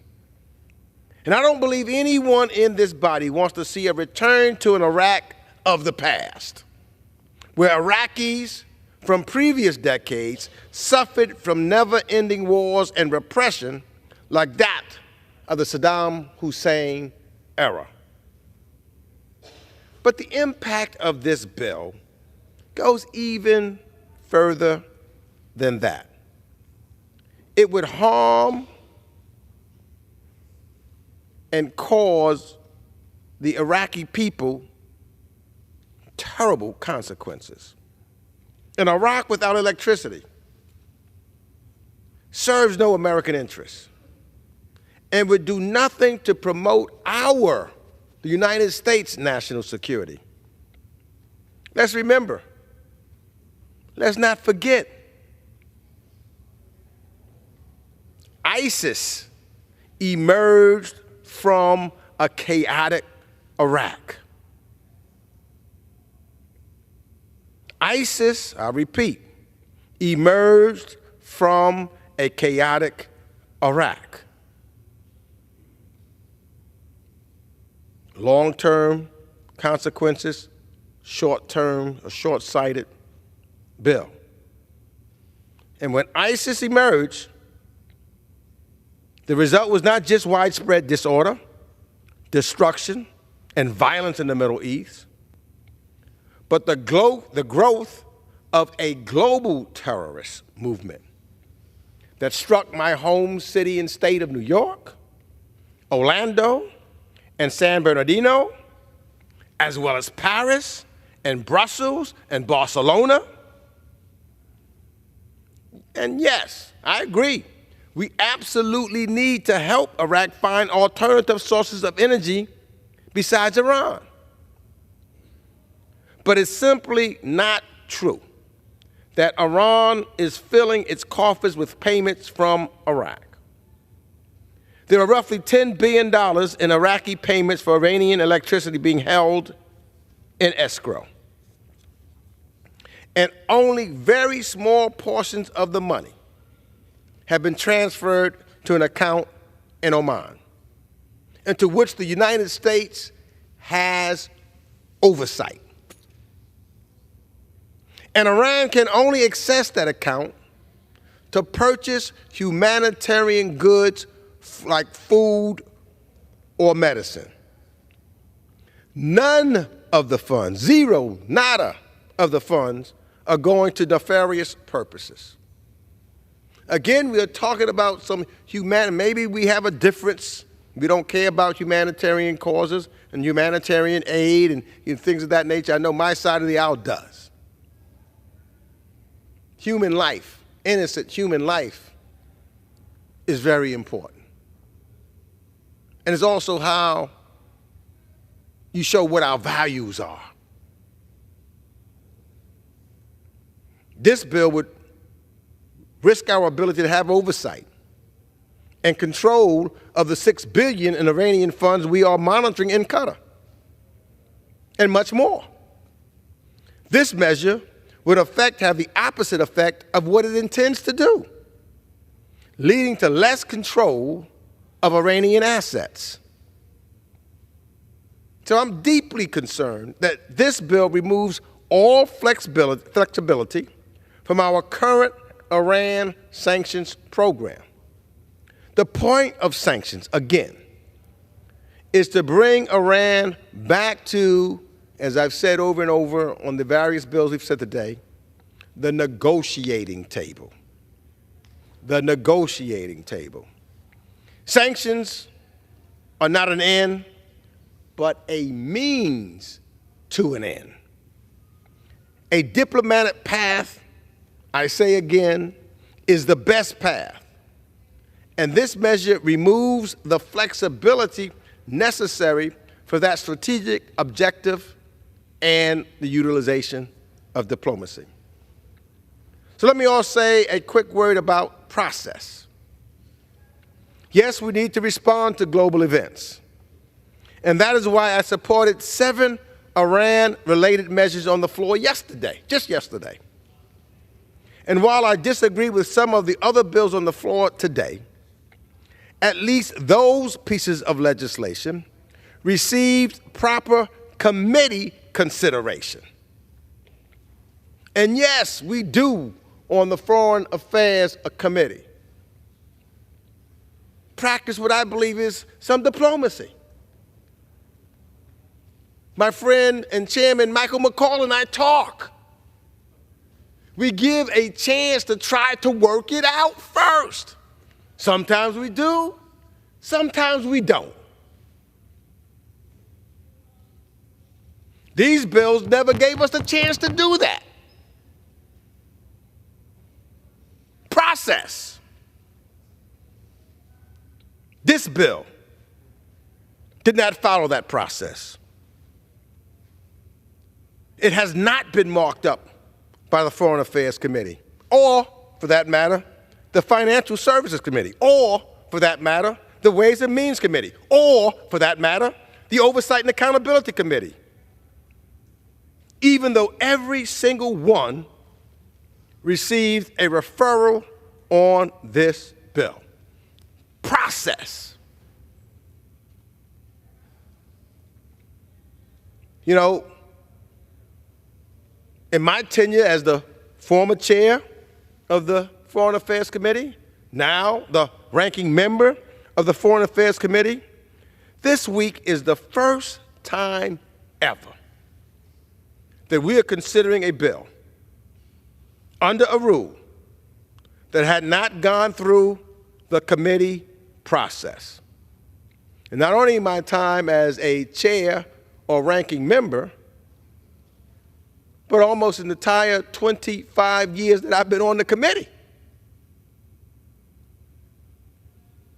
This is, I believe, a very unfortunate precedent that we're setting here.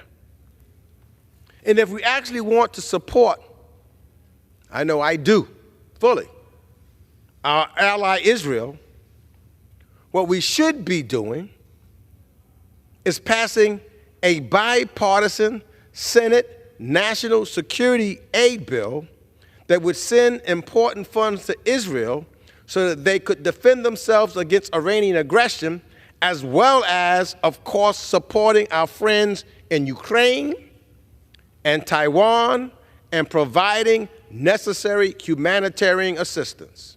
And I know we're going and we're negotiating, which is okay, but we know that, and we're going to try to figure out some of the things from what I'm hearing. But what we should be doing, what really is necessary right now, given the need of our allies, is just pass a bipartisan bill, 70 members of the Senate in a bipartisan way, passed it. It's waiting for us to vote on it. Now, many of us, and I think at least over 300 of us, will agree if that bill just had the light of day on the floor. Because our Ukrainian friends are at desperate end. They need assistance right now. What took place in the Middle East with the strikes against Israel, they need the money right now.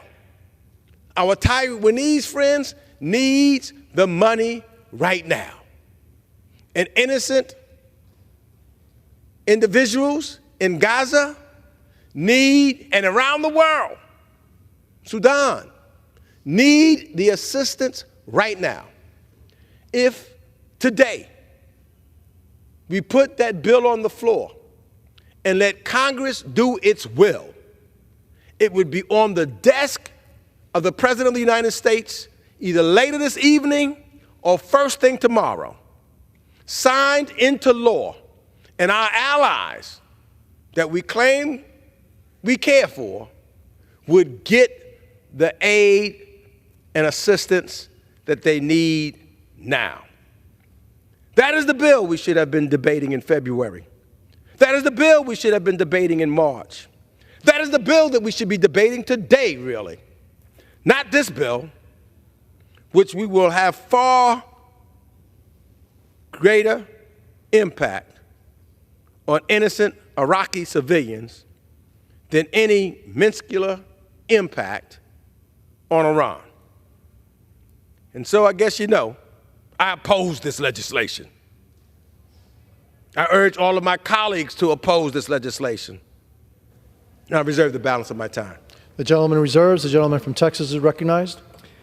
Mr. Speaker, in order to return the attention to H.R. 5947, I yield to the gentleman, my colleague and friend from Texas, Mr. Pfluger, a member of the Energy and Commerce and Homeland Security Committees and the author of this bill, such time as he may consume.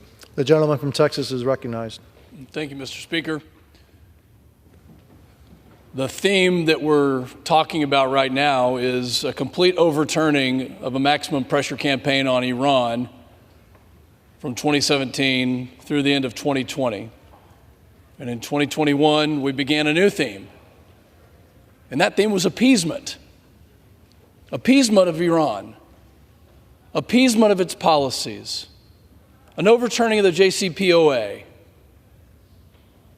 A message to the world that we trust you, Iran, the largest state sponsor of terrorism on the globe. We don't think you're going to do anything. And that strategy has clearly not worked. I want to go back in time to September 11th, 2023. And instead of mourning our nation and standing firm against terrorism, the President of the United States took the anniversary of 9/11 as an opportunity to give Iran, the world's leading sponsor of terrorism, a $6 billion present. It's no coincidence that shortly following this foreign policy FAPO, the Iranian-backed terror group Hamas was emboldened to launch a barbaric attack against our democratic ally Israel, murdering over 1,400 innocent civilians and abducting hundreds of hostages, some of whom still remain inside Gaza. In the 6 months following those attacks, on that fateful morning of October the 7th, Iran's proxies, Hamas, Hezbollah, the Houthis, the Shia militia groups and others, have continued carrying out terrorist attacks against Israel and across the Middle East, culminating in Iran's direct and unprecedented attack this past weekend against Israel. When it comes to foreign policy, the theme that I mentioned, a turning away from maximum pressure, a turning away from deterrence, a turning away from holding a hard line, and one towards appeasement, the president has gotten it wrong every single time. In fact, on September 10th, 2001, one day before the attacks on 9/11, September 10th, 2001, then Senator Joe Biden criticized President Bush's proposed missile defense system as, quote, dangerous and potentially disastrous, and that it weakens us. No, in reality, President Biden's decades-long strategy of appeasement is what weakens us. His choices have made our country less safe. They've resulted in the disastrous Afghanistan withdrawal. They've emboldened our adversaries to attack our allies around the world. And when asked what his message to Iran was in the lead up to a possible attack on Israel that we knew about, the president simply said, quote, don't. Well, Mr. President, they did. And I agree with my colleague, the ranking member, that innocent human life is important. But I think the disagreement at this point in time is that we've had 3+ years of a strategy of appeasement that have not resulted in deterrence. It has weakened our interest, our allies, Israel, and others, not just in the region, but throughout the world. I want to talk about electricity. Yes, Iraq needs electricity. But the fact is that the waiver given by Secretary Pompeo at the end of the Trump administration was predicated on the theory that Iraq would reform its electricity system and that this would not be needed for a long time. That was 4 years ago. At what point is there accountability?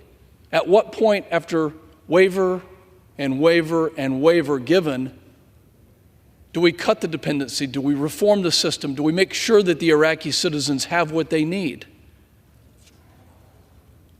This administration has taken an opposite approach. You know, when you look in the news just today, everyone around the world,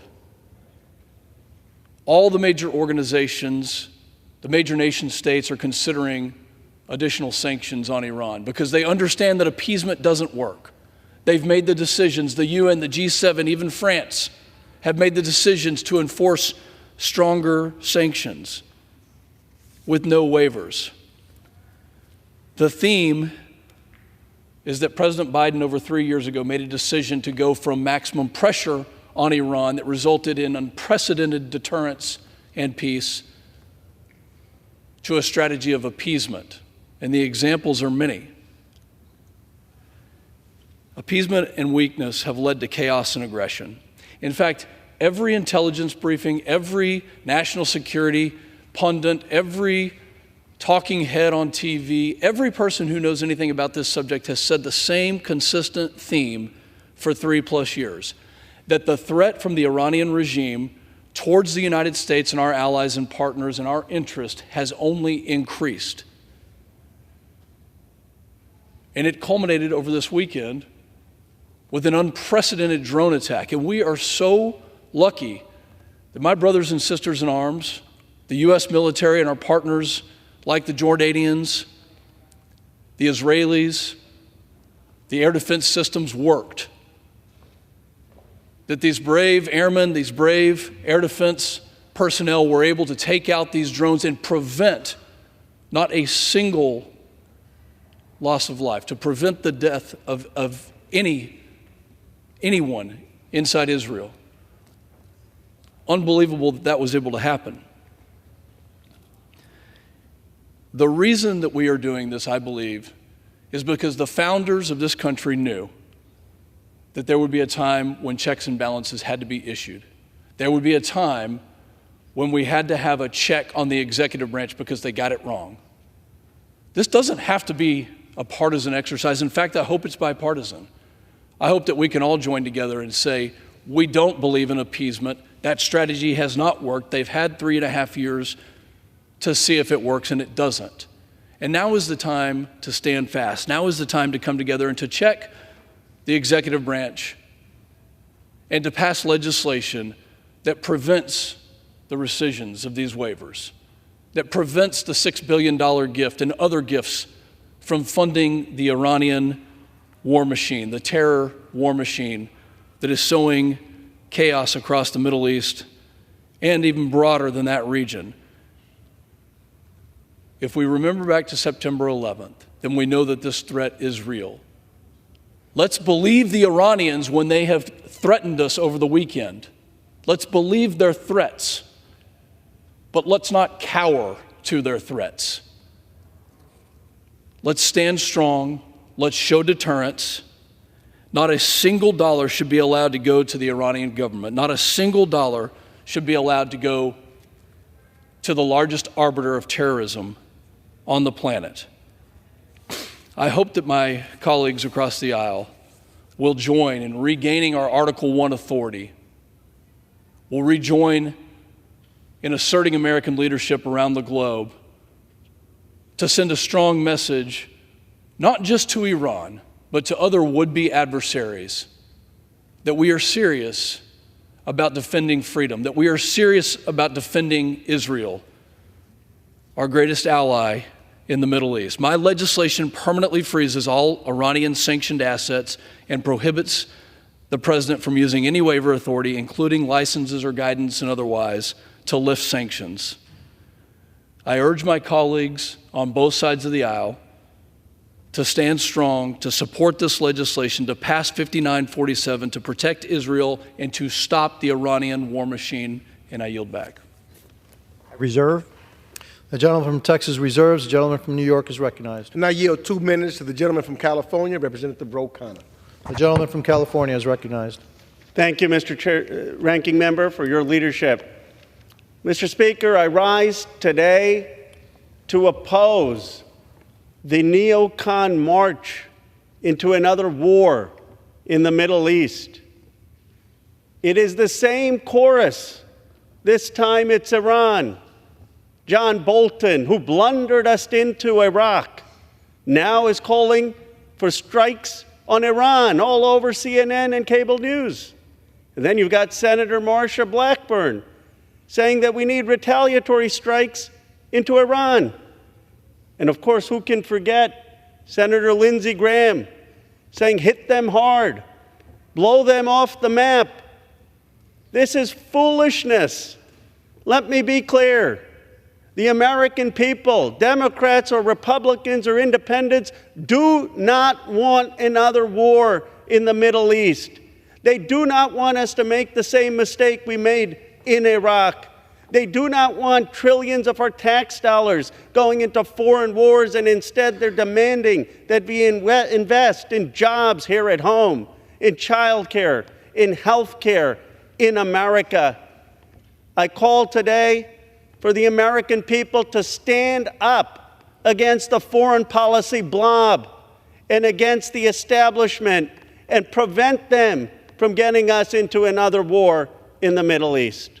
Thank you, Mr. Speaker. I yield back the rest of my time. I reserve.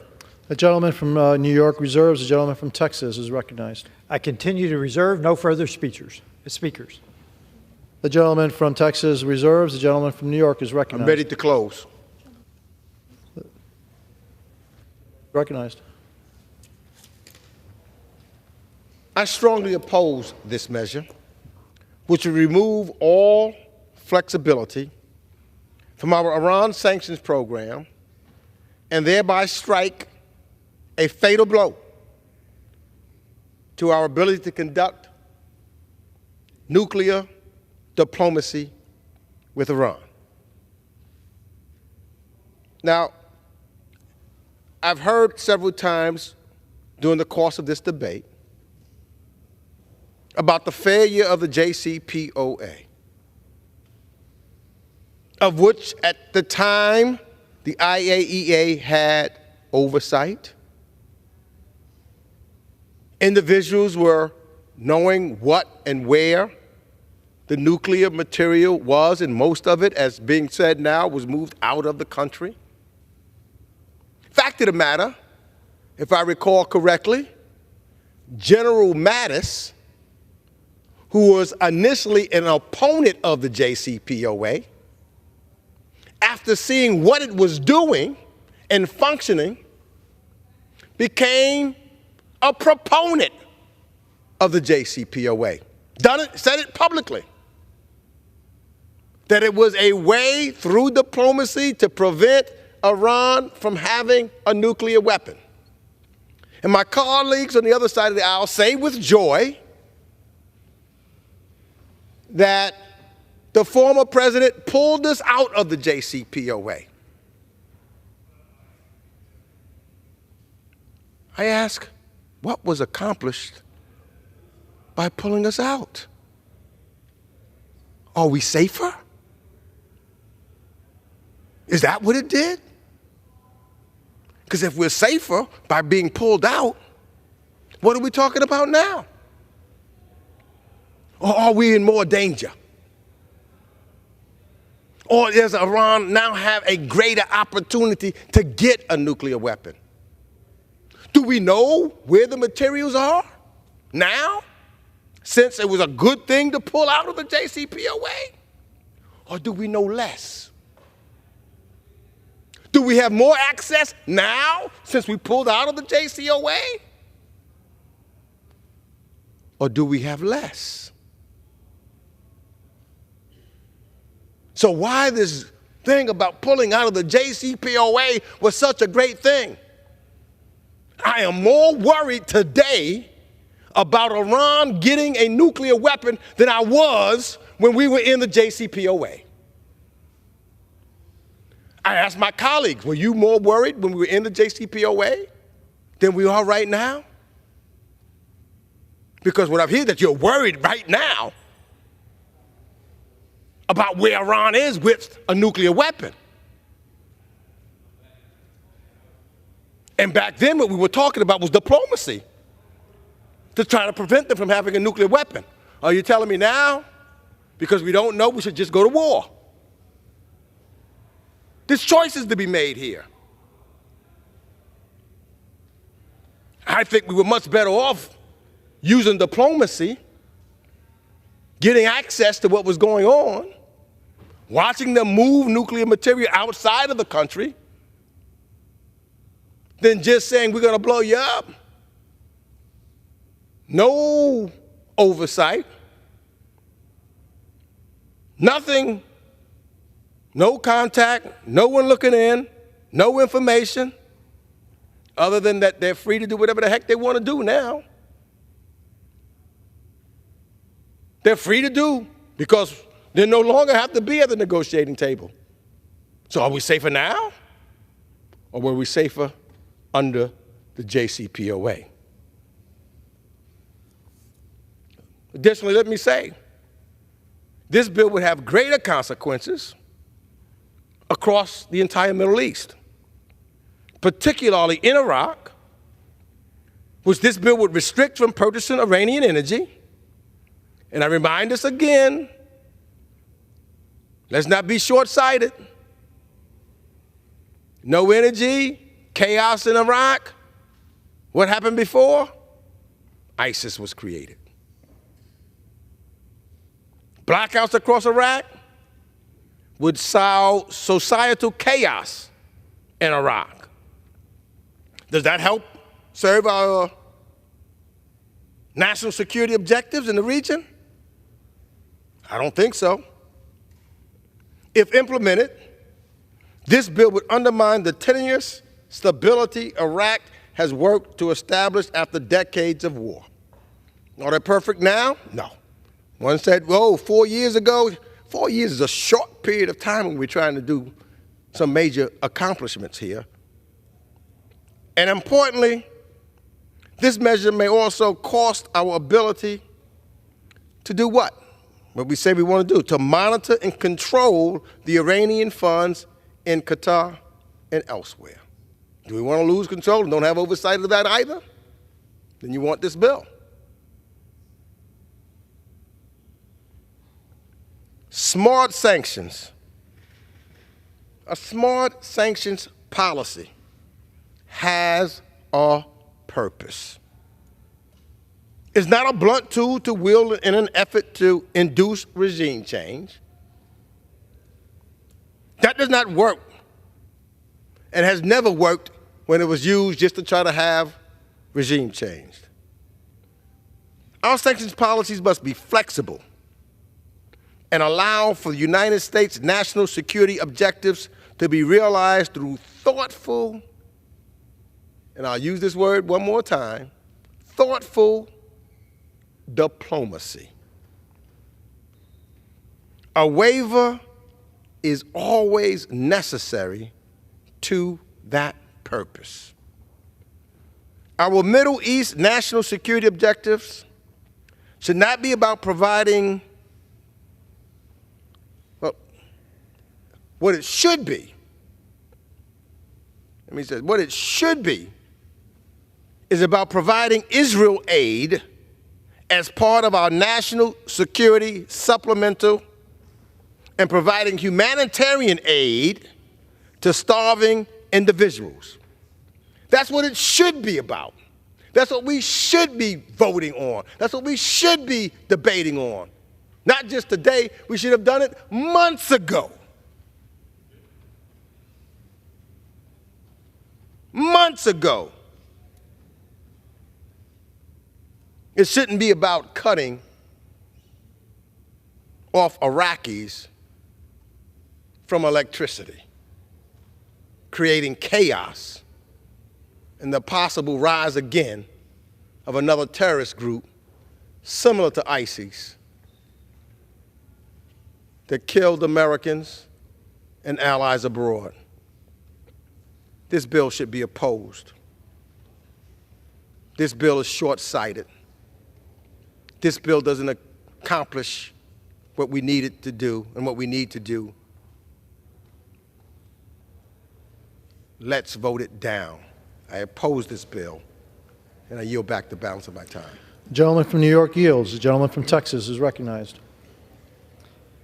Mr. Speaker, again returning our attention to the consideration of the bill at hand, H.R. 5947, Congress granted these waiver authorities over a decade ago, hoping that they could be used to help the Iranian people without compromising our national security. What we've seen in the last 10 years is that Iran cannot be trusted. These waivers failed. The JCPOA itself granted access to at least $50 billion to the primary sponsor of terrorism around the world. Since then, we've seen some $70 billion at least given to the Iranian regime by the Biden administration.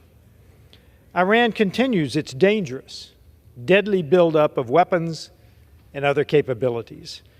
The Iranian people continue to suffer at the hands of the regime, which uses evasive tactics to divert money that should be spent on their people to support other malign activities. Again, Iran is the primary sponsor of terror around the world.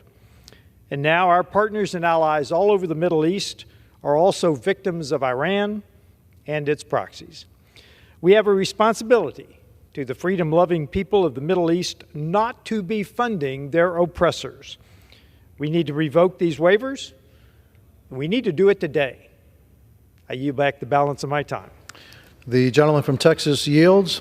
Pursuant to House Resolution 1149, the previous question is ordered on the bill. The question is on the engrossment and third reading of the bill. Those in favor say aye. Those opposed say no. The ayes have it. Third reading. A bill to provide for the rescission of certain waivers and licenses relating to Iran and for other purposes. The question is on the passage of the bill. Those in favor say aye. Aye. Those opposed say no. In the opinion of the chair, the ayes have it. On that, I request the yeas and nays. The yeas and nays are requested. Those favoring a vote by the yeas and nays will rise. A sufficient number having risen, the yeas and nays are ordered. Pursuant to Clause 8 of Rule 20, further proceedings on this question are postponed. Pursuant to Clause 12A of Rule 1, the chair declares the House in recess, subject to the call of the chair.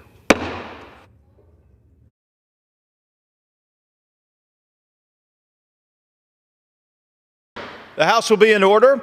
The chair lays before the House a communication. The Honorable the Speaker, House of Representatives, sir. Pursuant to the permission granted in Clause 2H of Rule 2 of the Rules of the U.S. House of Representatives, the clerk received the following message from the Secretary of the Senate on April 17, 2024 at 3:45 p.m. that the Senate agreed to Senate Concurrent Resolution 33. Signed sincerely, Kevin F. McCumber, Acting Clerk. Pursuant to House Resolution 1149 and Rule 18, the Chair declares the House and the Committee of the Whole House of the State of the Union for the further consideration of H.R. 4639. Will the gentleman from Texas, Mr. Ellzey, kindly take the chair?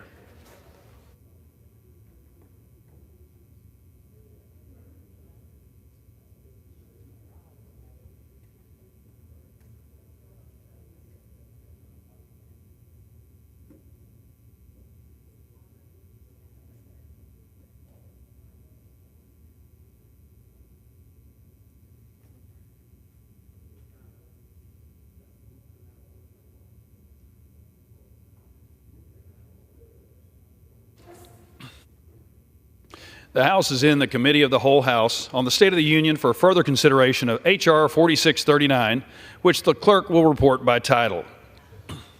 To amend Section 2702 of Title 18 United States Code to prevent law enforcement and intelligence agencies from obtaining subscriber or customer records in exchange for anything of value, to address communications and records in the possession of intermediary Internet service providers and for other purposes. When the Committee of the Whole House rose earlier today, a request for a recorded vote on Amendment Number 3, printed in House Report 118, Tech 464, offered by the gentleman from New York, Mr. LaLota, had been postponed. Pursuant to Clause 6 of Rule 18, the unfinished business is the request for a recorded vote on Amendment Number 3, printed in House Report 118, TAC 464, offered by the gentleman from New York, Mr. Lalota, on which further proceedings were postponed and on which the noes prevailed by voice vote. The clerk will redesignate the amendment. Amendment Number 3, printed in House Report Number 118-464, offered by Mr. Lalota of New York. A recorded vote has been requested. Those in support of the request for a recorded vote will rise and be counted. A sufficient number having risen, a recorded vote is ordered. Members will record their votes by electronic device. This will be a 15-minute vote.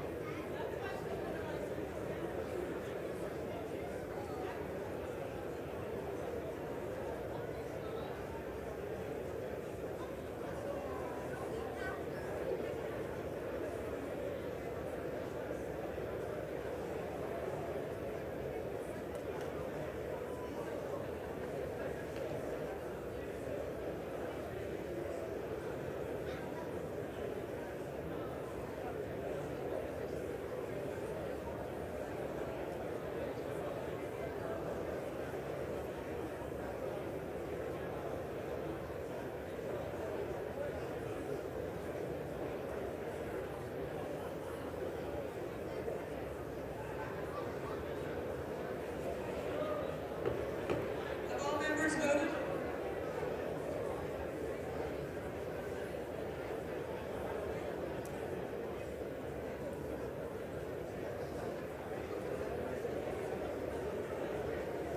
Does any member wish to change their vote? Online, unknown, Mr. Moss, Ms. Napolitano, Mr. Fitzgerald, Mr. Kelly, Mrs. Cindy, Mr. Pitts, Ms. Lee, Ms. Garcia, Texas, Mr. Andrew, Mr. Hunt, Mr. Yapa, Mr. Tonko, Mr. Lotto, Mr. Cohen, Mr. Curtis, and Mr. Fallon. All no on aye for Mr. Levin, Mr. Johnson of Georgia, Mr. Denise, Mr. Sherman, and Mr. Carson. Mr. Winstrup. Online, unknown, Mr. Winstrup. Mr. Culberson. Online, unknown, Mr. Culberson. Ms. Delora. Ms. Delora votes aye. Mr. Mann. Online, unknown, Mr. Mann. Mr. Muser. Online, unknown, Mr. Muser.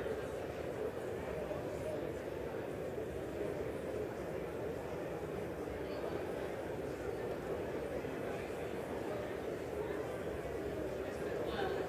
Online, unknown, Ms. McClellan. Mr. Cohen. Unknown, unknown, Mr. Cohen. Ms. Miller Meeks. Ms. Miller Meeks votes aye.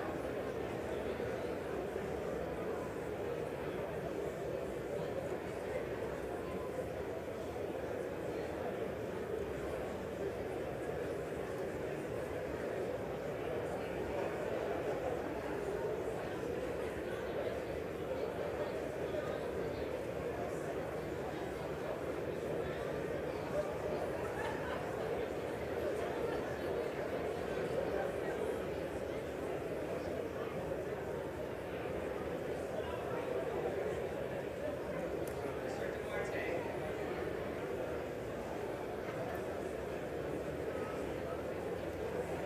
Online, unknown, Mr. Duarte.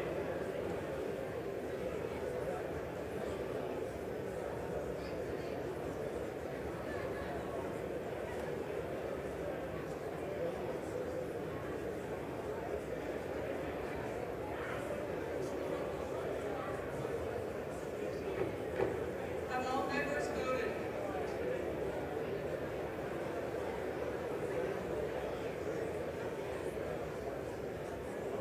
Ms. Miller Meeks. Online, unknown, Ms. Miller Meeks. Ms. Sewell. Ms. Sewell votes no.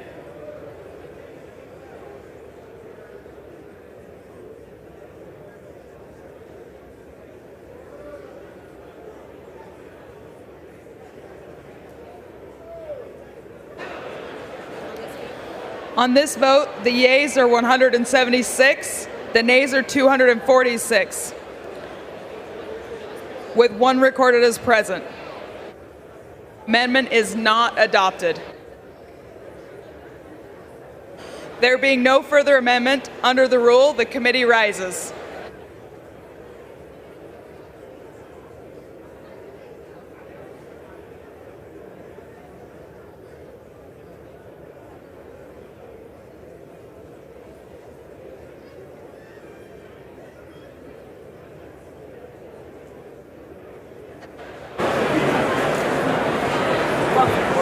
Now, Mr. Speaker, the Committee of the Whole House on the State of the Union has had under consideration H.R. 4639.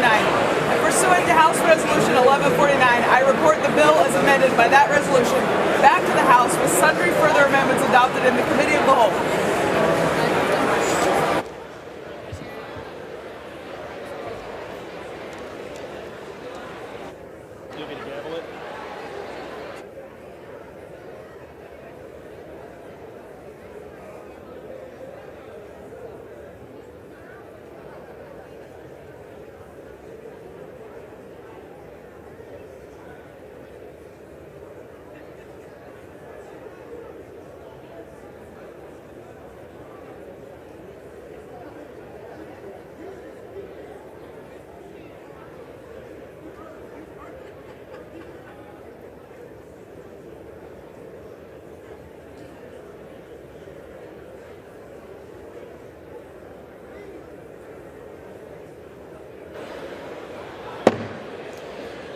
The chair of the Committee of the Whole House on the State of the Union reports that the committee has had under consideration the bill H.R. 4639 and pursuant to House Resolution 1149 reports the bill as amended by that resolution back to the House with sundry further amendments adopted in the Committee of the Whole. Under the rule, the previous question is ordered. Is a separate vote demanded on any further amendment reported from the Committee of the Whole? If not, the chair will put them in gross. The question is on the adoption of the amendments. Those in favor, please say aye. Those opposed say no. The ayes have it. The amendments are adopted. The question is on the engrossment and third reading of the bill. Those in favor, please say aye. Those opposed say no. The ayes have it. Third reading. The bill to amend Section 2702 of Title 18 United States Code to prevent law enforcement and intelligence agencies from obtaining subscriber or customer records in exchange for anything of value, to address communications and records in the possession of intermediary internet service providers and for other purposes. The question is on passage of the bill. Those in favor, please say aye. Those opposed say no. The ayes have it. The bill is passed and without a... For what purpose does the gentleman from Ohio seek recognition? I'd ask for the yeas and nays, Mr. Speaker. Perfect. Thank you. 5 minutes.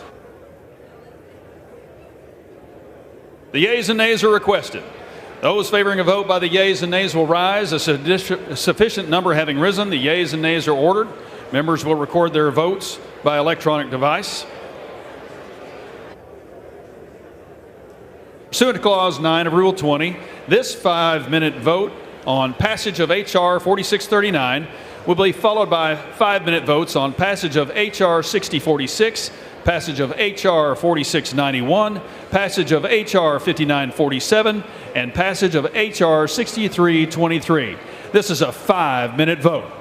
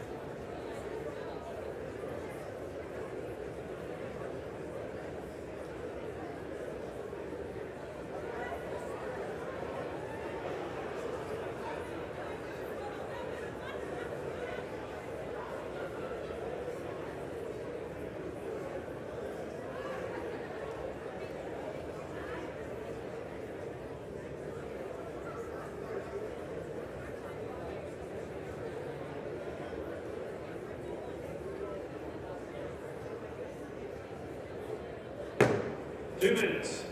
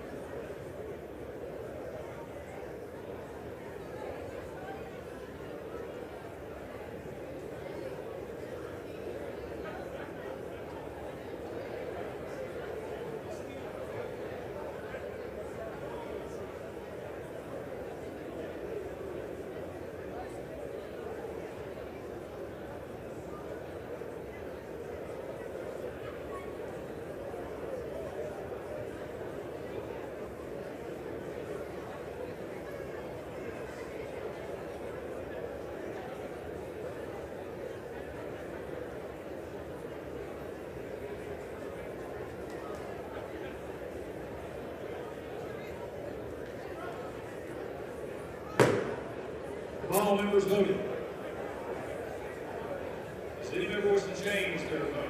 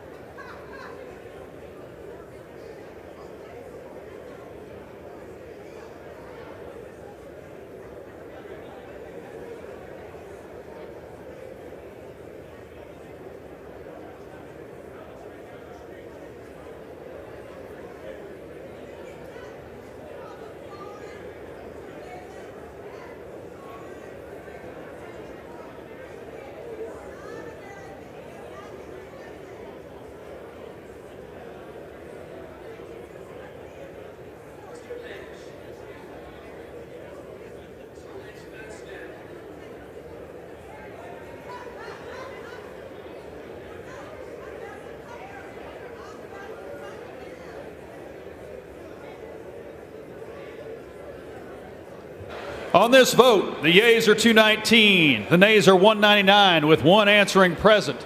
The bill is passed. Without objection, a motion to reconsider is laid on the table.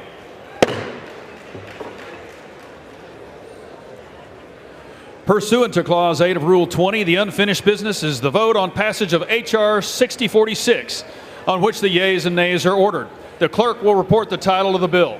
H.R. 6046, a bill to designate Ansar Allah as a foreign terrorist organization and to impose certain sanctions on Ansar Allah and for other purposes.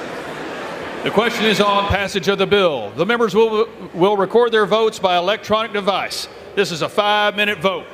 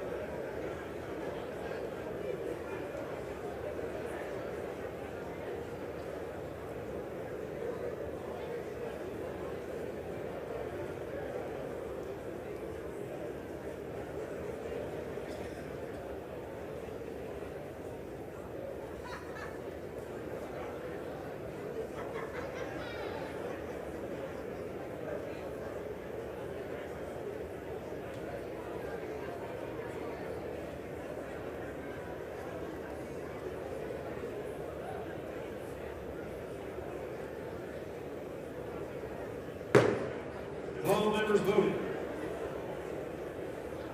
Does any member wish to change their vote?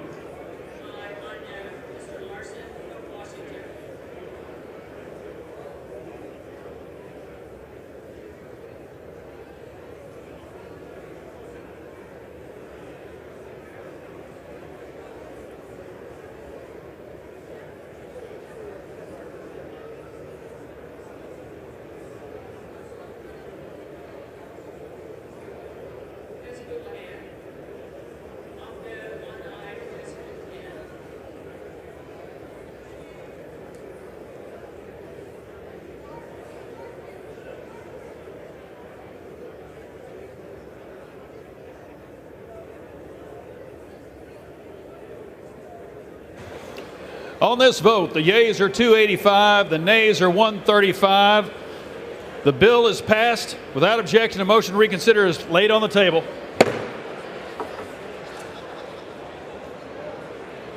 Pursuant to Clause 8 of Rule 20, the unfinished business is the vote on passage of H.R. 4691, on which the yeas and nays are ordered. Clerk will report the title of the bill. H.R. 4691, a bill to provide for congressional review of actions to terminate or waive sanctions imposed with respect to Iran. The question is on passage of the bill. Members will record their votes by electronic device. This will be a 5-minute vote.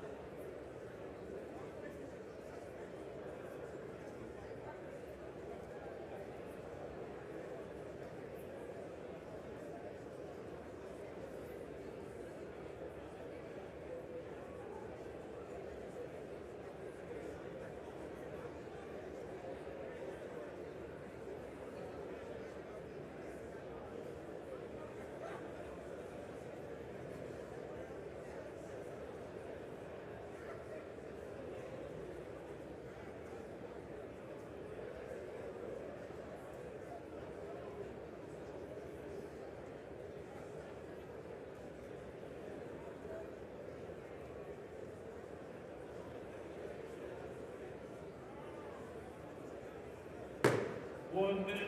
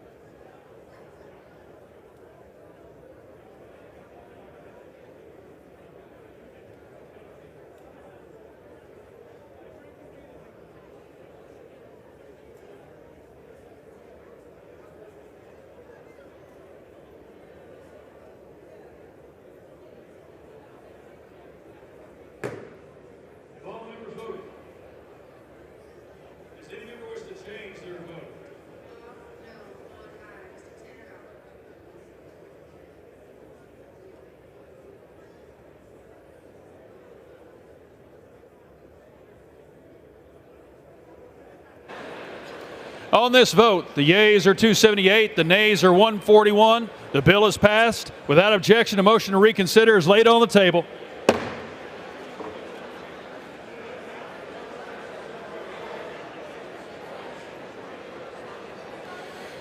Pursuant to Clause 8 of Rule 20, the unfinished business is the vote on passage of H.R. 5947, on which the yeas and nays are ordered. Clerk will report the title of the bill.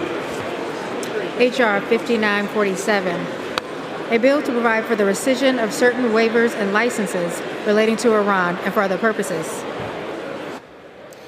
The question is on passage of the bill. Members will record their votes by electronic device. This will be a 5-minute vote.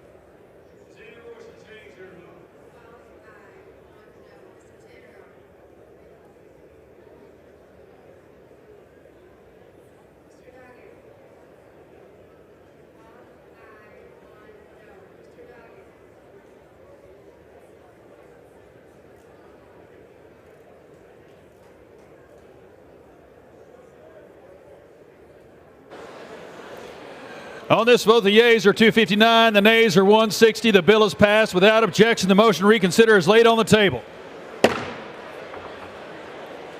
Pursuant to Clause 8 of Rule 20, the unfinished business is the vote on passage of H.R. 6323, on which the yeas and nays are ordered. The clerk will report the title of the bill. Union Calendar Number 380, H.R. 6323, a bill to modify the availability of certain waiver authorities with respect to sanctions imposed with respect to the financial sector of Iran and for other purposes. The question is on passage of the bill. Members will record their vote by electronic device. This will be a 5-minute vote.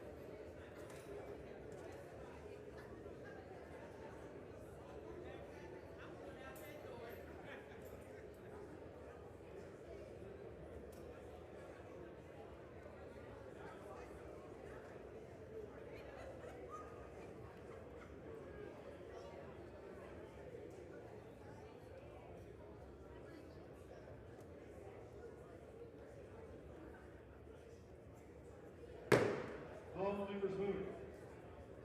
Any member wish to change their vote?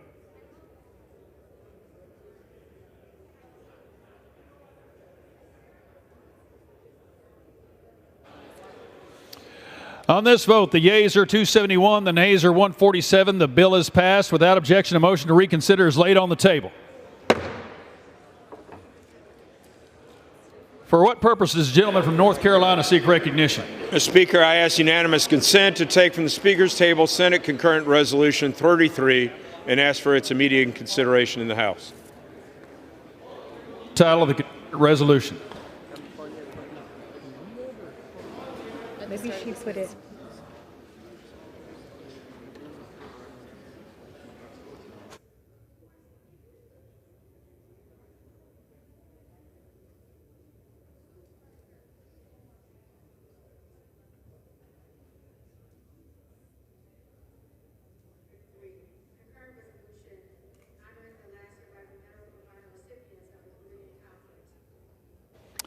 Is there objection to the consideration of the concurrent resolution? Without objection, the concurrent resolution is agreed to, and the motion to reconsider is laid on the table. For what purpose does the gentleman from North Carolina seek recognition? Mr. Speaker, I ask unanimous consent that when the House adjourns today, it will adjourn tomorrow morning at 9 a.m. Without objection.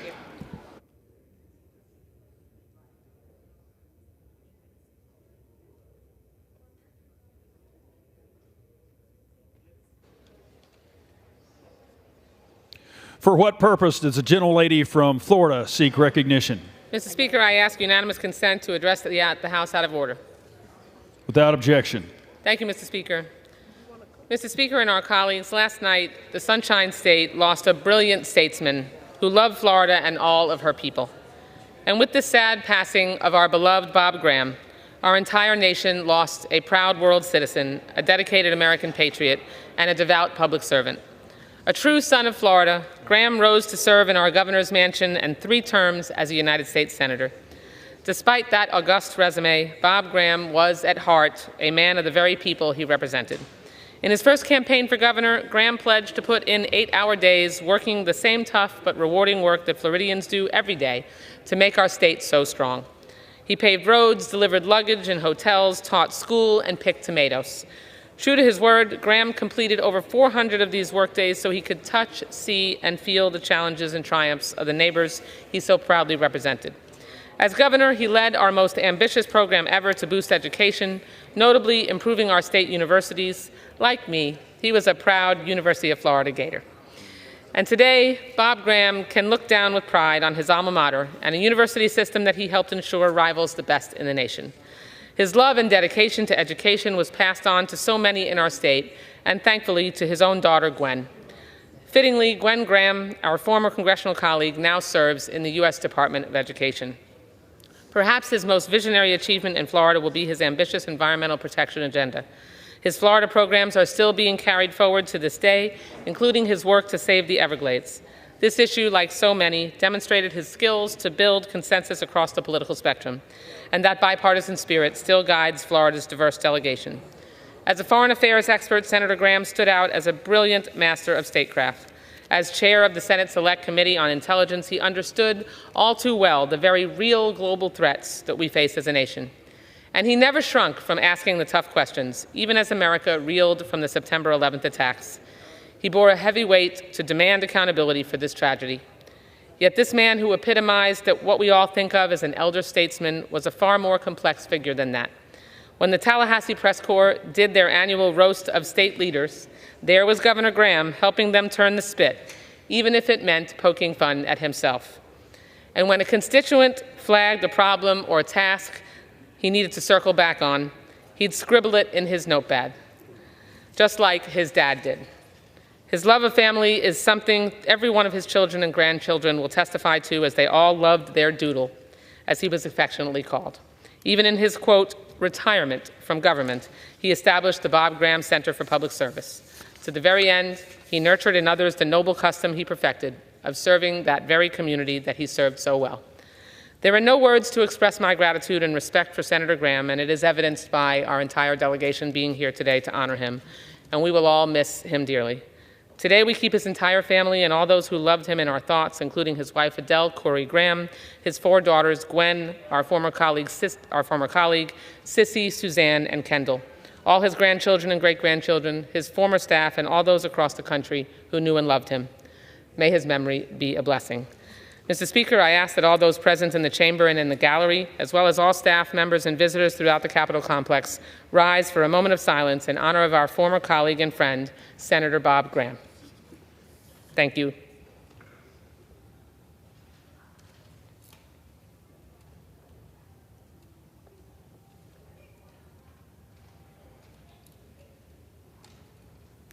Thank you, Mr. Speaker. I yield back. The chair will receive a message. Mr. Speaker, a message from the Senate.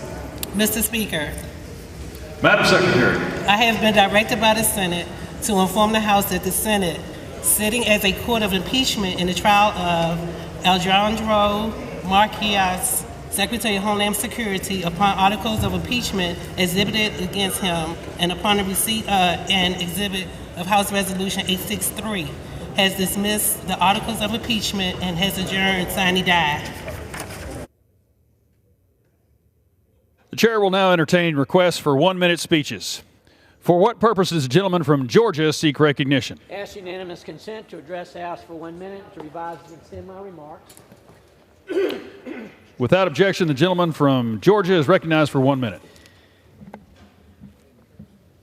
Mr. Speaker, I rise today to honor the life of William Herbert Hunt, who passed away at the age of 95. Herb was born in Arkansas before moving to Texas as a young child. He attended boarding school in Pennsylvania before earning a bachelor's degree in geology from Washington and Lee University. At university, Herb met his soulmate, Nancy Jane Broaddus. They were married for 72 years and raised a large, loving family. Herb joined the family oil business and had a successful career in oil and gas exploration, where he contributed to discoveries and field developments. His success and expertise in the petroleum industry awarded him various seats on oil industry boards. Herb was president of the Boy Scouts of America Circle 10 Council and received awards for his service to youth. He also served on the Presbyterian Hospital Building Corporation and the Wadley Blood Bank Board. Herb achieved legendary success in industry and business with extensive civic involvement and philanthropy. However, he found his greatest pride and joy in the family he and Nancy raised together. Thank you, Mr. Speaker, and I yield back. For what purpose does the gentlewoman from Virginia seek recognition? Without objection, the gentlewoman is recognized for 1 minute. Thank you, Mr. Speaker.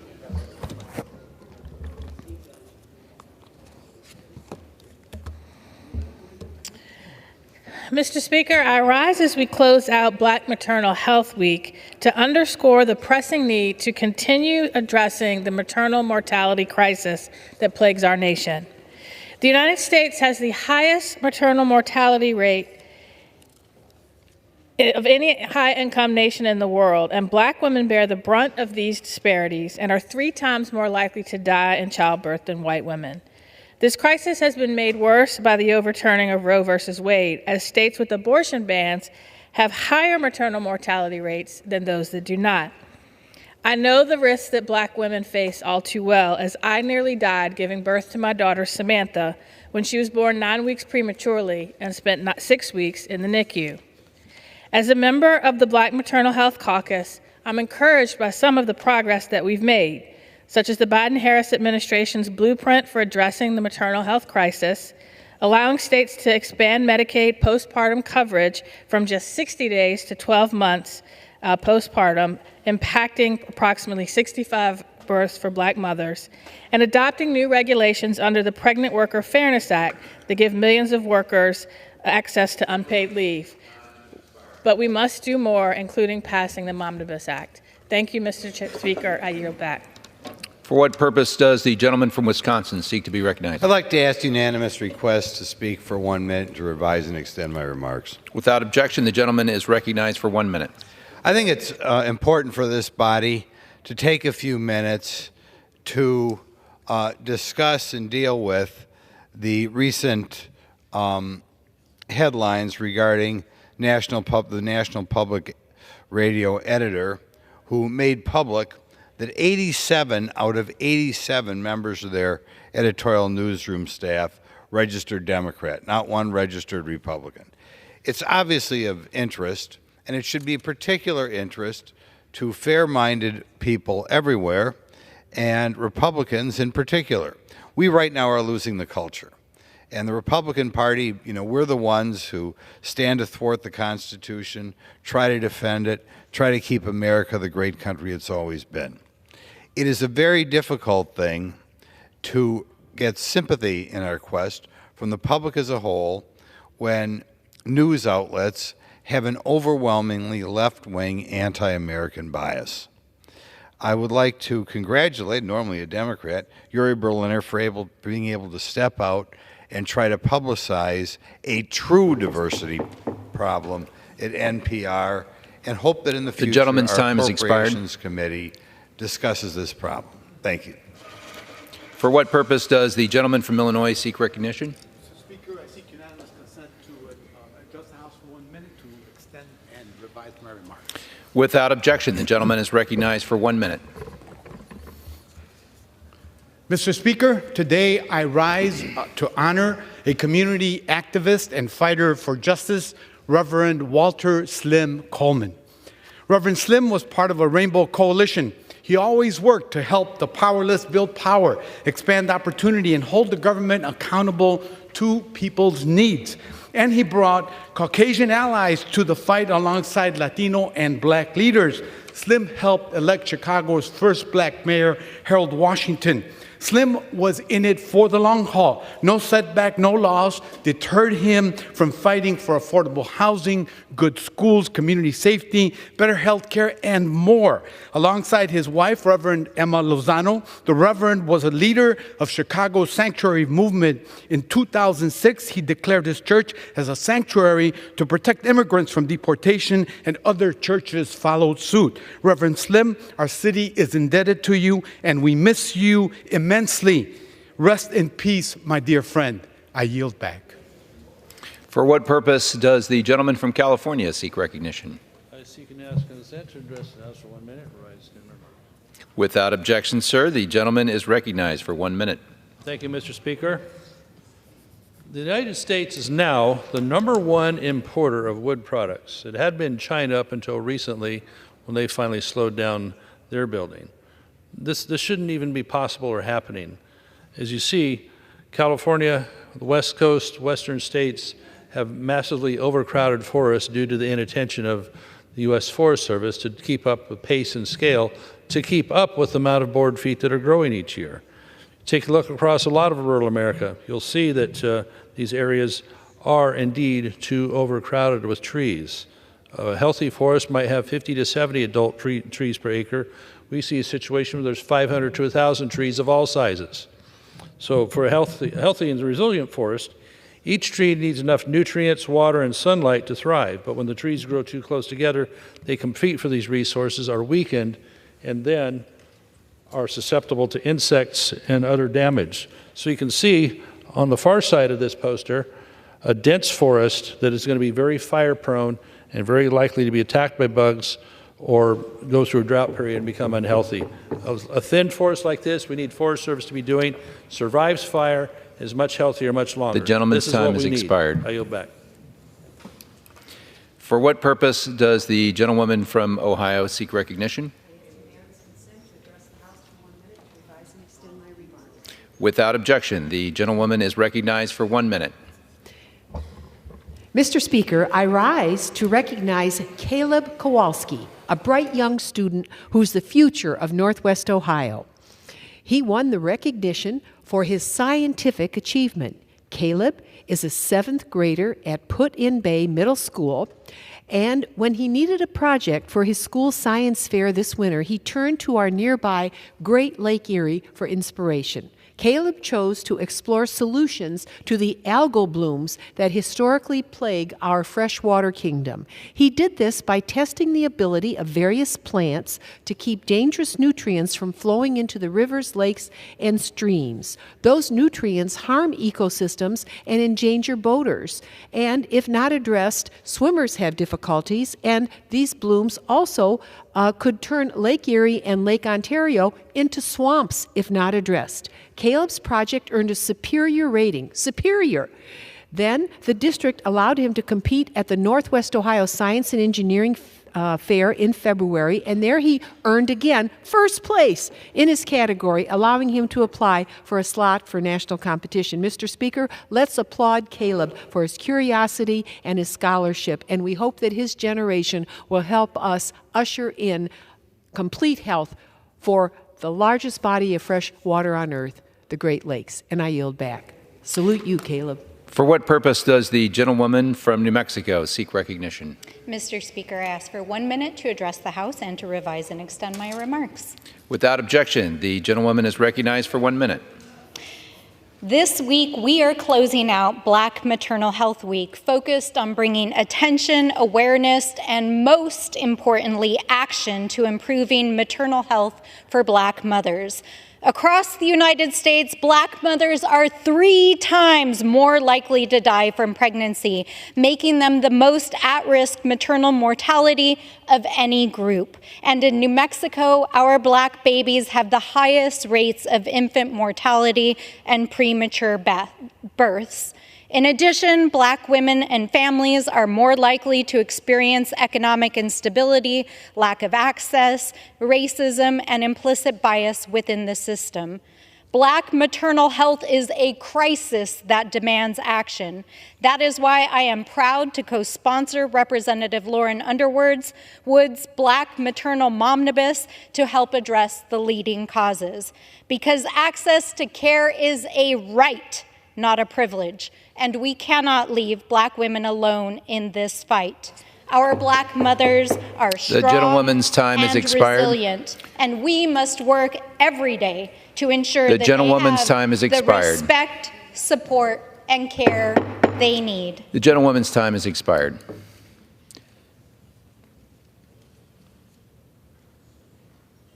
For what purpose does the gentlewoman from Texas seek recognition? Without objection, the gentlewoman is recognized for 1 minute.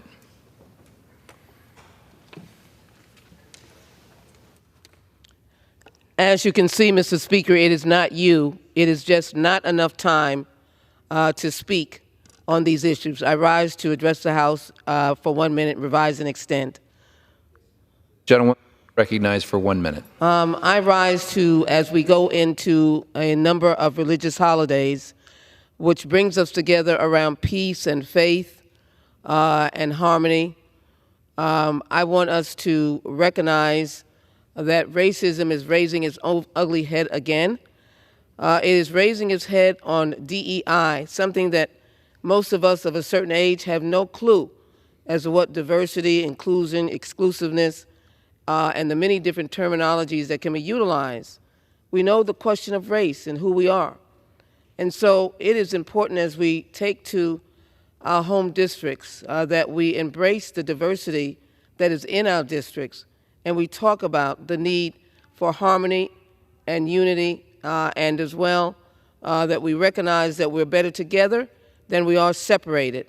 I want to offer a commitment that we stand against racism, that we acknowledge it, that we join together in supporting H.R. 40, that is a commission to study reparations and develop reparation proposals. But I look forward to us ridding ourselves The gentlewoman's time of has the ugly expired. face of racism, and as well to ensure that we find a way to solve why we're divided instead of united. The gentlewoman's time has The gentleman expired. is doing his job, and I will continue to just say this. Racism The gentlewoman's is ugly, time has expired. and we must rid ourselves of it. The gentlewoman is Let's no longer support- recognized.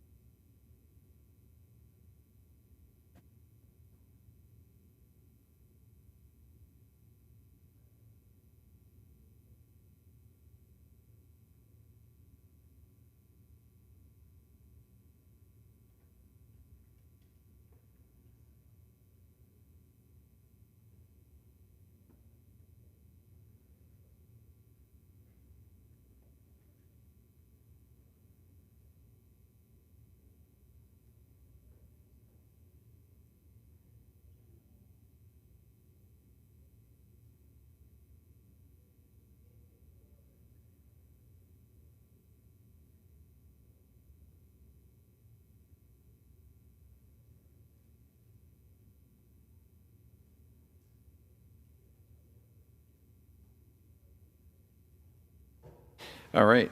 Under the Speaker's announced policy of January 9th, 2023, the gentleman from Utah, Mr. Moore, is recognized for 60 minutes as the designee of the Majority Leader. Thank you, Mr. Speaker. I ask unanimous consent that all members may have 5 legislative days in which to revise and extend their remarks and include extraneous material on the topic of this special order. Without objection. Thank you, Mr. Speaker. Appreciate this opportunity to join my colleagues and share some very important perspective and messages. House Republicans are responding to many concerns held by Americans across the country, from this historic crisis happening at our southern borders to the increasing cost of everyday goods and services as a result of Biden administration's tax and spend agenda that is burdening hardworking families from New York to California, Utah to Ohio. And just this weekend, Americans watched as Iran launched an unprecedented attack on Israel, our ally, and yet and again threatened Israel's very existence. The American people deserve better leadership from this administration, better stewardship of our federal resources, and better strength on the global stage. I'm grateful to my colleagues for joining me on the House floor this evening to share their thoughts on how these issues are impacting their constituents and our conference's solutions. We look forward to hearing from a few of my colleagues this evening, and we'll first go, and I'll yield so much time as the gentleman from South Carolina may consume. Mr. Wilson, would you please feel free to address I yield my time to you. And thank you for your leadership, Congressman Moore. We appreciate it very, very much.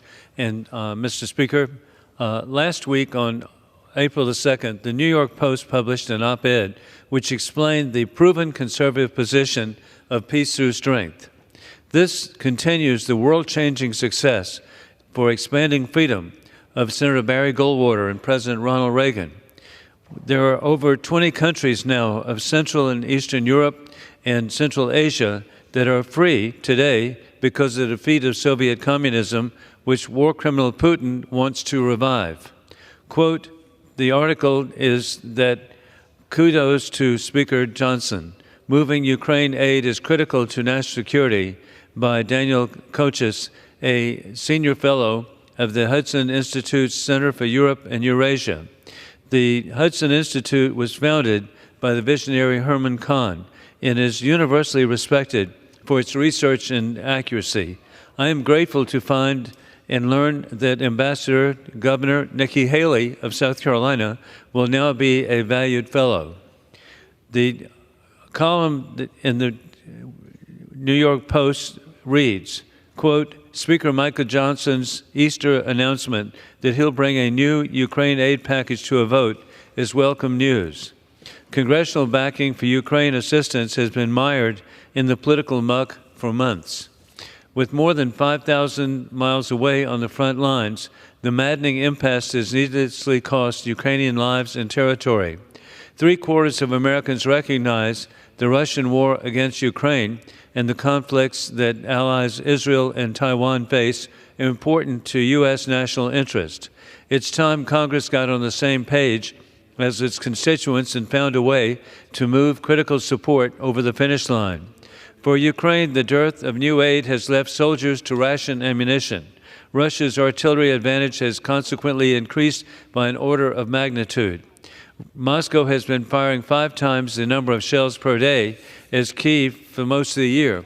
And this is in the article, but you should understand many of these shells came from North Korea, from the DPRK, from the dictatorship there, which is also threatening our ally of South Korea and Japan. Russian forces simply out-pummel Ukraine's defenders. Some good news just 2 weeks ago. The Czech Republic has stepped into the breach in a major way, scouring the world to secure 800,000 artillery shells. The first batch could reach Ukraine early this month, a lifeline that would allow defending forces to start shooting more rounds, secure in the knowledge that replacements are on the way. But while the Czech Republic's role as intermediary in finding, purchasing, and securing permissions for export of critical stocks of munitions is phenomenal, it will not fill the void left by a lack of American assistance and leadership. It is in America's interest to continue to aid our friends, most especially those defending their families and homes in Ukraine. Inaction not only harms U.S. national interests, it is expressly not what the American people have told policymakers they desire. Multiple recent polls have found a majority of Americans continue to back the aid for Ukraine, both economic and military. Behind closed doors, most congressional members recognize the importance of continuing assistance. From a military point of view, Ukraine is far better off today than it was 2 years ago, and Russia is far worse off. And though from a normal moral perspective the war remains starkly black and white, declined, the administration following the war to fester, allowing the war to fester by continuing to balk at sending Ukraine the systems it needs to win hasn't helped. Team Biden's shocking, short-sighted, and incompetent Afghanistan withdrawal is still fresh on the minds of many Americans, and they do not want a repeat. But failing to robustly stand with Ukraine and decisively defeat Russia makes this specter more likely to happen. The outcome of Russia's genocidal campaign there will have far broader implications for America's future security than either Afghanistan or Iraq. There is, however, room for optimism. Unlike in Afghanistan or Iraq, America is not a combatant in Ukraine, but we do benefit from its success. Despite some territorial setbacks, Ukraine can defeat Russia and its backers of Beijing, Pyongyang, and Tehran, and its allies' consistent, stout backing.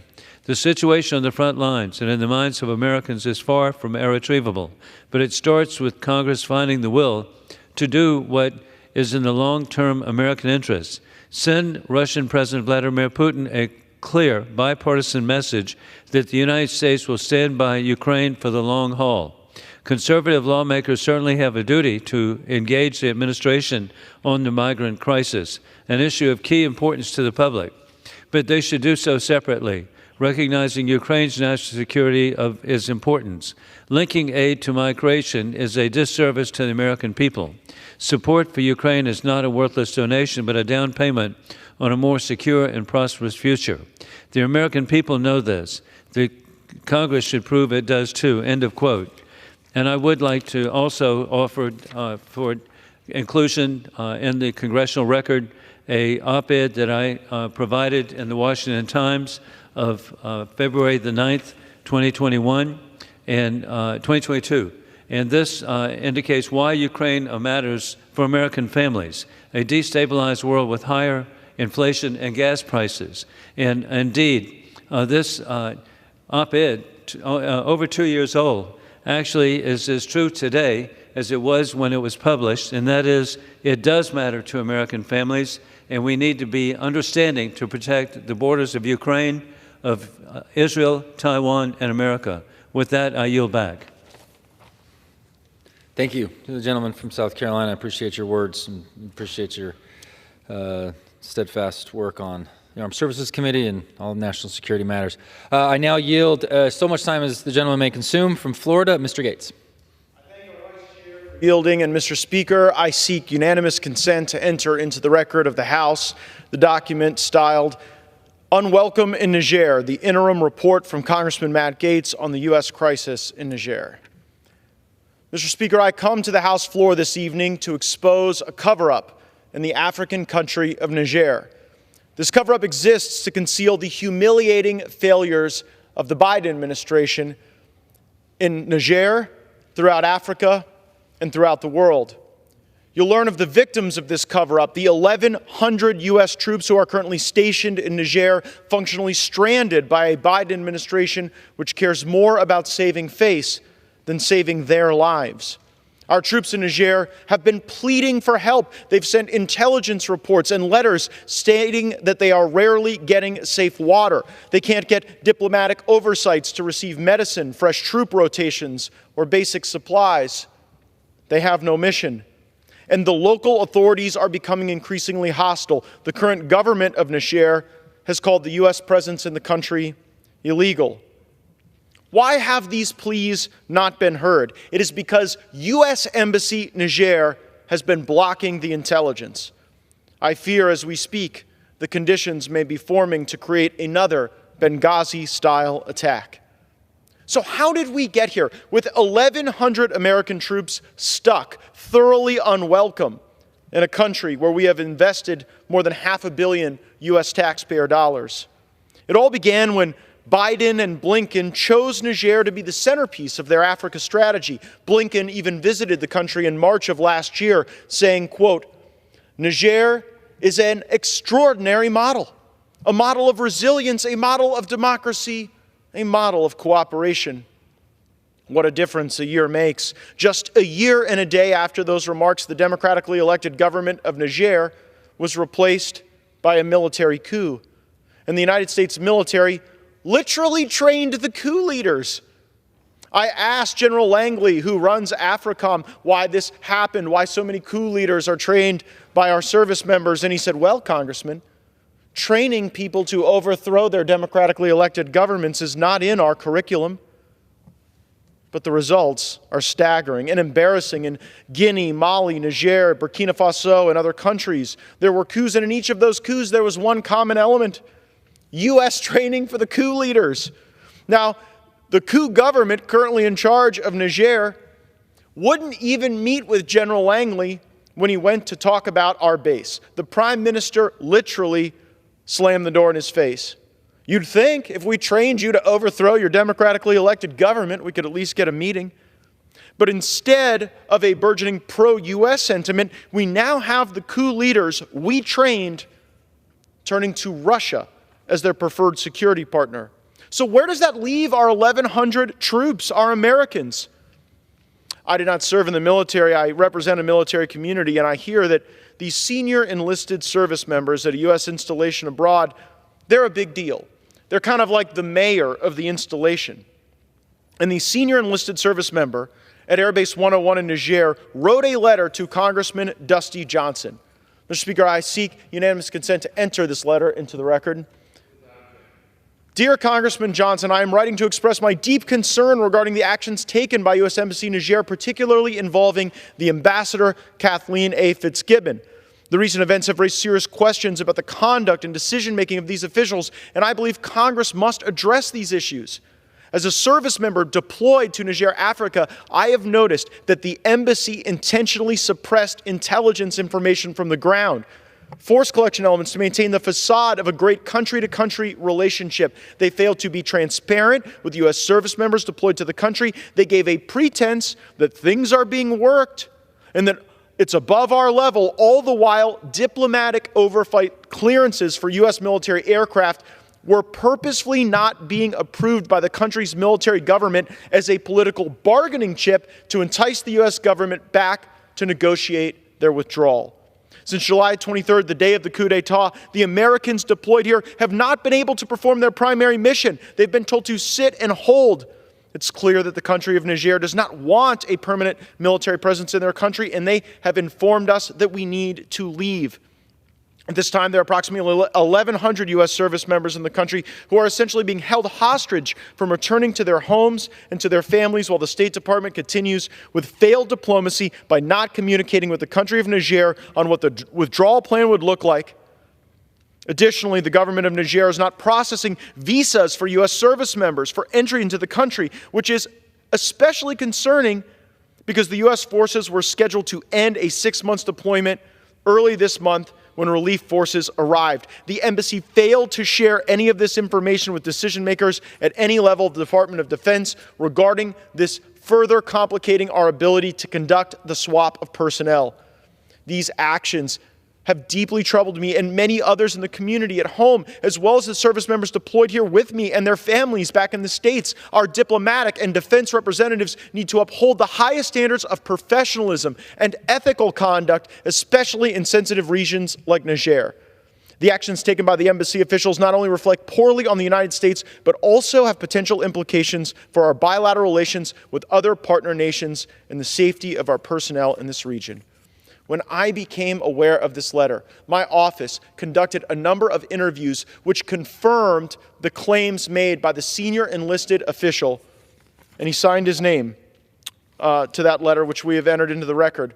And We've done those investigations. We've learned that the top public health official says that in the month of May, they are going to run out of medicine in Niger. And it's worse than that. Our partner countries, Italy and Germany, you would think they would help us facilitate medicine and supplies, but they won't even help transport needed materiel to our service members because they're worried about being expelled from the country. And if that isn't worse, the fact that we've got Russia as the preferred security partner now means there are Russians behind the wire at Air Base 101. We have Russians on our base somewhere. That would never happen. But the only reason it's happening is because Blinken and Biden are humiliated that their plan failed, that they poured $500 million into this country where now we're being thrown out by the scruff of our neck. Well, Joe Biden and Tony Blinken's failures should not have to be visited on the 1,100 service members there who are there fighting for us, wanting to do patriotic duty, and are being held hostage, and they are being stranded. And I will fight for them, and I will fight against this administration that would use our service members as pawns because they can't get their act together. Just because Biden and Blinken can't say oops doesn't mean we should abandon our troops. Thank you, Mr. Speaker. I yield back to the gentleman from Utah, and I thank him for his indulgence in the time. Absolutely. Thank you to the gentleman from Florida and for sharing that information. It's part of the job that we need to be doing and what we can do to uncover and for a thorough analysis. I'll next yield to my colleague from the great state of California, Mr. LaMalfa, for as much time as he may consume. Thank you, Mr. Moore. Appreciate it once again. As we contemplate and navigate our way through these hard times, a difficult economy with indeed Bidenomics working the way it has been the last couple of years for us in this country, we have to get to what is the root cause and what is the route out of this. And it really it comes down to getting back to our roots, get back to the source of our economy. Where does the economy come from?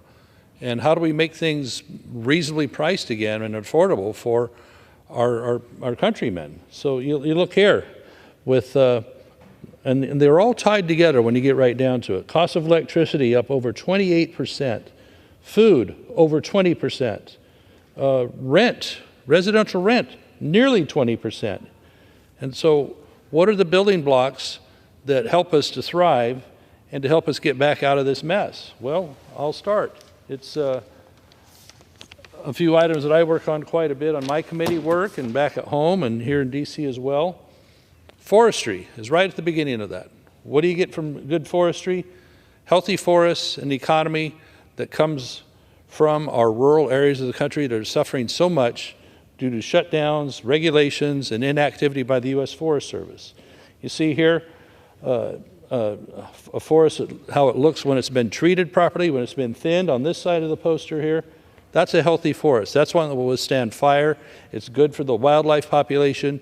It's good for the trees themselves to not have to compete for limited soil and water resources, especially through a drought period. This side here is a tinderbox that is going to go up and it's going to be devastating, as so much has happened in the West over these last years. A 1 million acre fire happened in my district and many 6-digit fires all over the western states. This does not work for very long. It's not good for the wildlife when it's green, and certainly not for when it's caught in the middle of a forest fire. So indeed, we have to do much more work in order to catch up on that, because what I mentioned, cost of rent, when you have high costs of building inputs, which can come from wood products that just a couple of years ago were in short, and paper products. Remember the toilet paper shortage? Why in the world do we have that? We need to have our American forests be very active. So over 800 million acres of forest has approximately 350 billion trees in this country. A total inventory of 13 trillion board feet. Annual growth of 300 billion board feet, whether we harvest it or not.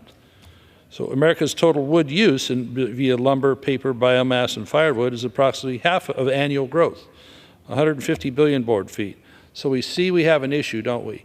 If we're only harvesting using half of what grows each year, that means these forests are getting more and more dense every year.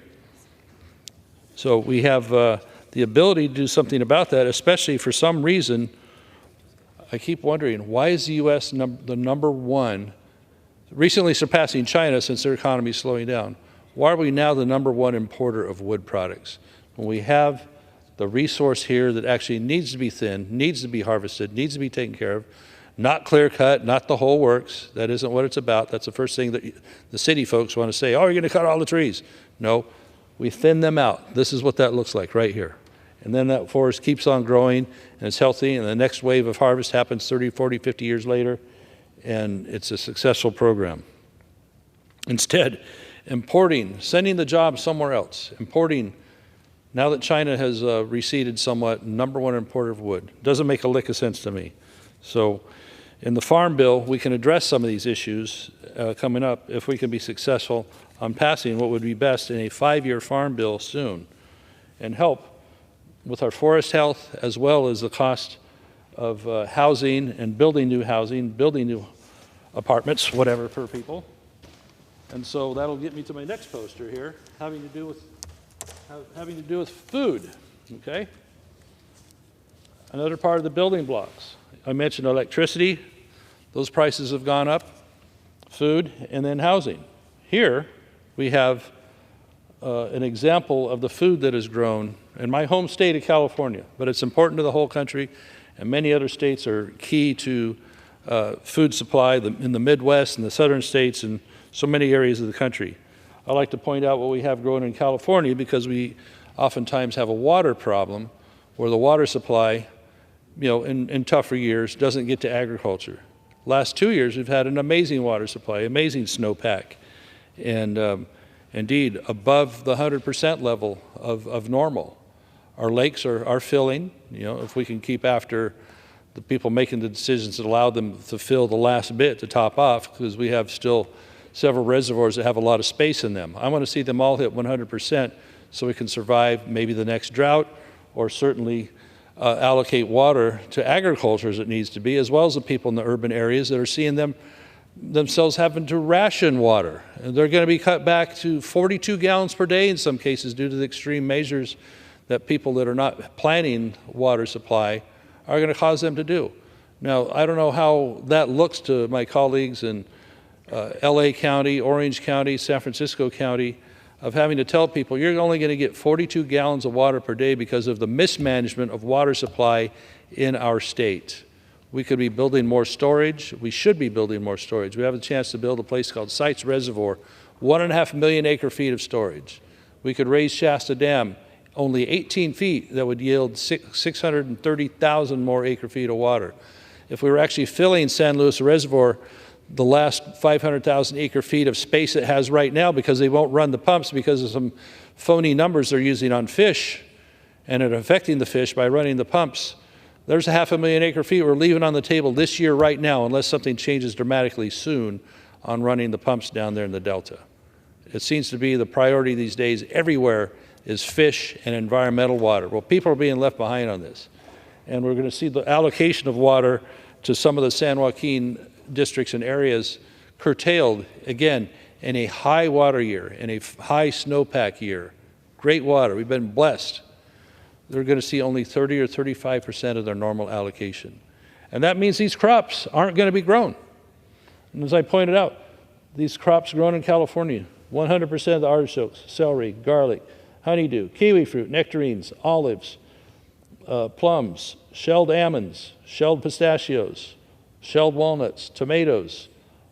Basically 100% of what America uses comes from California on a commercial basis. I know people grow patches of it here and there in their gardens and stuff around the country, but commercially grown, that's what California represents. Even getting down to some that are not quite 100%, mandarins, avocados, grapes, carrots, broccoli, these are at the 90% mark. Strawberries, 89%. Wild rice, 60% is grown in California. Even horseradish, 30%, a lot of up in my area, in the Tule Lake area, except they're having their water taken away, except they're having their dams removed due to environmental stuff. So how are we going to get a handle back on the high price of inflation on whether it's energy, with the dams I just mentioned? Electricity's up 20-something%.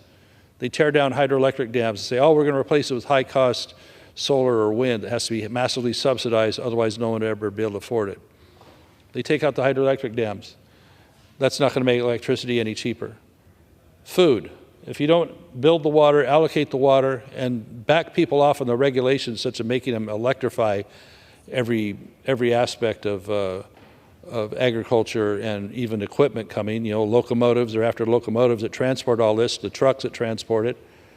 All that does is drive the cost of food. And as I mentioned also with housing, if we can't cut the timber, if we can't provide for low-cost timber that comes from this country instead of somewhere else, it still baffles me why we're the #1 importer of wood products.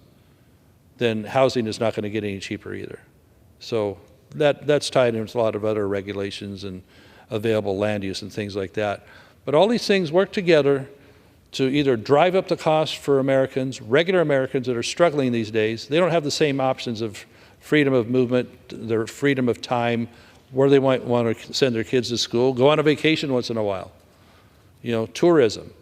All those things are dramatically curtailed because of government regulations, lack of government foresight on energy, where our energy is going to come from, what our energy policy is.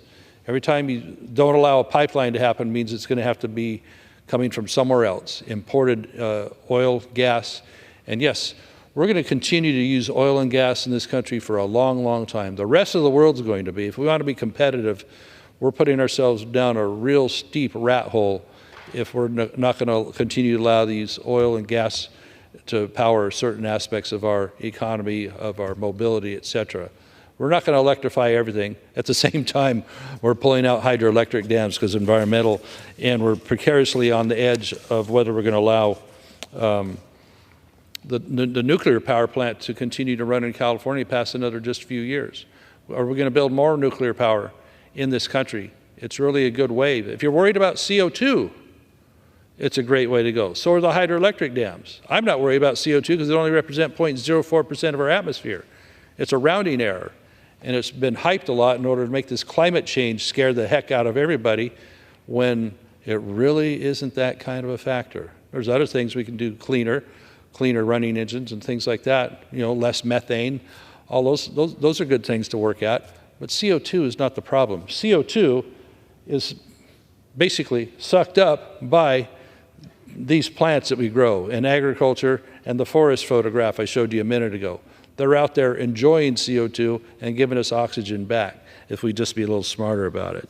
So at the end of it, one of the important things we need to do this year, this spring really, is move the Farm Bill, because it's important as far as forestry goes, it's important as far as this food supply goes, to have stability in the ag economy. It's also a big portion of it is the SNAP program, which is important to help keep low-cost food on the table for many, many Americans that are on the low side of the income scale or going through tough times themselves. And so we need to pass that in order to have the SNAP program stay viable and stay modernized as things change. So moving forward with the Farm Bill is going to be very, very important in the short term to get a 5-year bill, not just another extension, which doesn't really allow us to change or upgrade what the pieces of the Farm Bill are. Crop insurance. Some of these crops need to have more ability to access crop insurance. If you have crop insurance, then there's less need to have a bailout for a disaster because it's being taken care of up front, as well as promotion of products, some of that through MAP funds and other programs to promote some of these products that we export. Because we do need to have an export economy. You have a giant negative economy with import-export with China and others, and agriculture has been one of our mainstays to have anywhere close to balance on foreign trade. So it's a good thing for us. So instead, what do we get? Things such as the Inflation Reduction Act, which is a joke in its name. It didn't reduce inflation. Inflation is still going up. It's still part of our everyday worry we have here. And that's what we get is more government spending. Instead, unleash the economy by allowing people to log timber, grow food, produce energy, as I'm talking about here. So we need to be able to make a difference to help these producers and then help the consumers.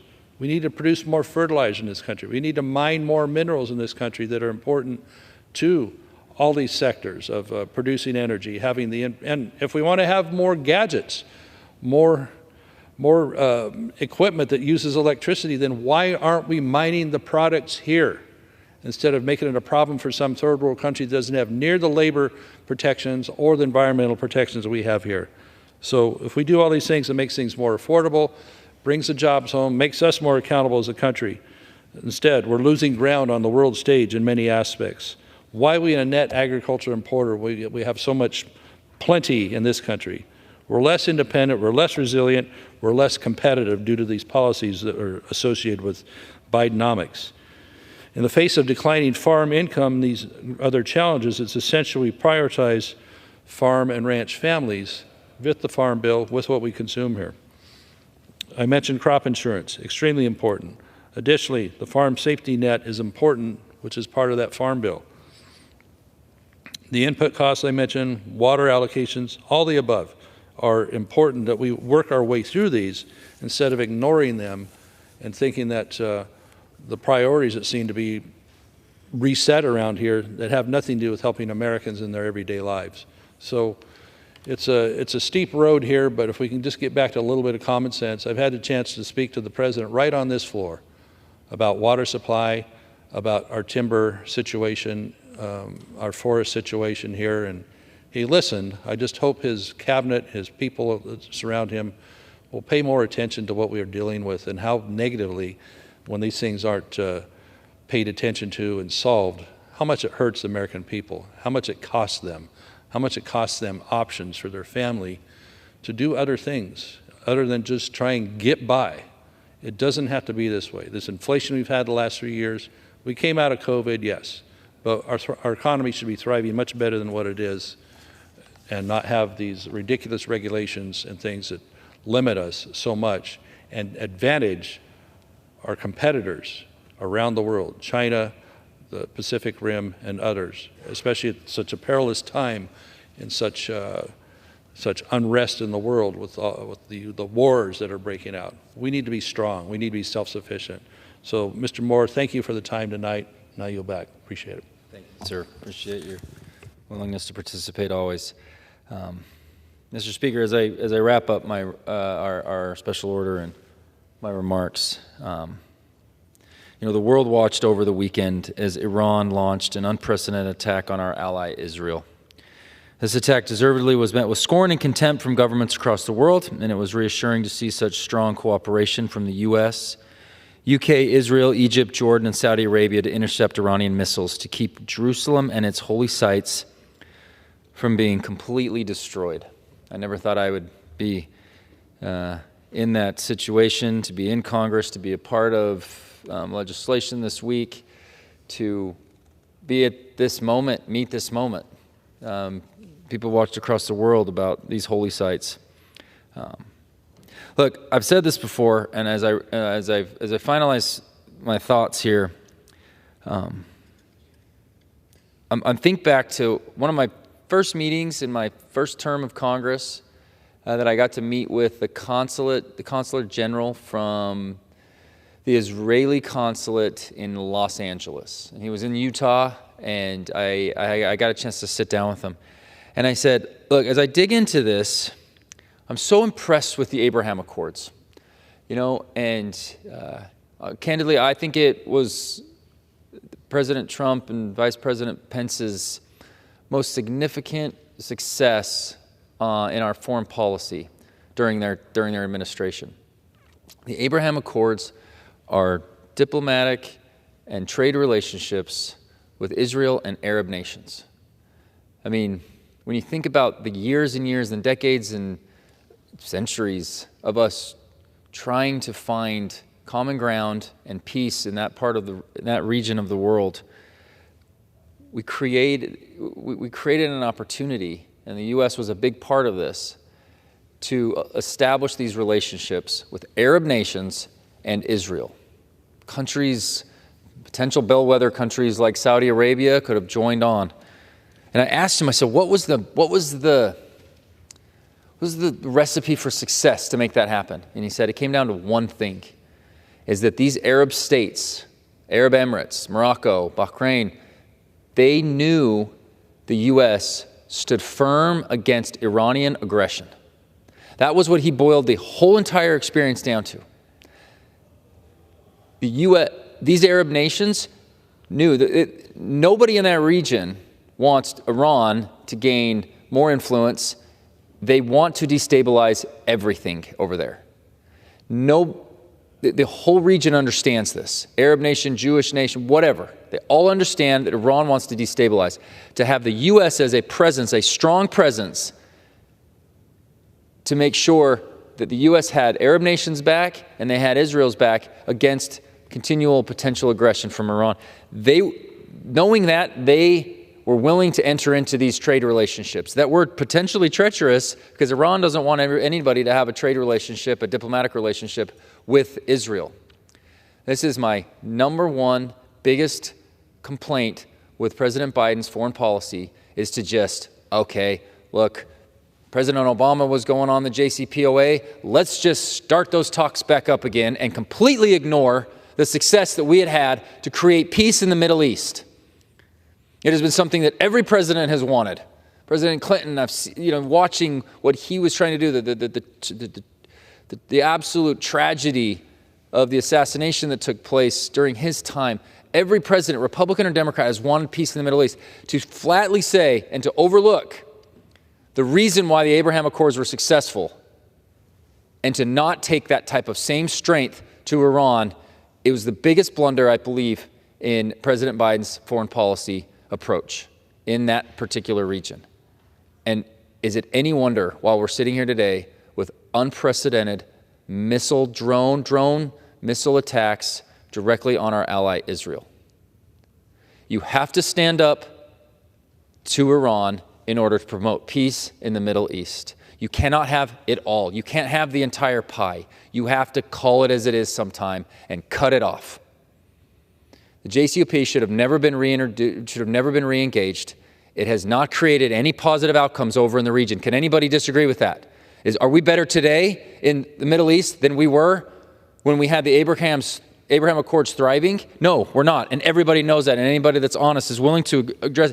If you want to be Israel's ally, you cannot also continue to pander to Iran. It is not the recipe for success. And that's not just from the Israeli point of view. That is from the Arab state point of view. And I hope to impress upon the Biden administration to recognize that. And that's what we're trying to do this week, putting several floor measures to hold Iran and its proxy groups accountable for their actions. We will continue to hold the line in supporting Israel and ensuring they have what they need to defend their freedom. Speaker, thank you very much, and I yield back the remainder of my time to the chair. The gentleman yields. Under the Speaker's announced policy of January 9th, 2023, the gentlewoman from Illinois, Mrs. Ramirez, is recognized for 60 minutes as the designee of the Minority Leader. Thank you, Mr. Speaker. I ask unanimous consent that all members have 5 legislative days to revise and extend their remarks and include extraneous materials on the subject of my special order. Without objection. Thank you, Mr. Speaker. Mr. Speaker, the housing crisis impacts us all. Regardless of whether you live in a city, you live in a suburb, or a rural town, many Americans are concerned about their housing stability. Homelessness has risen every single year since 2017, and the shortage of available and affordable housing has only worsened. High interest rates and student debt has made the American dream of homeownership out of reach and impossible for too many. Severely underfunded programs are unable to tackle the most critical issues facing our communities in a meaningful way. And wages, they're just not keeping pace with rising housing costs. The human right to housing is more than a slogan and more than just 4 walls and a roof over someone's head. The human right to housing means realizing safety and stability and dignity through housing. And that is why today I'm convening tonight's special order hour for the Congressional Progressive Caucus, so that I, along with my colleagues, can talk to you about the housing challenges facing American households and the progressive solutions we can champion to address this issue. You know, solutions like bridging the gap between income and housing costs, and expanding and preserving the supply of affordable, accessible rental homes for people with the lowest incomes, providing emergency rental assistance to households in crisis, strengthening and enforcing renter protections, opposing efforts to undermine housing first and criminalize homelessness. Safe, affordable, dignified housing, I know, is the foundation on which so much of our quality of life and our economic security is built. I hear often that housing is just too hard to tackle at the federal level. But if we want to realize housing for all as a human right, we have to challenge ourselves to move beyond traditional approaches and embrace creativity and innovation. To get us started, I would like to yield to the gentle lady from California, Miss Porter.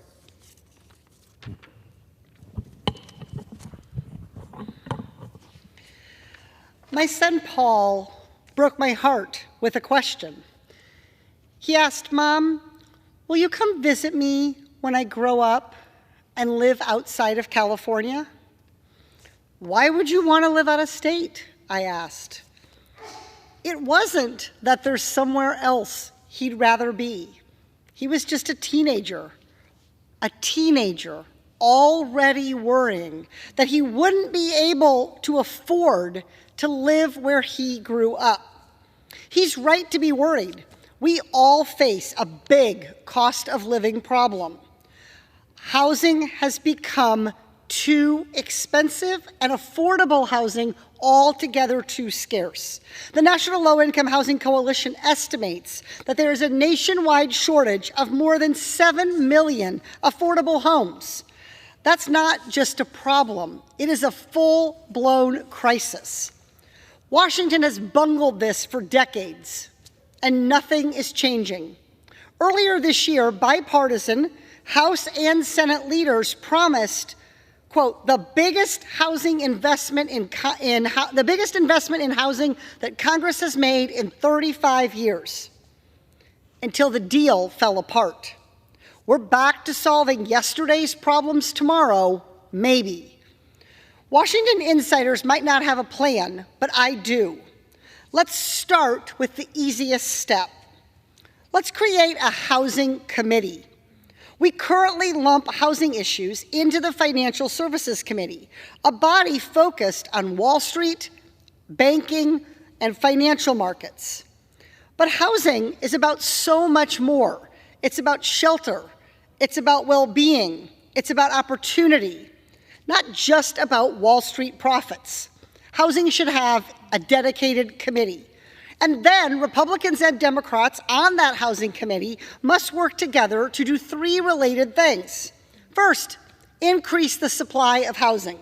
Second, make housing easier to build. And third, make housing more affordable. Believe it or not, the supply part is pretty easy. Republicans and Democrats alike actually want to increase our housing supply. You don't have to take my word for it. Look at the Affordable Housing Credit Improvement Act, which would enhance tax credits to build 2 million homes over the next decade. It is publicly supported by 111 Democrats and 111 Republicans. So let's pass that. And then why stop with tax credits? Let's unleash private capital for home construction by guaranteeing and securitizing the construction of 1 to 4 unit starter homes, just like the government already does for big apartment buildings built by Wall Street real estate firms. Those are the steps that we need to take to invest in our housing supply. But actually building those homes is still too challenging, and it shouldn't be. Stick and brick homes are expensive. Manufacturing costs have gone down in virtually every industry, except home building. So why aren't we copying and learning from what worked in other industries? Imagine a home built, at least in part, from 3D printed materials. Congress can invest in this type of technology and reduce building costs by over 30% just by thinking creatively. And all levels of government should be partners in creative thinking. Congress should reward counties and cities that take steps to make their building and zoning requirements more flexible. And the federal government should release some of its unused land so we can build homes on it. With these simple steps, we can build way more affordable homes and get those financed and built. Then we just need to figure out how to make them affordable to own. One problem is that hedge funds have been scooping up all of the affordable homes, especially starter homes. We need to pass the End Hedge Fund Control of American Homes Act and tax Wall Street investors that purchase hundreds of homes solely for profits. Houses should be for homeowners and mom and pop landlords, not Wall Street companies looking to drive up their profits. And with the money we make from that bill, we can invest in down payment assistance for first-time home buyers. Often the biggest thing stopping people from owning a home is not having the cash to pay upfront for the down payment, even if they can afford the regular payments on that mortgage. Down payment assistance will solve that. Folks, this is what a plan looks like. Congress just doesn't have one. The United States did not wind up with a shortage of nearly 7 million affordable homes overnight. Our housing crisis is the gradual consequence of leaders in Washington being asleep at the wheel for over 30 years. Well, Congress needs to wake up. Lowering people's housing costs isn't pie in the sky. We have done it before. We did it through the GI Bill for service members, and we can do it again for all Americans. That's what we need from Washington, and I'll keep pushing to get it done. I yield back to the gentlelady. Thank you, Congresswoman Porter. I could not agree with you more, and today this is why we are doing the special order hour on housing.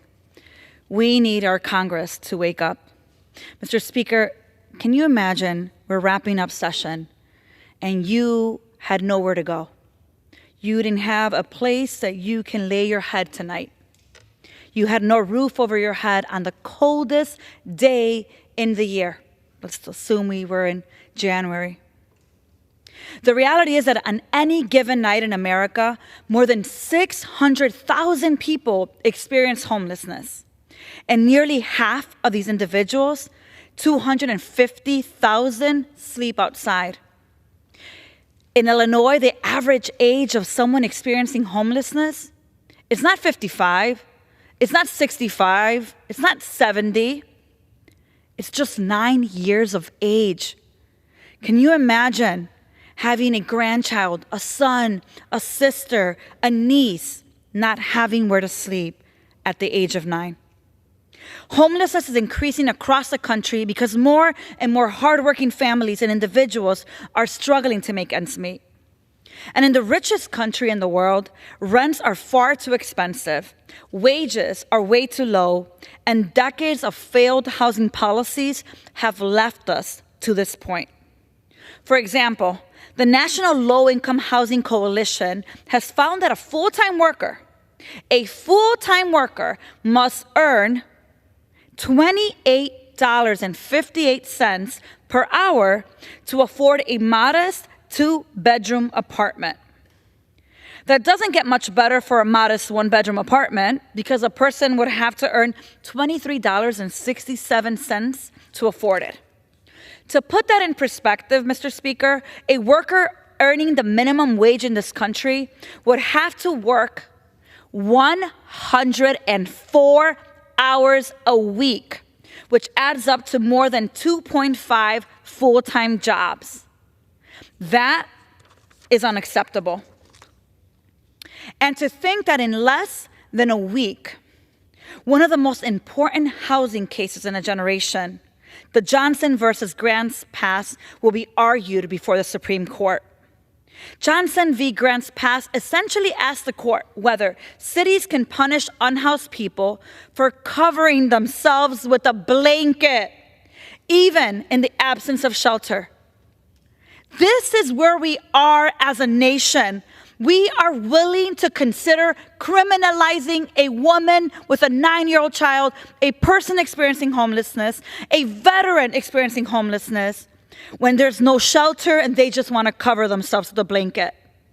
Luckily, the district court and the Court of Appeals have held that criminalizing homelessness violates the 8th Amendment to the Constitution, which establishes the right to be free from excessive bail, excessive fines, and cruel and unusual punishment.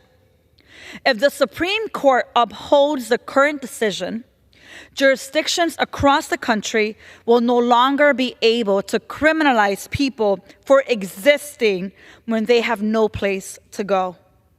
But if the Supreme Court overturns the lower courts and rules in favor of Grants Pass, it will give cities and states permission to punish people who have nowhere else to go other than to sleep outside.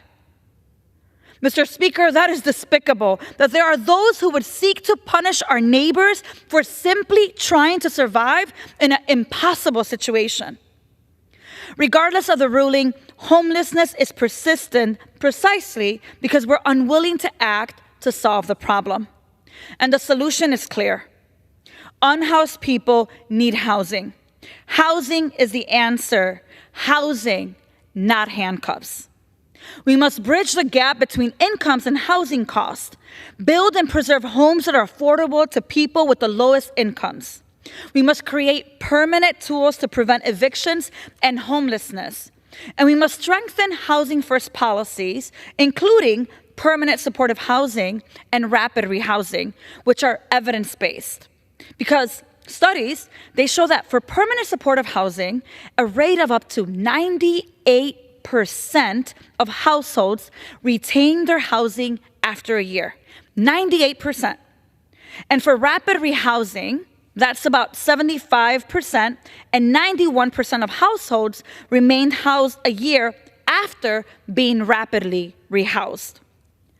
And because we, in Congress, hold the power of the purse, we have a duty to provide adequate funding for proven housing programs and new or innovative revenue sources to support proven housing programs. Look, prior to coming to Congress, I spent 20 years providing social services and working on policy for the unhoused population in Chicago. I witnessed firsthand the multi-layered effect of not having a stable home on our unhoused neighbors, the health outcomes, the access to education, economic development, and more. And bottom line, there are many proven and data-backed solutions to homelessness. We have no excuse. The answers are there. We just haven't had the will to enact them. Arresting or otherwise punishing homeless folks, veterans, children is not a solution. And jails and fines make the cycle of homelessness worse by taking resources away from housing and support. It's not only a bad policy, it's cruel. Advocating for housing, not handcuffs, is how we lead the progressive fight for housing as a human right. And the 3rd District, Mr. Speaker, in Illinois, has inspiring leaders who have been leading the fight for housing justice. And it is why, Mr. Speaker, today I rise to honor Robert M. Adams and Dirk Enger. These are 2 combat veterans who embody the essence of compassion and service. After years of providing assistance to service members, returning to civilian life, Robert and Dirk opened the Midwest Shelter for Homeless Veterans to help veterans suffering from homelessness. Since 2000, the Midwest Shelter for Homeless Veterans has been a beacon of hope, providing vital support to our veterans in DuPage. From affordable housing and employment assistance to service outreach, Robert and Dirk's dream is that no veteran is left behind when it comes to care and services they earned and they deserve. Their commitment to building a continuum of care for our veterans is truly inspiring. And on behalf of Illinois' 3rd Congressional District, It is my great honor to commend Robert M. Adams and Dirk Enger for their commitment to supporting our veterans and ensuring that they receive the care our nation promised them. Congratulations. And we can't talk about homelessness without talking about the high cost of housing. I mean, many of our constituents that I serve, nearly 40% in my district, they're renters. And in the Chicago portion of my district, we've seen rent go up 20%, in some cases, even higher. For decades, the United States has faced increasing housing costs and declining construction. In 2022, it is estimated that 12 million Americans are spending more than half of their income on rent and utilities. Now think about that. You get your income, you get your check, you've worked your 40, 50, 60 hours, and you look, and more than half of it is going to rent and utilities. And the rest of it, probably to a car payment, most likely to gas, student loans, credit cards. People are living paycheck to paycheck. And given what we've seen since COVID, reduced housing supply, increasing rents, supply chain issues, these statistics have only gotten worse. When I was tapped to represent the resilient and diverse communities of Illinois in the state legislature, I was clear. I'm going to fight like hell to prevent folks from losing their housing and falling into homelessness. And during the peak of the COVID-19 pandemic, I passed an expansive housing bill that included eviction moratoriums and rental assistance. We, Speaker, need more programs and policies that make rent affordable for families. However, I know that staying housed is just one piece of the puzzle. Even if people are able to remain housed, high rent often forces people to choose between basic needs like keeping the lights on or purchasing their medication. I mean, people are having to choose between medication, paying for their light bill, or paying rent. And when people have to make these kind of choices, a cycle develops. What's that cycle, you'd ask? Debt, poor credit, predatory lending, and all of the distressing consequences when unaffordable housing creates financial hardships for our families. That is why it's more important than ever that we continue to make housing more affordable while we also address predatory practices. We have to expand the use of tools like alternative credit scores that factor in rent and utility payments, and we have to regulate fees like late credit card fees. I was so encouraged to hear that last month the Consumer Financial Protection Bureau, CFPB, they finalized a rule to cut excessive credit card late fees that cost American families more than $14 billion a year. By reducing the typical fee from $32 down to $8, more than 45 million people will experience an average savings of, are you ready? $220 per year. Consumer protections are part of how we help families navigate financial security in the face of housing stability.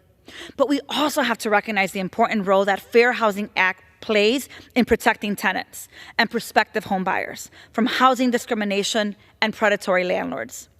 2024 marks the 56th anniversary of the passage of the Federal Fair Housing Act. And today, serving in this Congress, it seems almost impossible that people can come together to set a national policy of fair housing that bars discrimination based on race, color, religion, national origin, gender, familial status, or disability. But we did. And the need is greater than ever. According to the National Fair Housing Alliance's 2023 Fair Housing Trends Report, there were 33,007 fair housing complaints received in 2022, the highest number of complaints ever reported in a single year. And overall complaints were 5.7% higher than the previous year. And complaints based on source of income and domestic violence significantly increased. So while this legislation is still relevant 56 years later, I would argue it could use an update. In Illinois, the Human Rights Act, which is 45 years old this year, also bars discrimination in housing based on sex, including sexual harassment, age, ancestry, marital status, military status, unfavorable discharge from military service, sexual orientation, gender-related identity, order of protection status, arrest record, source of income, or immigration status. And here's what I know. If housing is a human right, then we must root out housing discrimination and predatory practice whenever we find them. To hear a little bit more of this housing work across the country and what must be done, I would like to yield to the gentleman from New York, Mr. Bowman. Thank you so much, Representative Ramirez, for your leadership, and thank you for yielding. Dear America, the rent is too damn high. I repeat, the rent is too damn high. It remains too damn high for the majority of Americans. We believe very strongly that housing is a human right. Every single person in our country should have access to affordable housing. Housing that is truly affordable. If you work full-time in our country, you should be able to afford clean, respectful, dignified, adequate housing. And no American should spend more than 20% of their salary towards rent and or mortgages. In my district, you have people paying 30, 40, 50, 60, even 70% of their salaries towards rent. How can you afford transportation? How can you afford childcare? How can you afford education or to get your child tutoring or to take additional courses for yourself? How can you afford to put your child in martial arts or science or arts or music programs when the majority of your money is going towards rent? In Westchester County, where the majority of my district resides, you need to make $40 an hour to afford a modest 2-bedroom apartment. That means working 2.6 minimum wage jobs. And you will not have discretionary income. And you will not have an exemplary quality of life, which should be the goal of this Congress, to make sure that everyone in our country has their basic needs met, beginning with housing. President Biden recently announced a rent cap in properties that use the low-income housing tax credit. That's a huge help for millions of Americans. Thank you, President Biden. Huge shout out to you. But we need for the president to go further and regulate rent across the country. He should use his authority to cap rent at any property with a federally backed mortgage, which Senator Warren and myself have joined tenant leaders in proposing. I want to give a huge shout out to Community Voices Heard, who are organizing for tenants in Yonkers, in the Bronx, and all throughout Westchester County. I want to give a huge shout out to Evelyn Santiago, who's organizing in White Plains tenants and throughout Westchester County. Shout out to Jeanette Garcia, who's working and organizing with United Yonkers for tenants' rights. As development goes up, we have to make sure rent remains truly affordable for the working class. And we should not be allowing the displacement or the gentrification of the most vulnerable in our communities. Huge shout out to West Hab. We've worked very closely with them to give them millions of dollars to build and sustain affordable housing for seniors and others in Yonkers and in places all over the county and the district. We need a Green New Deal for public housing. We have to rebuild our public housing stock. The federal government has disinvested in public housing for decades. And over the last 10 years, not a dime given to public housing. We need new public social housing in alignment with our climate goals. We also need to support Representative Omar's bill, the Housing for All Act, to invest $1 trillion over the next 10 years to make sure everyone has a home. And for those who are unhoused and may need supportive housing, we need to build that too. America used to be the country of big ideas, but we need to make sure we implement these big ideas for marginalized people and marginalized communities, because housing is a human right and the rent is too damn high. And we still have so many people in our country, millions, not just unemployed, but underemployed. Underemployed. Housing costs are through the roof. Food costs are through the roof. Utilities costs, ay Dios mío, through the roof. Can't afford childcare. We are creating a permanent underclass because we do not have a bold vision as a United States Congress. The only way our democracy is going to work for everyone is if we focus on equity. Step one in focus on equity is making sure everyone has a clean, dignified, respectful, clean energy home. That should be our goal. That should be our mission. And thank you, Representative Ramirez, for your leadership and vision for housing in our country. Your leadership in Chicago and all throughout the state of Illinois and this country is astounding. You inspire women across this country. You inspire Latinas across this country. You inspire people of color across this country. You inspire me. I am a sophomore, Representative. You are a freshman, and I look up to you. Please continue to share your bold vision with the people of America. Thank you, and I yield back.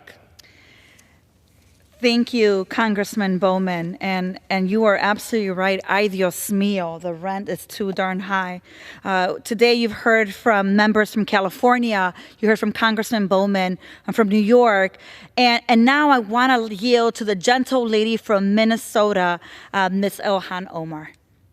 Mashallah to Representative Jamal Bowman for that incredible speech and for giving a shout out to My Homes for All Act. I want to thank Representative Ramirez for yielding and for bringing all of us together to be able to advocate for housing.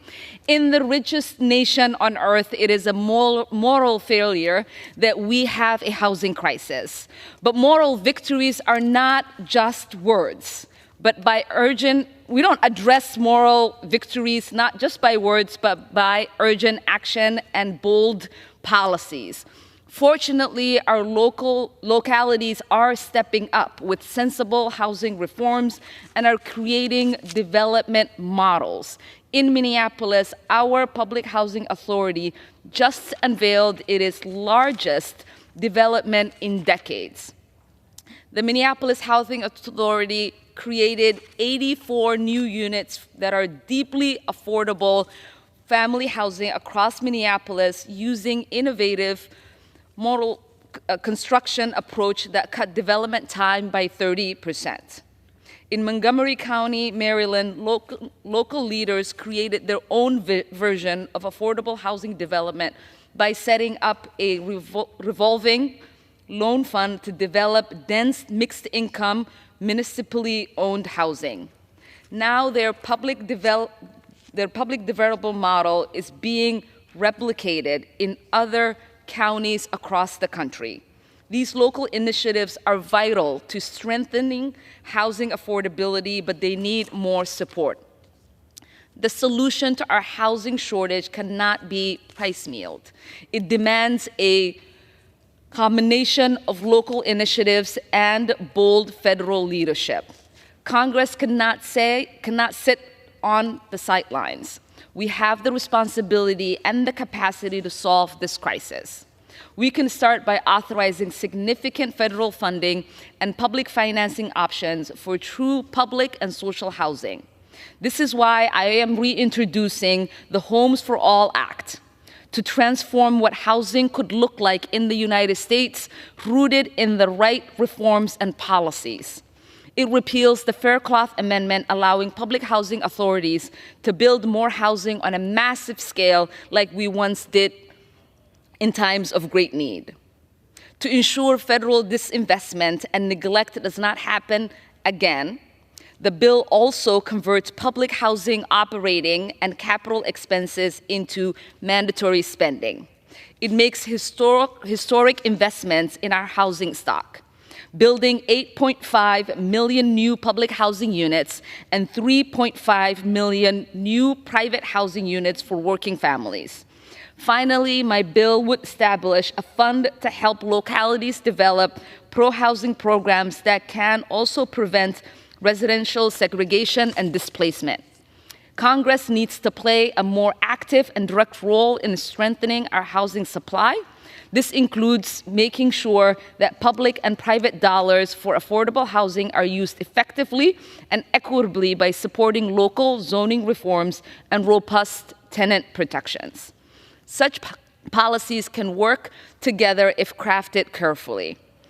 Last Congress, Senator Merkley and I introduced the Affordable Home Act to provide that comprehensive approach of ensuring housing construction and acquisition efforts are fair, inclusive, and sustainable. For renters and first-time homebuyers, this legislation provides robust funding for direct rental assistance and down payment assistance. This bill also establishes programs for a national right of first refusal and right to counsel and bans sources of income discrimination and no-clause evictions. For people experiencing homelessness, the bill provides billions of dollars in funding for permanent supportive housing and not only covering capital costs, but also expanding rental subsidies and wraparound services. For communities, the bill invests in innovative housing models, such as resident-owned cooperatives and community land trusts. My bills are only a couple of examples that could help guarantee housing as a human right. I am proud to share this floor with my dedicated colleagues who have championed housing policies that are centered on the needs of our communities and advocates. I also want to shout out Representative Esther Apache, Representative Aisha Gomez, Representative Mike Howard, and Representative Hodan Mohammed, who are leading the charge in the state of Minnesota to make sure housing is available for all. Everyone deserves access to a safe and stable place to live. Thank you so much to Representative Ramirez for your great partnership in this important fight, and I yield. Thank you, Congresswoman. The truth is, as I hear you talk, there are bills prepared to bring solutions to this issue. And what we need in Congress is the will, the courage to prioritize our communities. Thank you so much for your leadership. The work that we do can't be done without the people on the ground that are constantly working to make sure that the people that need to be seen are seen and heard. These are leaders in our community that often are unsung heroes, but that do all of the work so that members of Congress like me could be here. And it's why I rise today to recognize my constituent, Catherine Serpa, who's a local organizer living her commitment to safe, to dignified, affordable housing. From Humboldt Park, Serpa is a resident of Chicago's Housing Authority's public housing, knowing firsthand the challenges families in Chicago and around the nation face when it comes to affordable housing. As president of the North Central Scattered Sites, she has worked tirelessly to organize her neighbors, including Section 8 voucher recipients, to protect their rights as tenants. Serving on the board of the Central Advisory Council, Catherine brings the voice, the perspective, and the concerns of the neighbors living in public housing to ensure that they are represented in the decisions that impact them daily. Her work has been central to ensuring public housing residents have clean, dignified, well-maintained homes, and a key voice in strengthening my legislation, the tenants' right to organize. On behalf of Illinois' 3rd Congressional District, it is my great honor to commend Catherine Serpa for her contributions to our community and her commitment to housing for all. Thank you, Catherine. Congratulations. And Mr. Speaker, I also rise today to commend my constituent, a leader, an inspiration, Jose Zayas, for his more than 5 decades of service and activism in our communities to realize housing as a human right. Jose's family migrated from Puerto Rico in the 1950s, and they moved into Lathrop Homes, a historic public housing development on the northwest side of the city.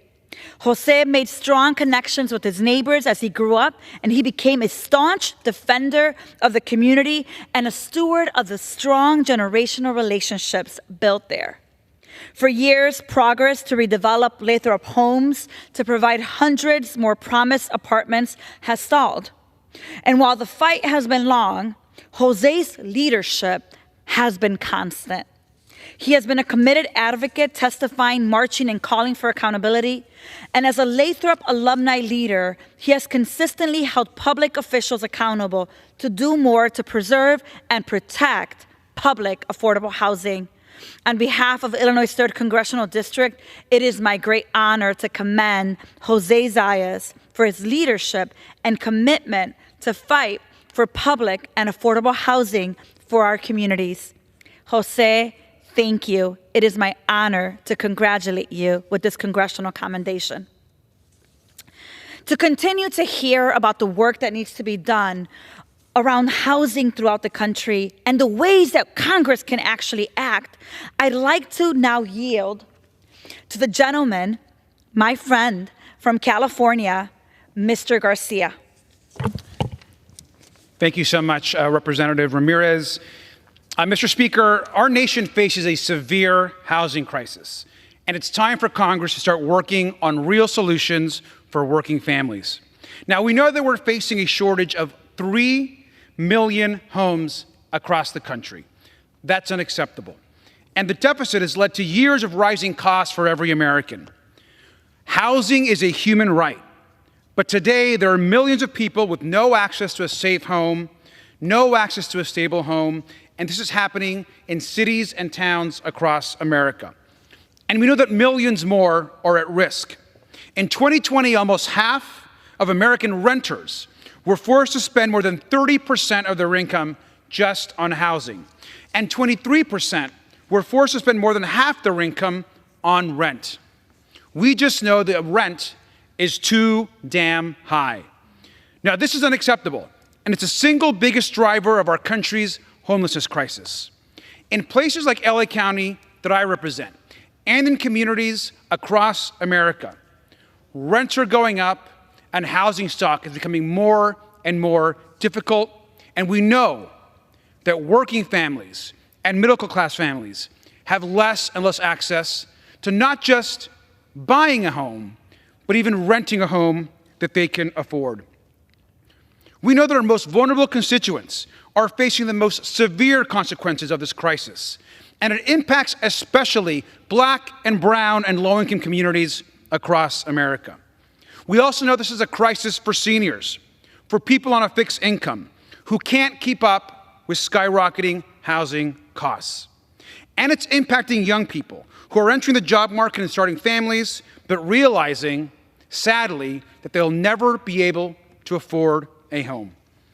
Now, for the past 70 years, being able to buy a home and build wealth has been the gateway to the middle class for millions of families. It's made the American dream possible for so many generations, but now we're allowing that American dream to crumble. The shortage of affordable housing is estimated to cost us approximately $2 trillion a year due to lower wages and productivity. We need to build more housing.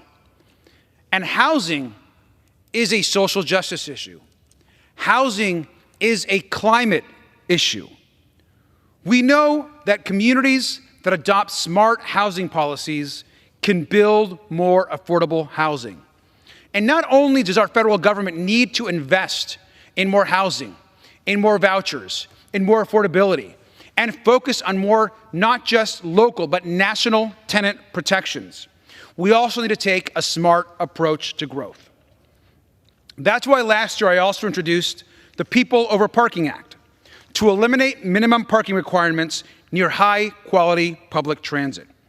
Now, for those that don't know, parking minimums force property owners to create a certain number of spaces regardless of the needs of the people who live in those homes. In fact, parking minimums are oftentimes the single largest driver of housing costs across America, leading to less and less affordable housing. And additionally, many of these spaces go unused, even as the financial costs are passed on to renters and tenants, even folks that may not even own a car. We need to reduce parking minimums. We need to increase density across the country. We need to look at our zoning to ensure that we can spur more multifamily units and developments across neighborhoods and across communities in this country. And we must expand the low-income housing tax credit. We invest in housing that's affordable and accessible, and that's what the low-income housing tax credit can do. Let's pass common sense policies. Let's protect renters and tenants. Let's ensure that neighborhoods are for everyone and that folks have access to the middle class. Housing is a human right. Thank you, and I yield back. Thank you, Congressman Garcia. And you are absolutely right. The rent is too damn high. With skyrocketing inflation, increasing rents, tenants, like you said, are often finding themselves in a vicious cycle of being rent burdened and vulnerable to unfair housing prices. And while the Fair Housing Act and other non-discrimination work is critically important, we know most incidents of housing discrimination go undetected or they go unreported. Marginalized communities, especially non-native English speakers, new arrivals, immigrants, Black and brown people, can be afraid to speak out against unfair or discriminatory housing policies because they fear retaliation. And that is why the protection of tenant unions and tenant organizing rights are critical. Every tenant should be able to use their voice to address the concerns they have regarding their housing situation. And it's why I was proud to lead my friends and colleagues, Rep. Rashida Tlaib, Rep. Ayanna Pressley, Rep. Jimmy Gomez, Rep. Greg Casar, in the introduction of the Tenants' Right to Organize Act, a historic measure that protects and expands the community power, changing the landscape of housing for everyone. So what will it do? It protects the organizing rights of tenants with housing vouchers and tenants living in low-income housing tax credits, and it expands protections to mixed-status families and those who may not be eligible for tenants-based rental assistance. All tenants must have the right to organize, and protecting and strengthening tenant organizing and protecting tenants' union is just another way that we help people stay housed. I want to also give a shout out to Representative Norma Hernandez in the state legislature in Illinois, who has an identical bill in the state house to begin doing this work specifically in Illinois. Rep. Norma Hernandez, we are so grateful for your work. And the truth is that in parts of my district, gentrification is a dire threat to housing as a human right. It drives up housing costs, it displaces family, it destroys webs of relationships and communities' history. And that's why I'm so inspired of the work of Palenque Alacené, a predominantly Latina community-based organization in Illinois 3. Palenque's youth and mother leaders have fought to resist displacement and address gentrification by expanding community control of local land use and zoning. In much the same way that we protect renters and homeowners right at the federal level, I encourage us to be inspired by the work of the organizations like Palenque to encourage the models of the future that help us think beyond the status quo, community control, community land ownership, and collective financial models, because I know that those are the ways of the future. And as we think about our future, we have to reckon with the consequences of climate change on our collective housing stability. For instance, in my district, Polar vortexes are more frequent and lower average temperatures that require more heat, which increase household energy consumption and associated expenses.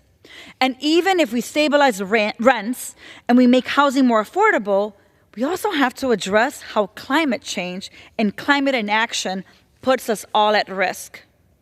It is why we have to realize bold policy action and investments to secure the future of our public housing, prioritize climate and racial justice, and boost our economy and labor force.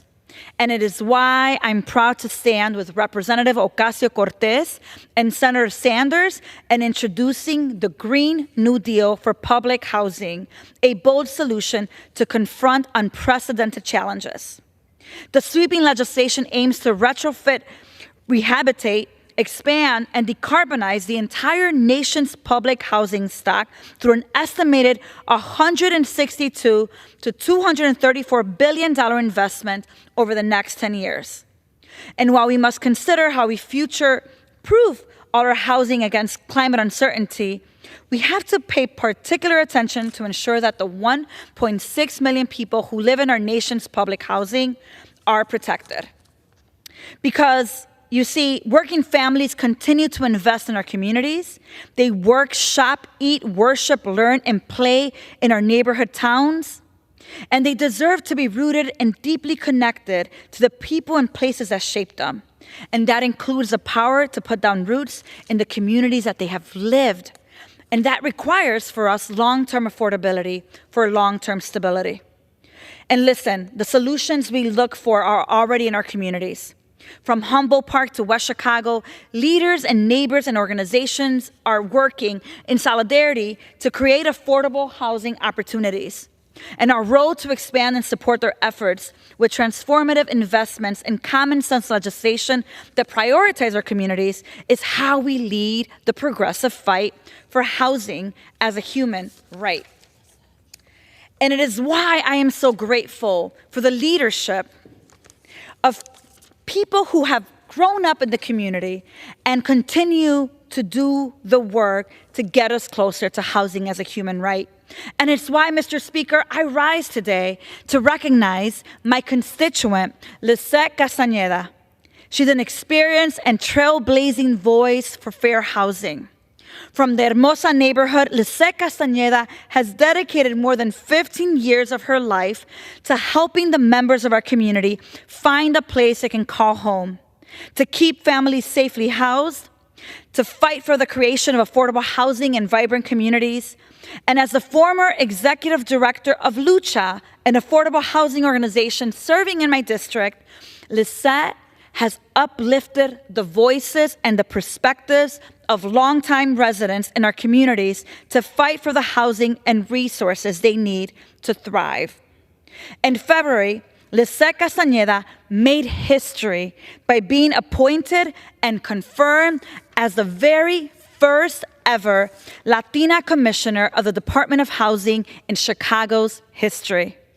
I've been honored to work with her for many years as we fight to maintain and expand affordable housing. I know that Commissioner Castañeda will serve our communities well, fighting tirelessly for all Chicagoans to have safe, to have dignified housing. And so on behalf of Illinois' 3rd Congressional District, it is my great honor to commend Lisette Castañeda for her visionary leadership and her service to our communities. Congratulations, Lisette.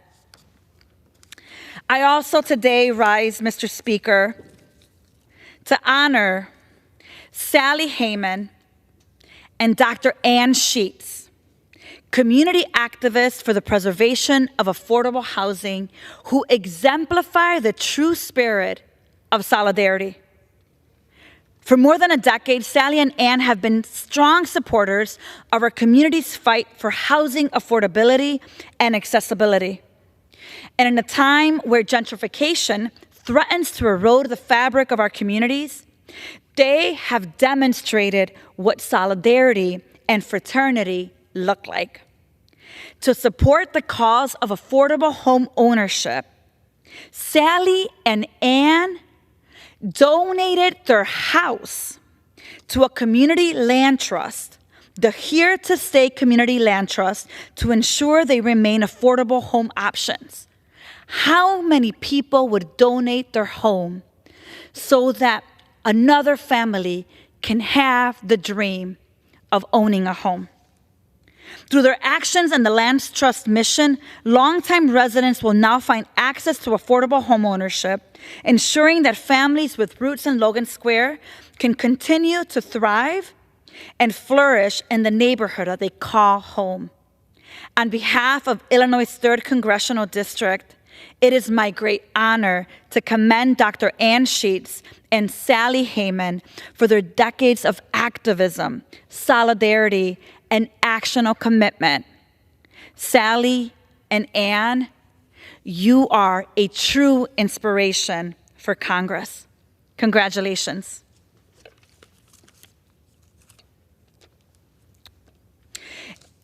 I've talked a lot today about the importance of addressing homelessness, not criminalizing people experiencing homelessness. We've talked about the importance of rental housing, creating it, and legislation that actually creates a solution. We certainly know that there's so much work to be done around home ownership, and this Congress has the ability, this Congress here, to actually make it possible for people to be able to have housing as a human right. Mr. Speaker, I thank my colleagues who have joined me tonight, the Progressive Caucus Special Order Hour, as we've talked about the progressive fight for housing as a human right. And tonight we've heard from courageous leaders about the work that they're doing. You heard about people in my district, leaders, inspiring leaders who are literally giving their life so that others can have housing as a human right. There is power in being rooted, and when we are rooted in ways that nurture safety, dignity, security, love, and joy, well, Mr. Speaker, we bloom. Our community blooms. Our neighborhoods bloom. This Fair Housing Month, I call us to reaffirm our commitment to homeownership as an accessible American dream, to housing for all, as a just social security, and to housing as a human right, regardless of race and gender. But before we wrap up, Mr. Speaker, I do want to take a moment to talk about a situation that is weighing very heavily in my heart. You see, for over 2 years, Ukrainians, their way of living and democracy have been under attack by a dictator, a warmonger, and an extremist. And while this country promised to stand by them, we have failed to deliver the aid they desperately need to protect their homes, to care for their wounded and sick, and to recover from Putin's attacks. To my Ukrainian constituents, whose families and hearts are still in Ukraine, know that I stand ready to vote in favor of stand-alone legislation that provides assistance and humanitarian aid to Ukrainians. I call on my colleagues to bring Ukrainian aid to the floor without conditioning support on the well-being of asylum seekers or the lives in Palestine or any other position pill.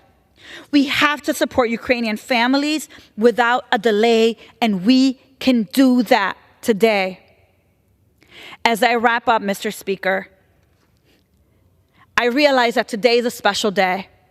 That coming to Congress, and sometimes we have extended sessions, it means that we may be missing important days back at home. Well, today, April 17th, is a very important day for the love of my life. Today is the birthday of Boris Noel Hernandez, my better half. And in this Congress floor, I want to wish him a very happy birthday. I also want to thank the staff who worked so diligently to make sure that we can do this work, that we can move legislation. And I want to give a special thank you to Catherine Bray, who is working with me today, and to the leaders across the country, to the people that are just a moment from homelessness. Know that while I am here, and while the Congressional Progressive Caucus stands, we will fight like hell every single day until housing becomes a human right in this Congress in this state, in this country. And with that, Mr. Speaker, I yield back. Under the Speaker's announced policy of January 9th, 2023, the Chair recognizes the gentleman from Arizona, Mr. Schweikert, for 30 minutes. Thank you, Mr. Speaker Pro Tem.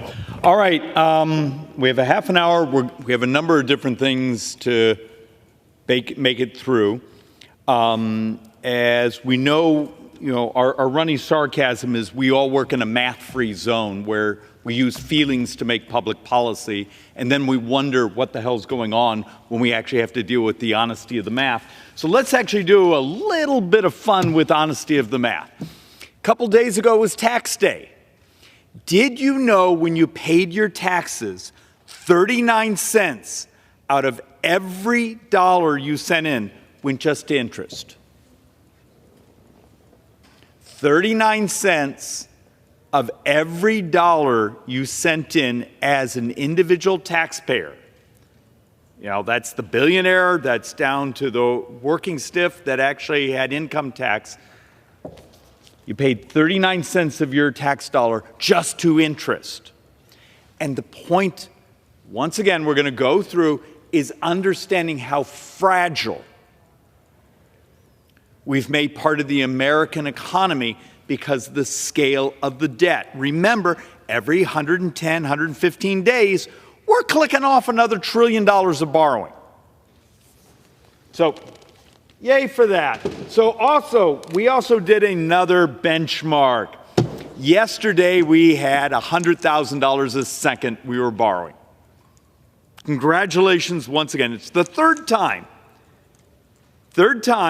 outside COVID when we've clicked through $100,000 a second. And the reason I break it down to a second is how many people can visualize $1 trillion?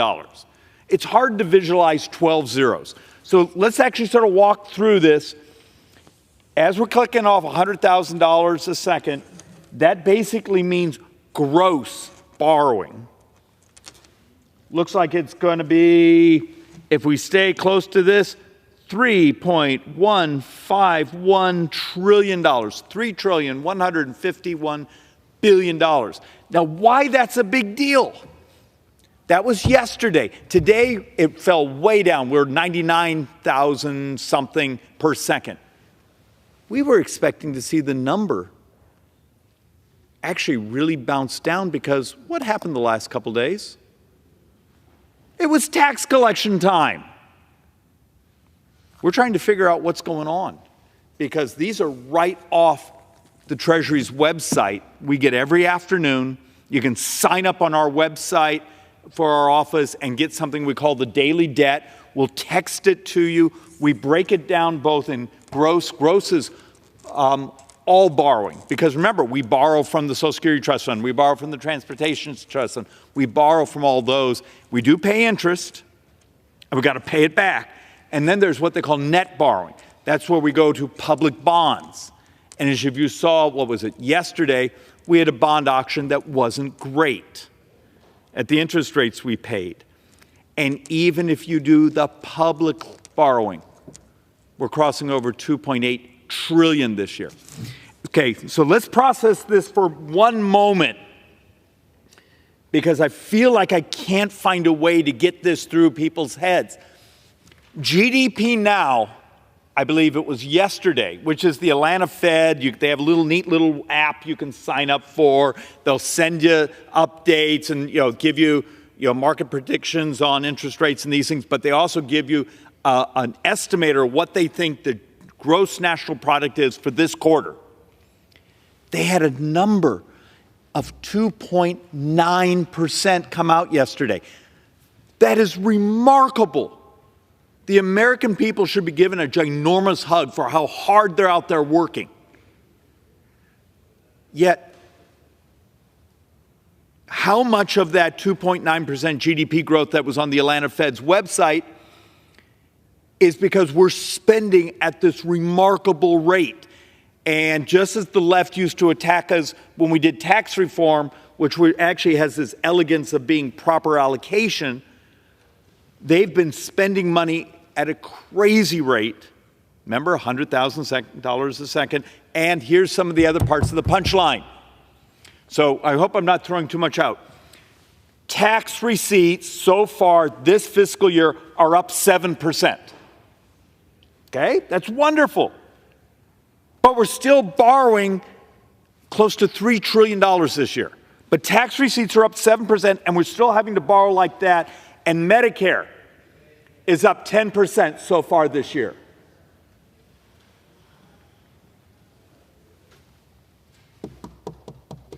Anyone see a problem?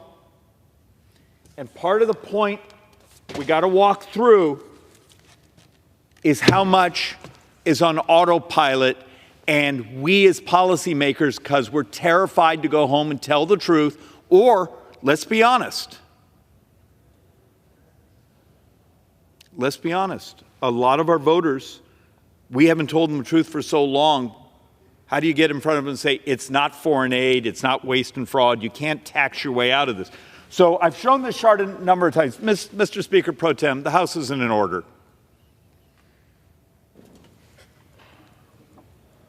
The House will be in order. The gentleman in the gallery will remain silent, please. And Mr. Speaker Pro Tem, it's for everyone, this building has a horrible echo, so it's not being mean, just it has this weird sound quality. All right, so if you look at a chart like this, you see the blue area? That's all we get to vote on. We functionally only get to vote on about 25% of all spending, and part of that, half that is basically defense. So if you don't want us to cut defense, you don't want us to do, you want us to maintain that, you do realize that the non-defense appropriations in this place, it's like 12%, 13% of our spending. That's all we vote on. Everything else is on autopilot. And on my chart here, I have $890 billion as interest. Well, we already know the interest number now looks like it's going to be 1.1. It could actually, if interest rates stay where they've been this week, 1.2 trillion making interest. So some more time, let's do this. Medicare will be $1.45 trillion. Interest will be 1.2 trillion.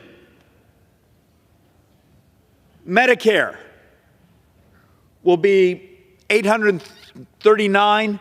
Defense will be right there. Now, remember, we were just calculating that Medicare spending has already moved up almost 10% this year. We have Medicare coming in as number 3 and defense coming in as number 4. It's a lot different than the folklore out there in society. And part of the point we keep trying to make here is we've made this society, this government, the world actually in some ways, incredibly fragile because as interest rates move up, it's starting to consume everything around us. So, look, I have not done this chart in years, but we've updated it. But understand, it's a little hard to see. We'll put it up on one of our websites. But we're right here at 2024. We were supposed to only be borrowing about $1.5 trillion this year. Looks like we may double that. So the chart, and this chart is only a few months old and it's already that far out of date. But understand, it's an interest rate scenario chart.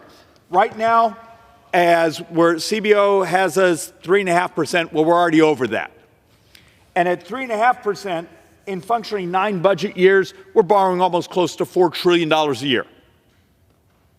I say that's actually 8 budget years. If we go up a full point, we're well over $4 trillion.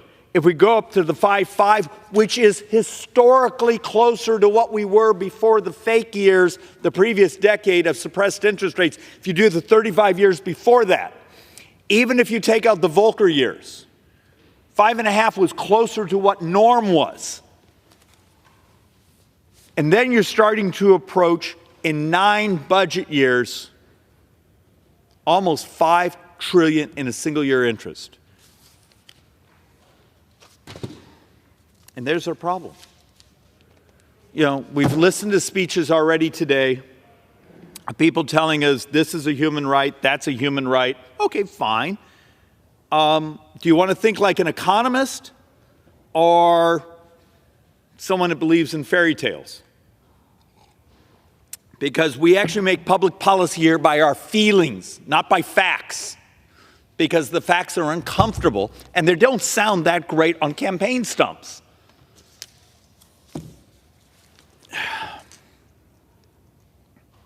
And I actually originally intended to come here, Mr. Speaker, and just do some basic economics charts and then do some optimism of solutions.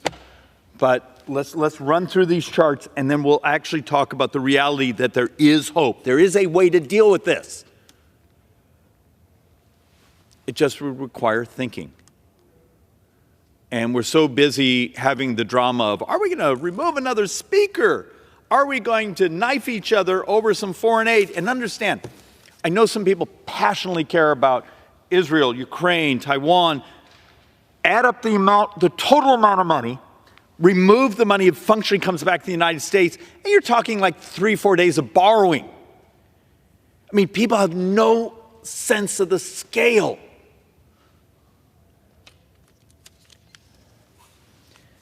So you look at a chart like this, and here's part of your classic problem.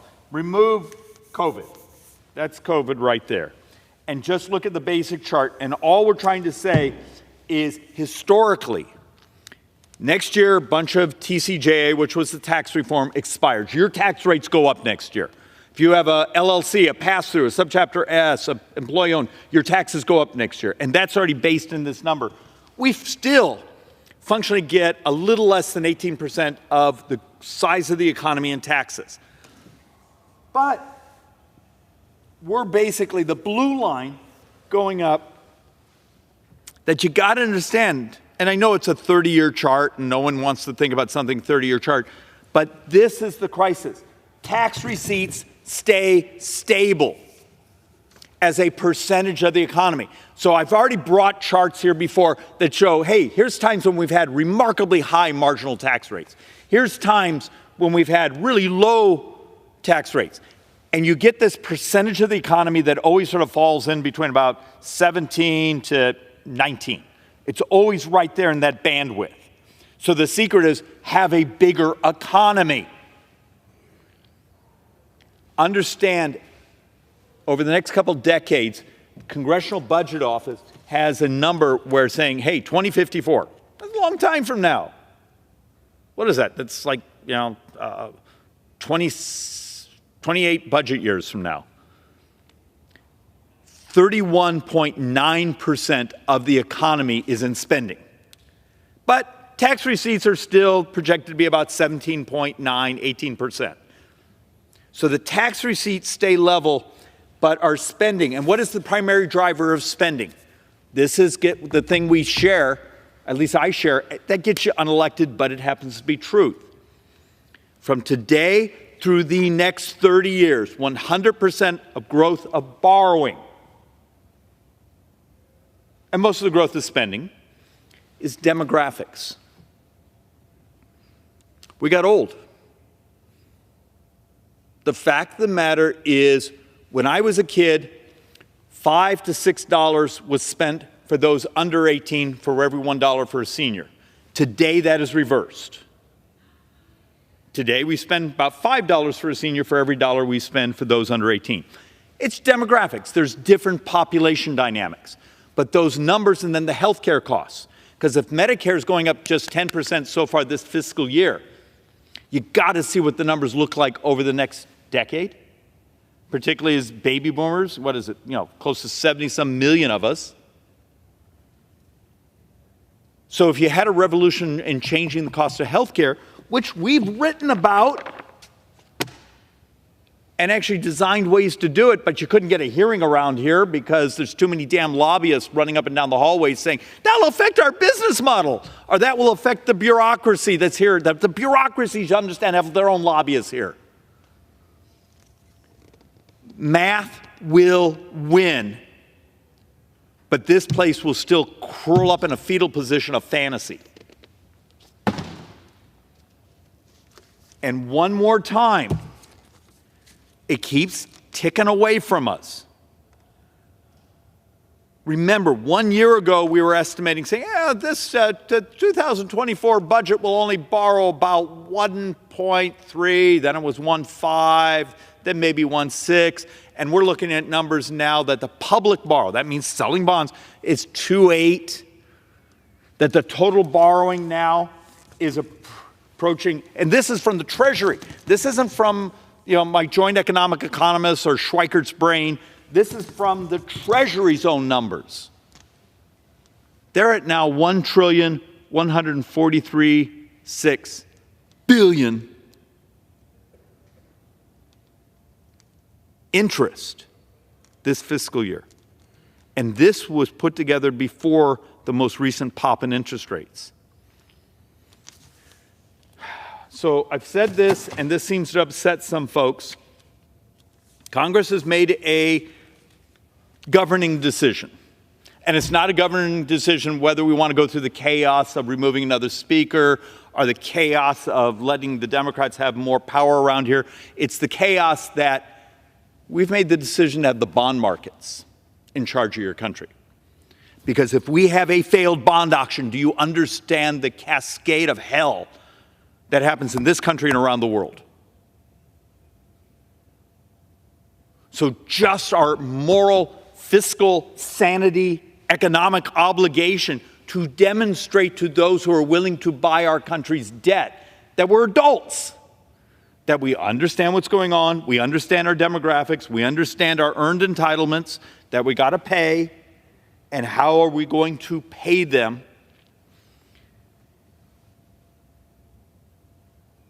When functionally,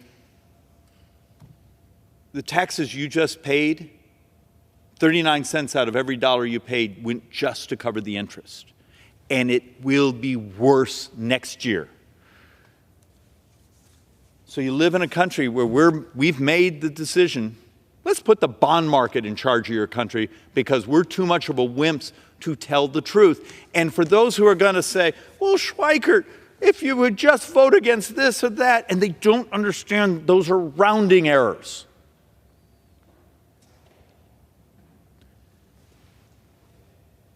The scale, it's not today. It's as you move over the next couple years, the scale of borrowing is structural. It is what we are demographically. And heaven forbid in 8 years, 9 years, when the Social Security Trust Fund is exhausted, and to my Democrats who get cranky when you can't use the word exhausted. That's what the Social Security Actuary Report, if you would actually read the math, actually says. They use the word exhausted because it's gone. And then at that moment, you get a 25% cut in your Social Security check, and we double senior poverty in America.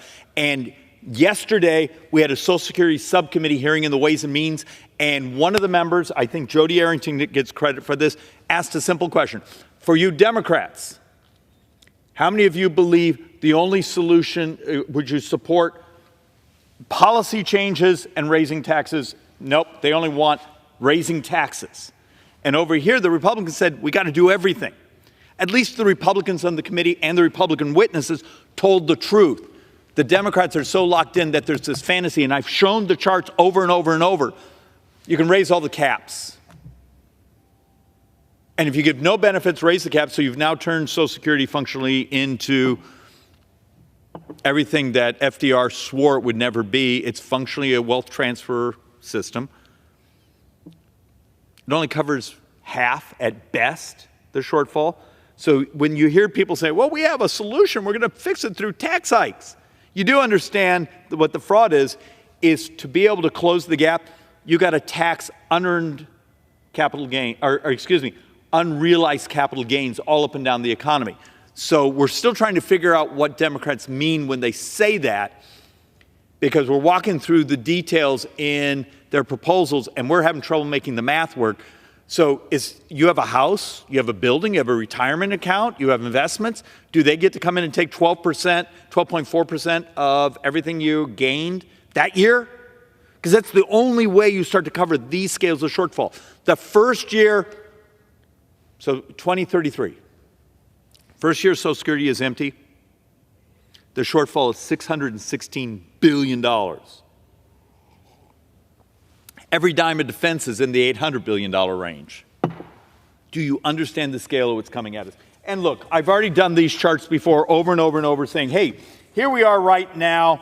We're actually a little higher than that. This is interest rates. We're probably at 3.6 now. We're going to go higher with the recent bond auctions. Here's what we were during the 2001 to 2022, sort of the suppressed years of the Federal Reserve suppressing interest rates. But when we go back to 1975 to 2001, understand what the average interest rate was on U.S. sovereign debt. It was 3.5%. I just showed you a chart a moment ago that said we're almost at Armageddon if we go to 5.5. So don't think it's some sort of crazy dystopian fantasy. Oh, you're never going to get that high. Our math, we're not even going up to what the historical average was. But we want to live in a fantasy world. And just another chart trying to show where interest rates are and where they're going. I wanted to do this one again because I had someone, it was looking at the video on YouTube from last week's floor speech, and I used this chart, and we had a misunderstanding, so I want to walk through it again. This is the line. This line here is Social Security. This line is Medicare spending as a percentage of GDP.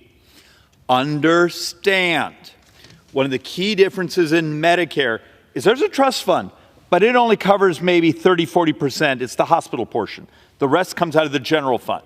Social Security, even when the trust fund is exhausted, 75%, and then it falls to 70 and a little bit less, of that comes from your taxes. Right now, for every dollar you pay in, they basically take that, they put it out the door, and then they reach over and cash in a little bit of the special trust bonds, T-bills, treasury bills they have to pay out, and that's what's exhausting the trust fund. So when you see this, this is just spending, not borrowing, spending according to GDP. But what's fascinating is sometime in the next decade, you actually have Medicare taking more of the total economy than Social Security. But the thing that I was surprised no one noticed, if Medicare is at functioning in the 30-year window, gets as high as 6.9% of the entire economy, and then Social Security is another 5.9% of the economy, and that's just the two earned retirement programs. So you start to think about that, is if that's consuming that much of the entire economy, how do you pay for the rest of government? How do you pay for military? How do you pay for anything else? You start to understand how you get very quickly that government spending starts getting around 31, 32% of the entire economy. And that's actually calculated on last year's interest rates. Think what those numbers will be over the next few months when we update them on what happens if the interest rate environment goes back to normal. So, Social Security subcommittee yesterday, the Democrats' solution for Social Security was, well, we just need to tax people more. Okay. Problem is, of the crisis that we're on the cusp of, 2/3 is health care, 1/3 is Social Security, and the Social Security Trust Fund still has another 8 years or 9 years. So when we did tax reform, dirty little secret that the Democrats never want you to hear, the top income, so that top 20% of income earners, do you know they actually today pay a higher percentage of federal income taxes? A higher percentage of federal income taxes than before tax reform? The U.S. tax code actually got more progressive. Now, a lot of that was because the bottom quartiles, we almost removed from paying income taxes. Now, they still pay payroll taxes. They pay in their Social Security. They pay in their Medicare. They pay into their unemployment. But from the income tax standpoint, if you take a look, the bottom quartiles functionally pay nothing. Top 20% today pays 71% of all taxes. Mr. Speaker Pro Tem, how many minutes do I have left? Thank you, Speaker Pro Tem. So I'll do more of this in a future speech. I want to go through these fairly quickly because I want to end on something that's a little more optimistic than some of these more dystopian numbers. This is Social Security faces a $39 trillion shortfall over the next 30 years. $36 trillion if subtracting the trust fund. So let's just, functionally, what we're saying here is this is income. Payroll taxes and benefits. The red, you see the little green part here? That's actually up to the moment the trust fund is exhausted. That's interest we get from the general fund. So the general fund borrows the money, we pay a little interest back. See the purple here? That's how much is going out the door. See this up here? That's the interest covering if the general fund covers the shortfall. These numbers are so stunningly ginormous, a word my 8-year-old likes to use, ginormous. So when you think about this, if Social Security itself has a structural $36, $39 trillion shortfall, what happens when I come to you and explain Medicare, $80, $90 trillion shortfall? Actually, I think it's closer to 90-something now. And that's 100%, when you add in the interest, 100% of all the debt from today through the next 30 years.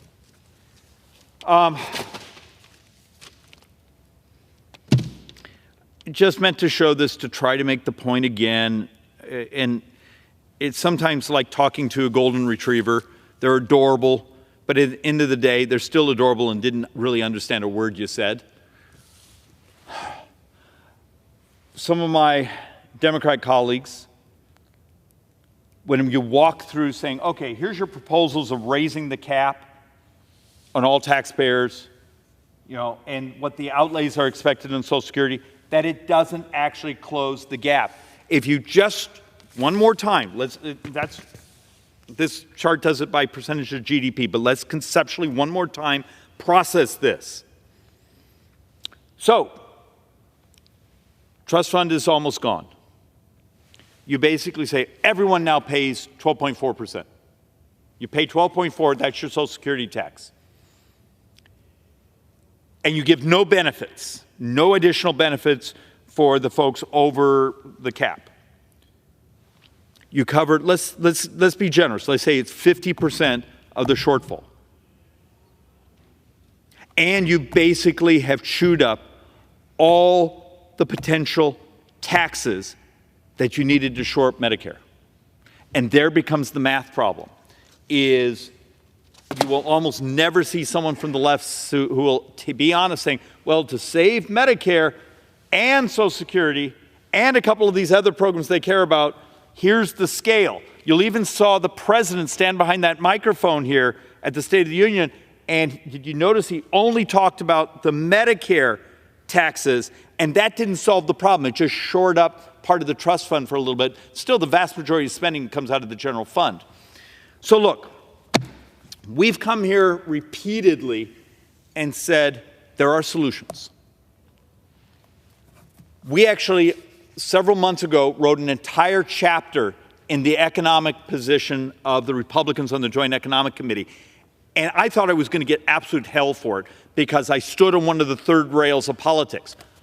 We actually did, I had 5 economists work on a paper. It's a whole chapter in here, chapter 3, and we talked about what would happen in society if we took on obesity. Turns out, single greatest thing you could do to lower the debt of the United States, produce growth, family formation, all those things, and we were coming up with 5 trillion, 7 trillion. We're right now doing the math, updating that chapter. Turns out, I'm not committing to it because we still have weeks of math to do. It could be $9 trillion over the decade. The single greatest thing we can do to save this country and start to stabilize our debt is actually moral. Let's make our brothers and sisters, give them the opportunity to be healthier. There's a way to do it, Mr. Speaker. And maybe I should stop coming and doing the dystopian anger about people not wanting to deal with the realities of the math. And maybe I'll try to spend a little more time talking about the fact there are solutions. And with that, Mr. Speaker, I yield back. The gentleman yields. For what purpose? The question is on the motion to adjourn. Those in favor say aye. Aye. Those opposed, no. The ayes have it. The motion is adopted. Accordingly, the House stands adjourned until 9 a.m. tomorrow.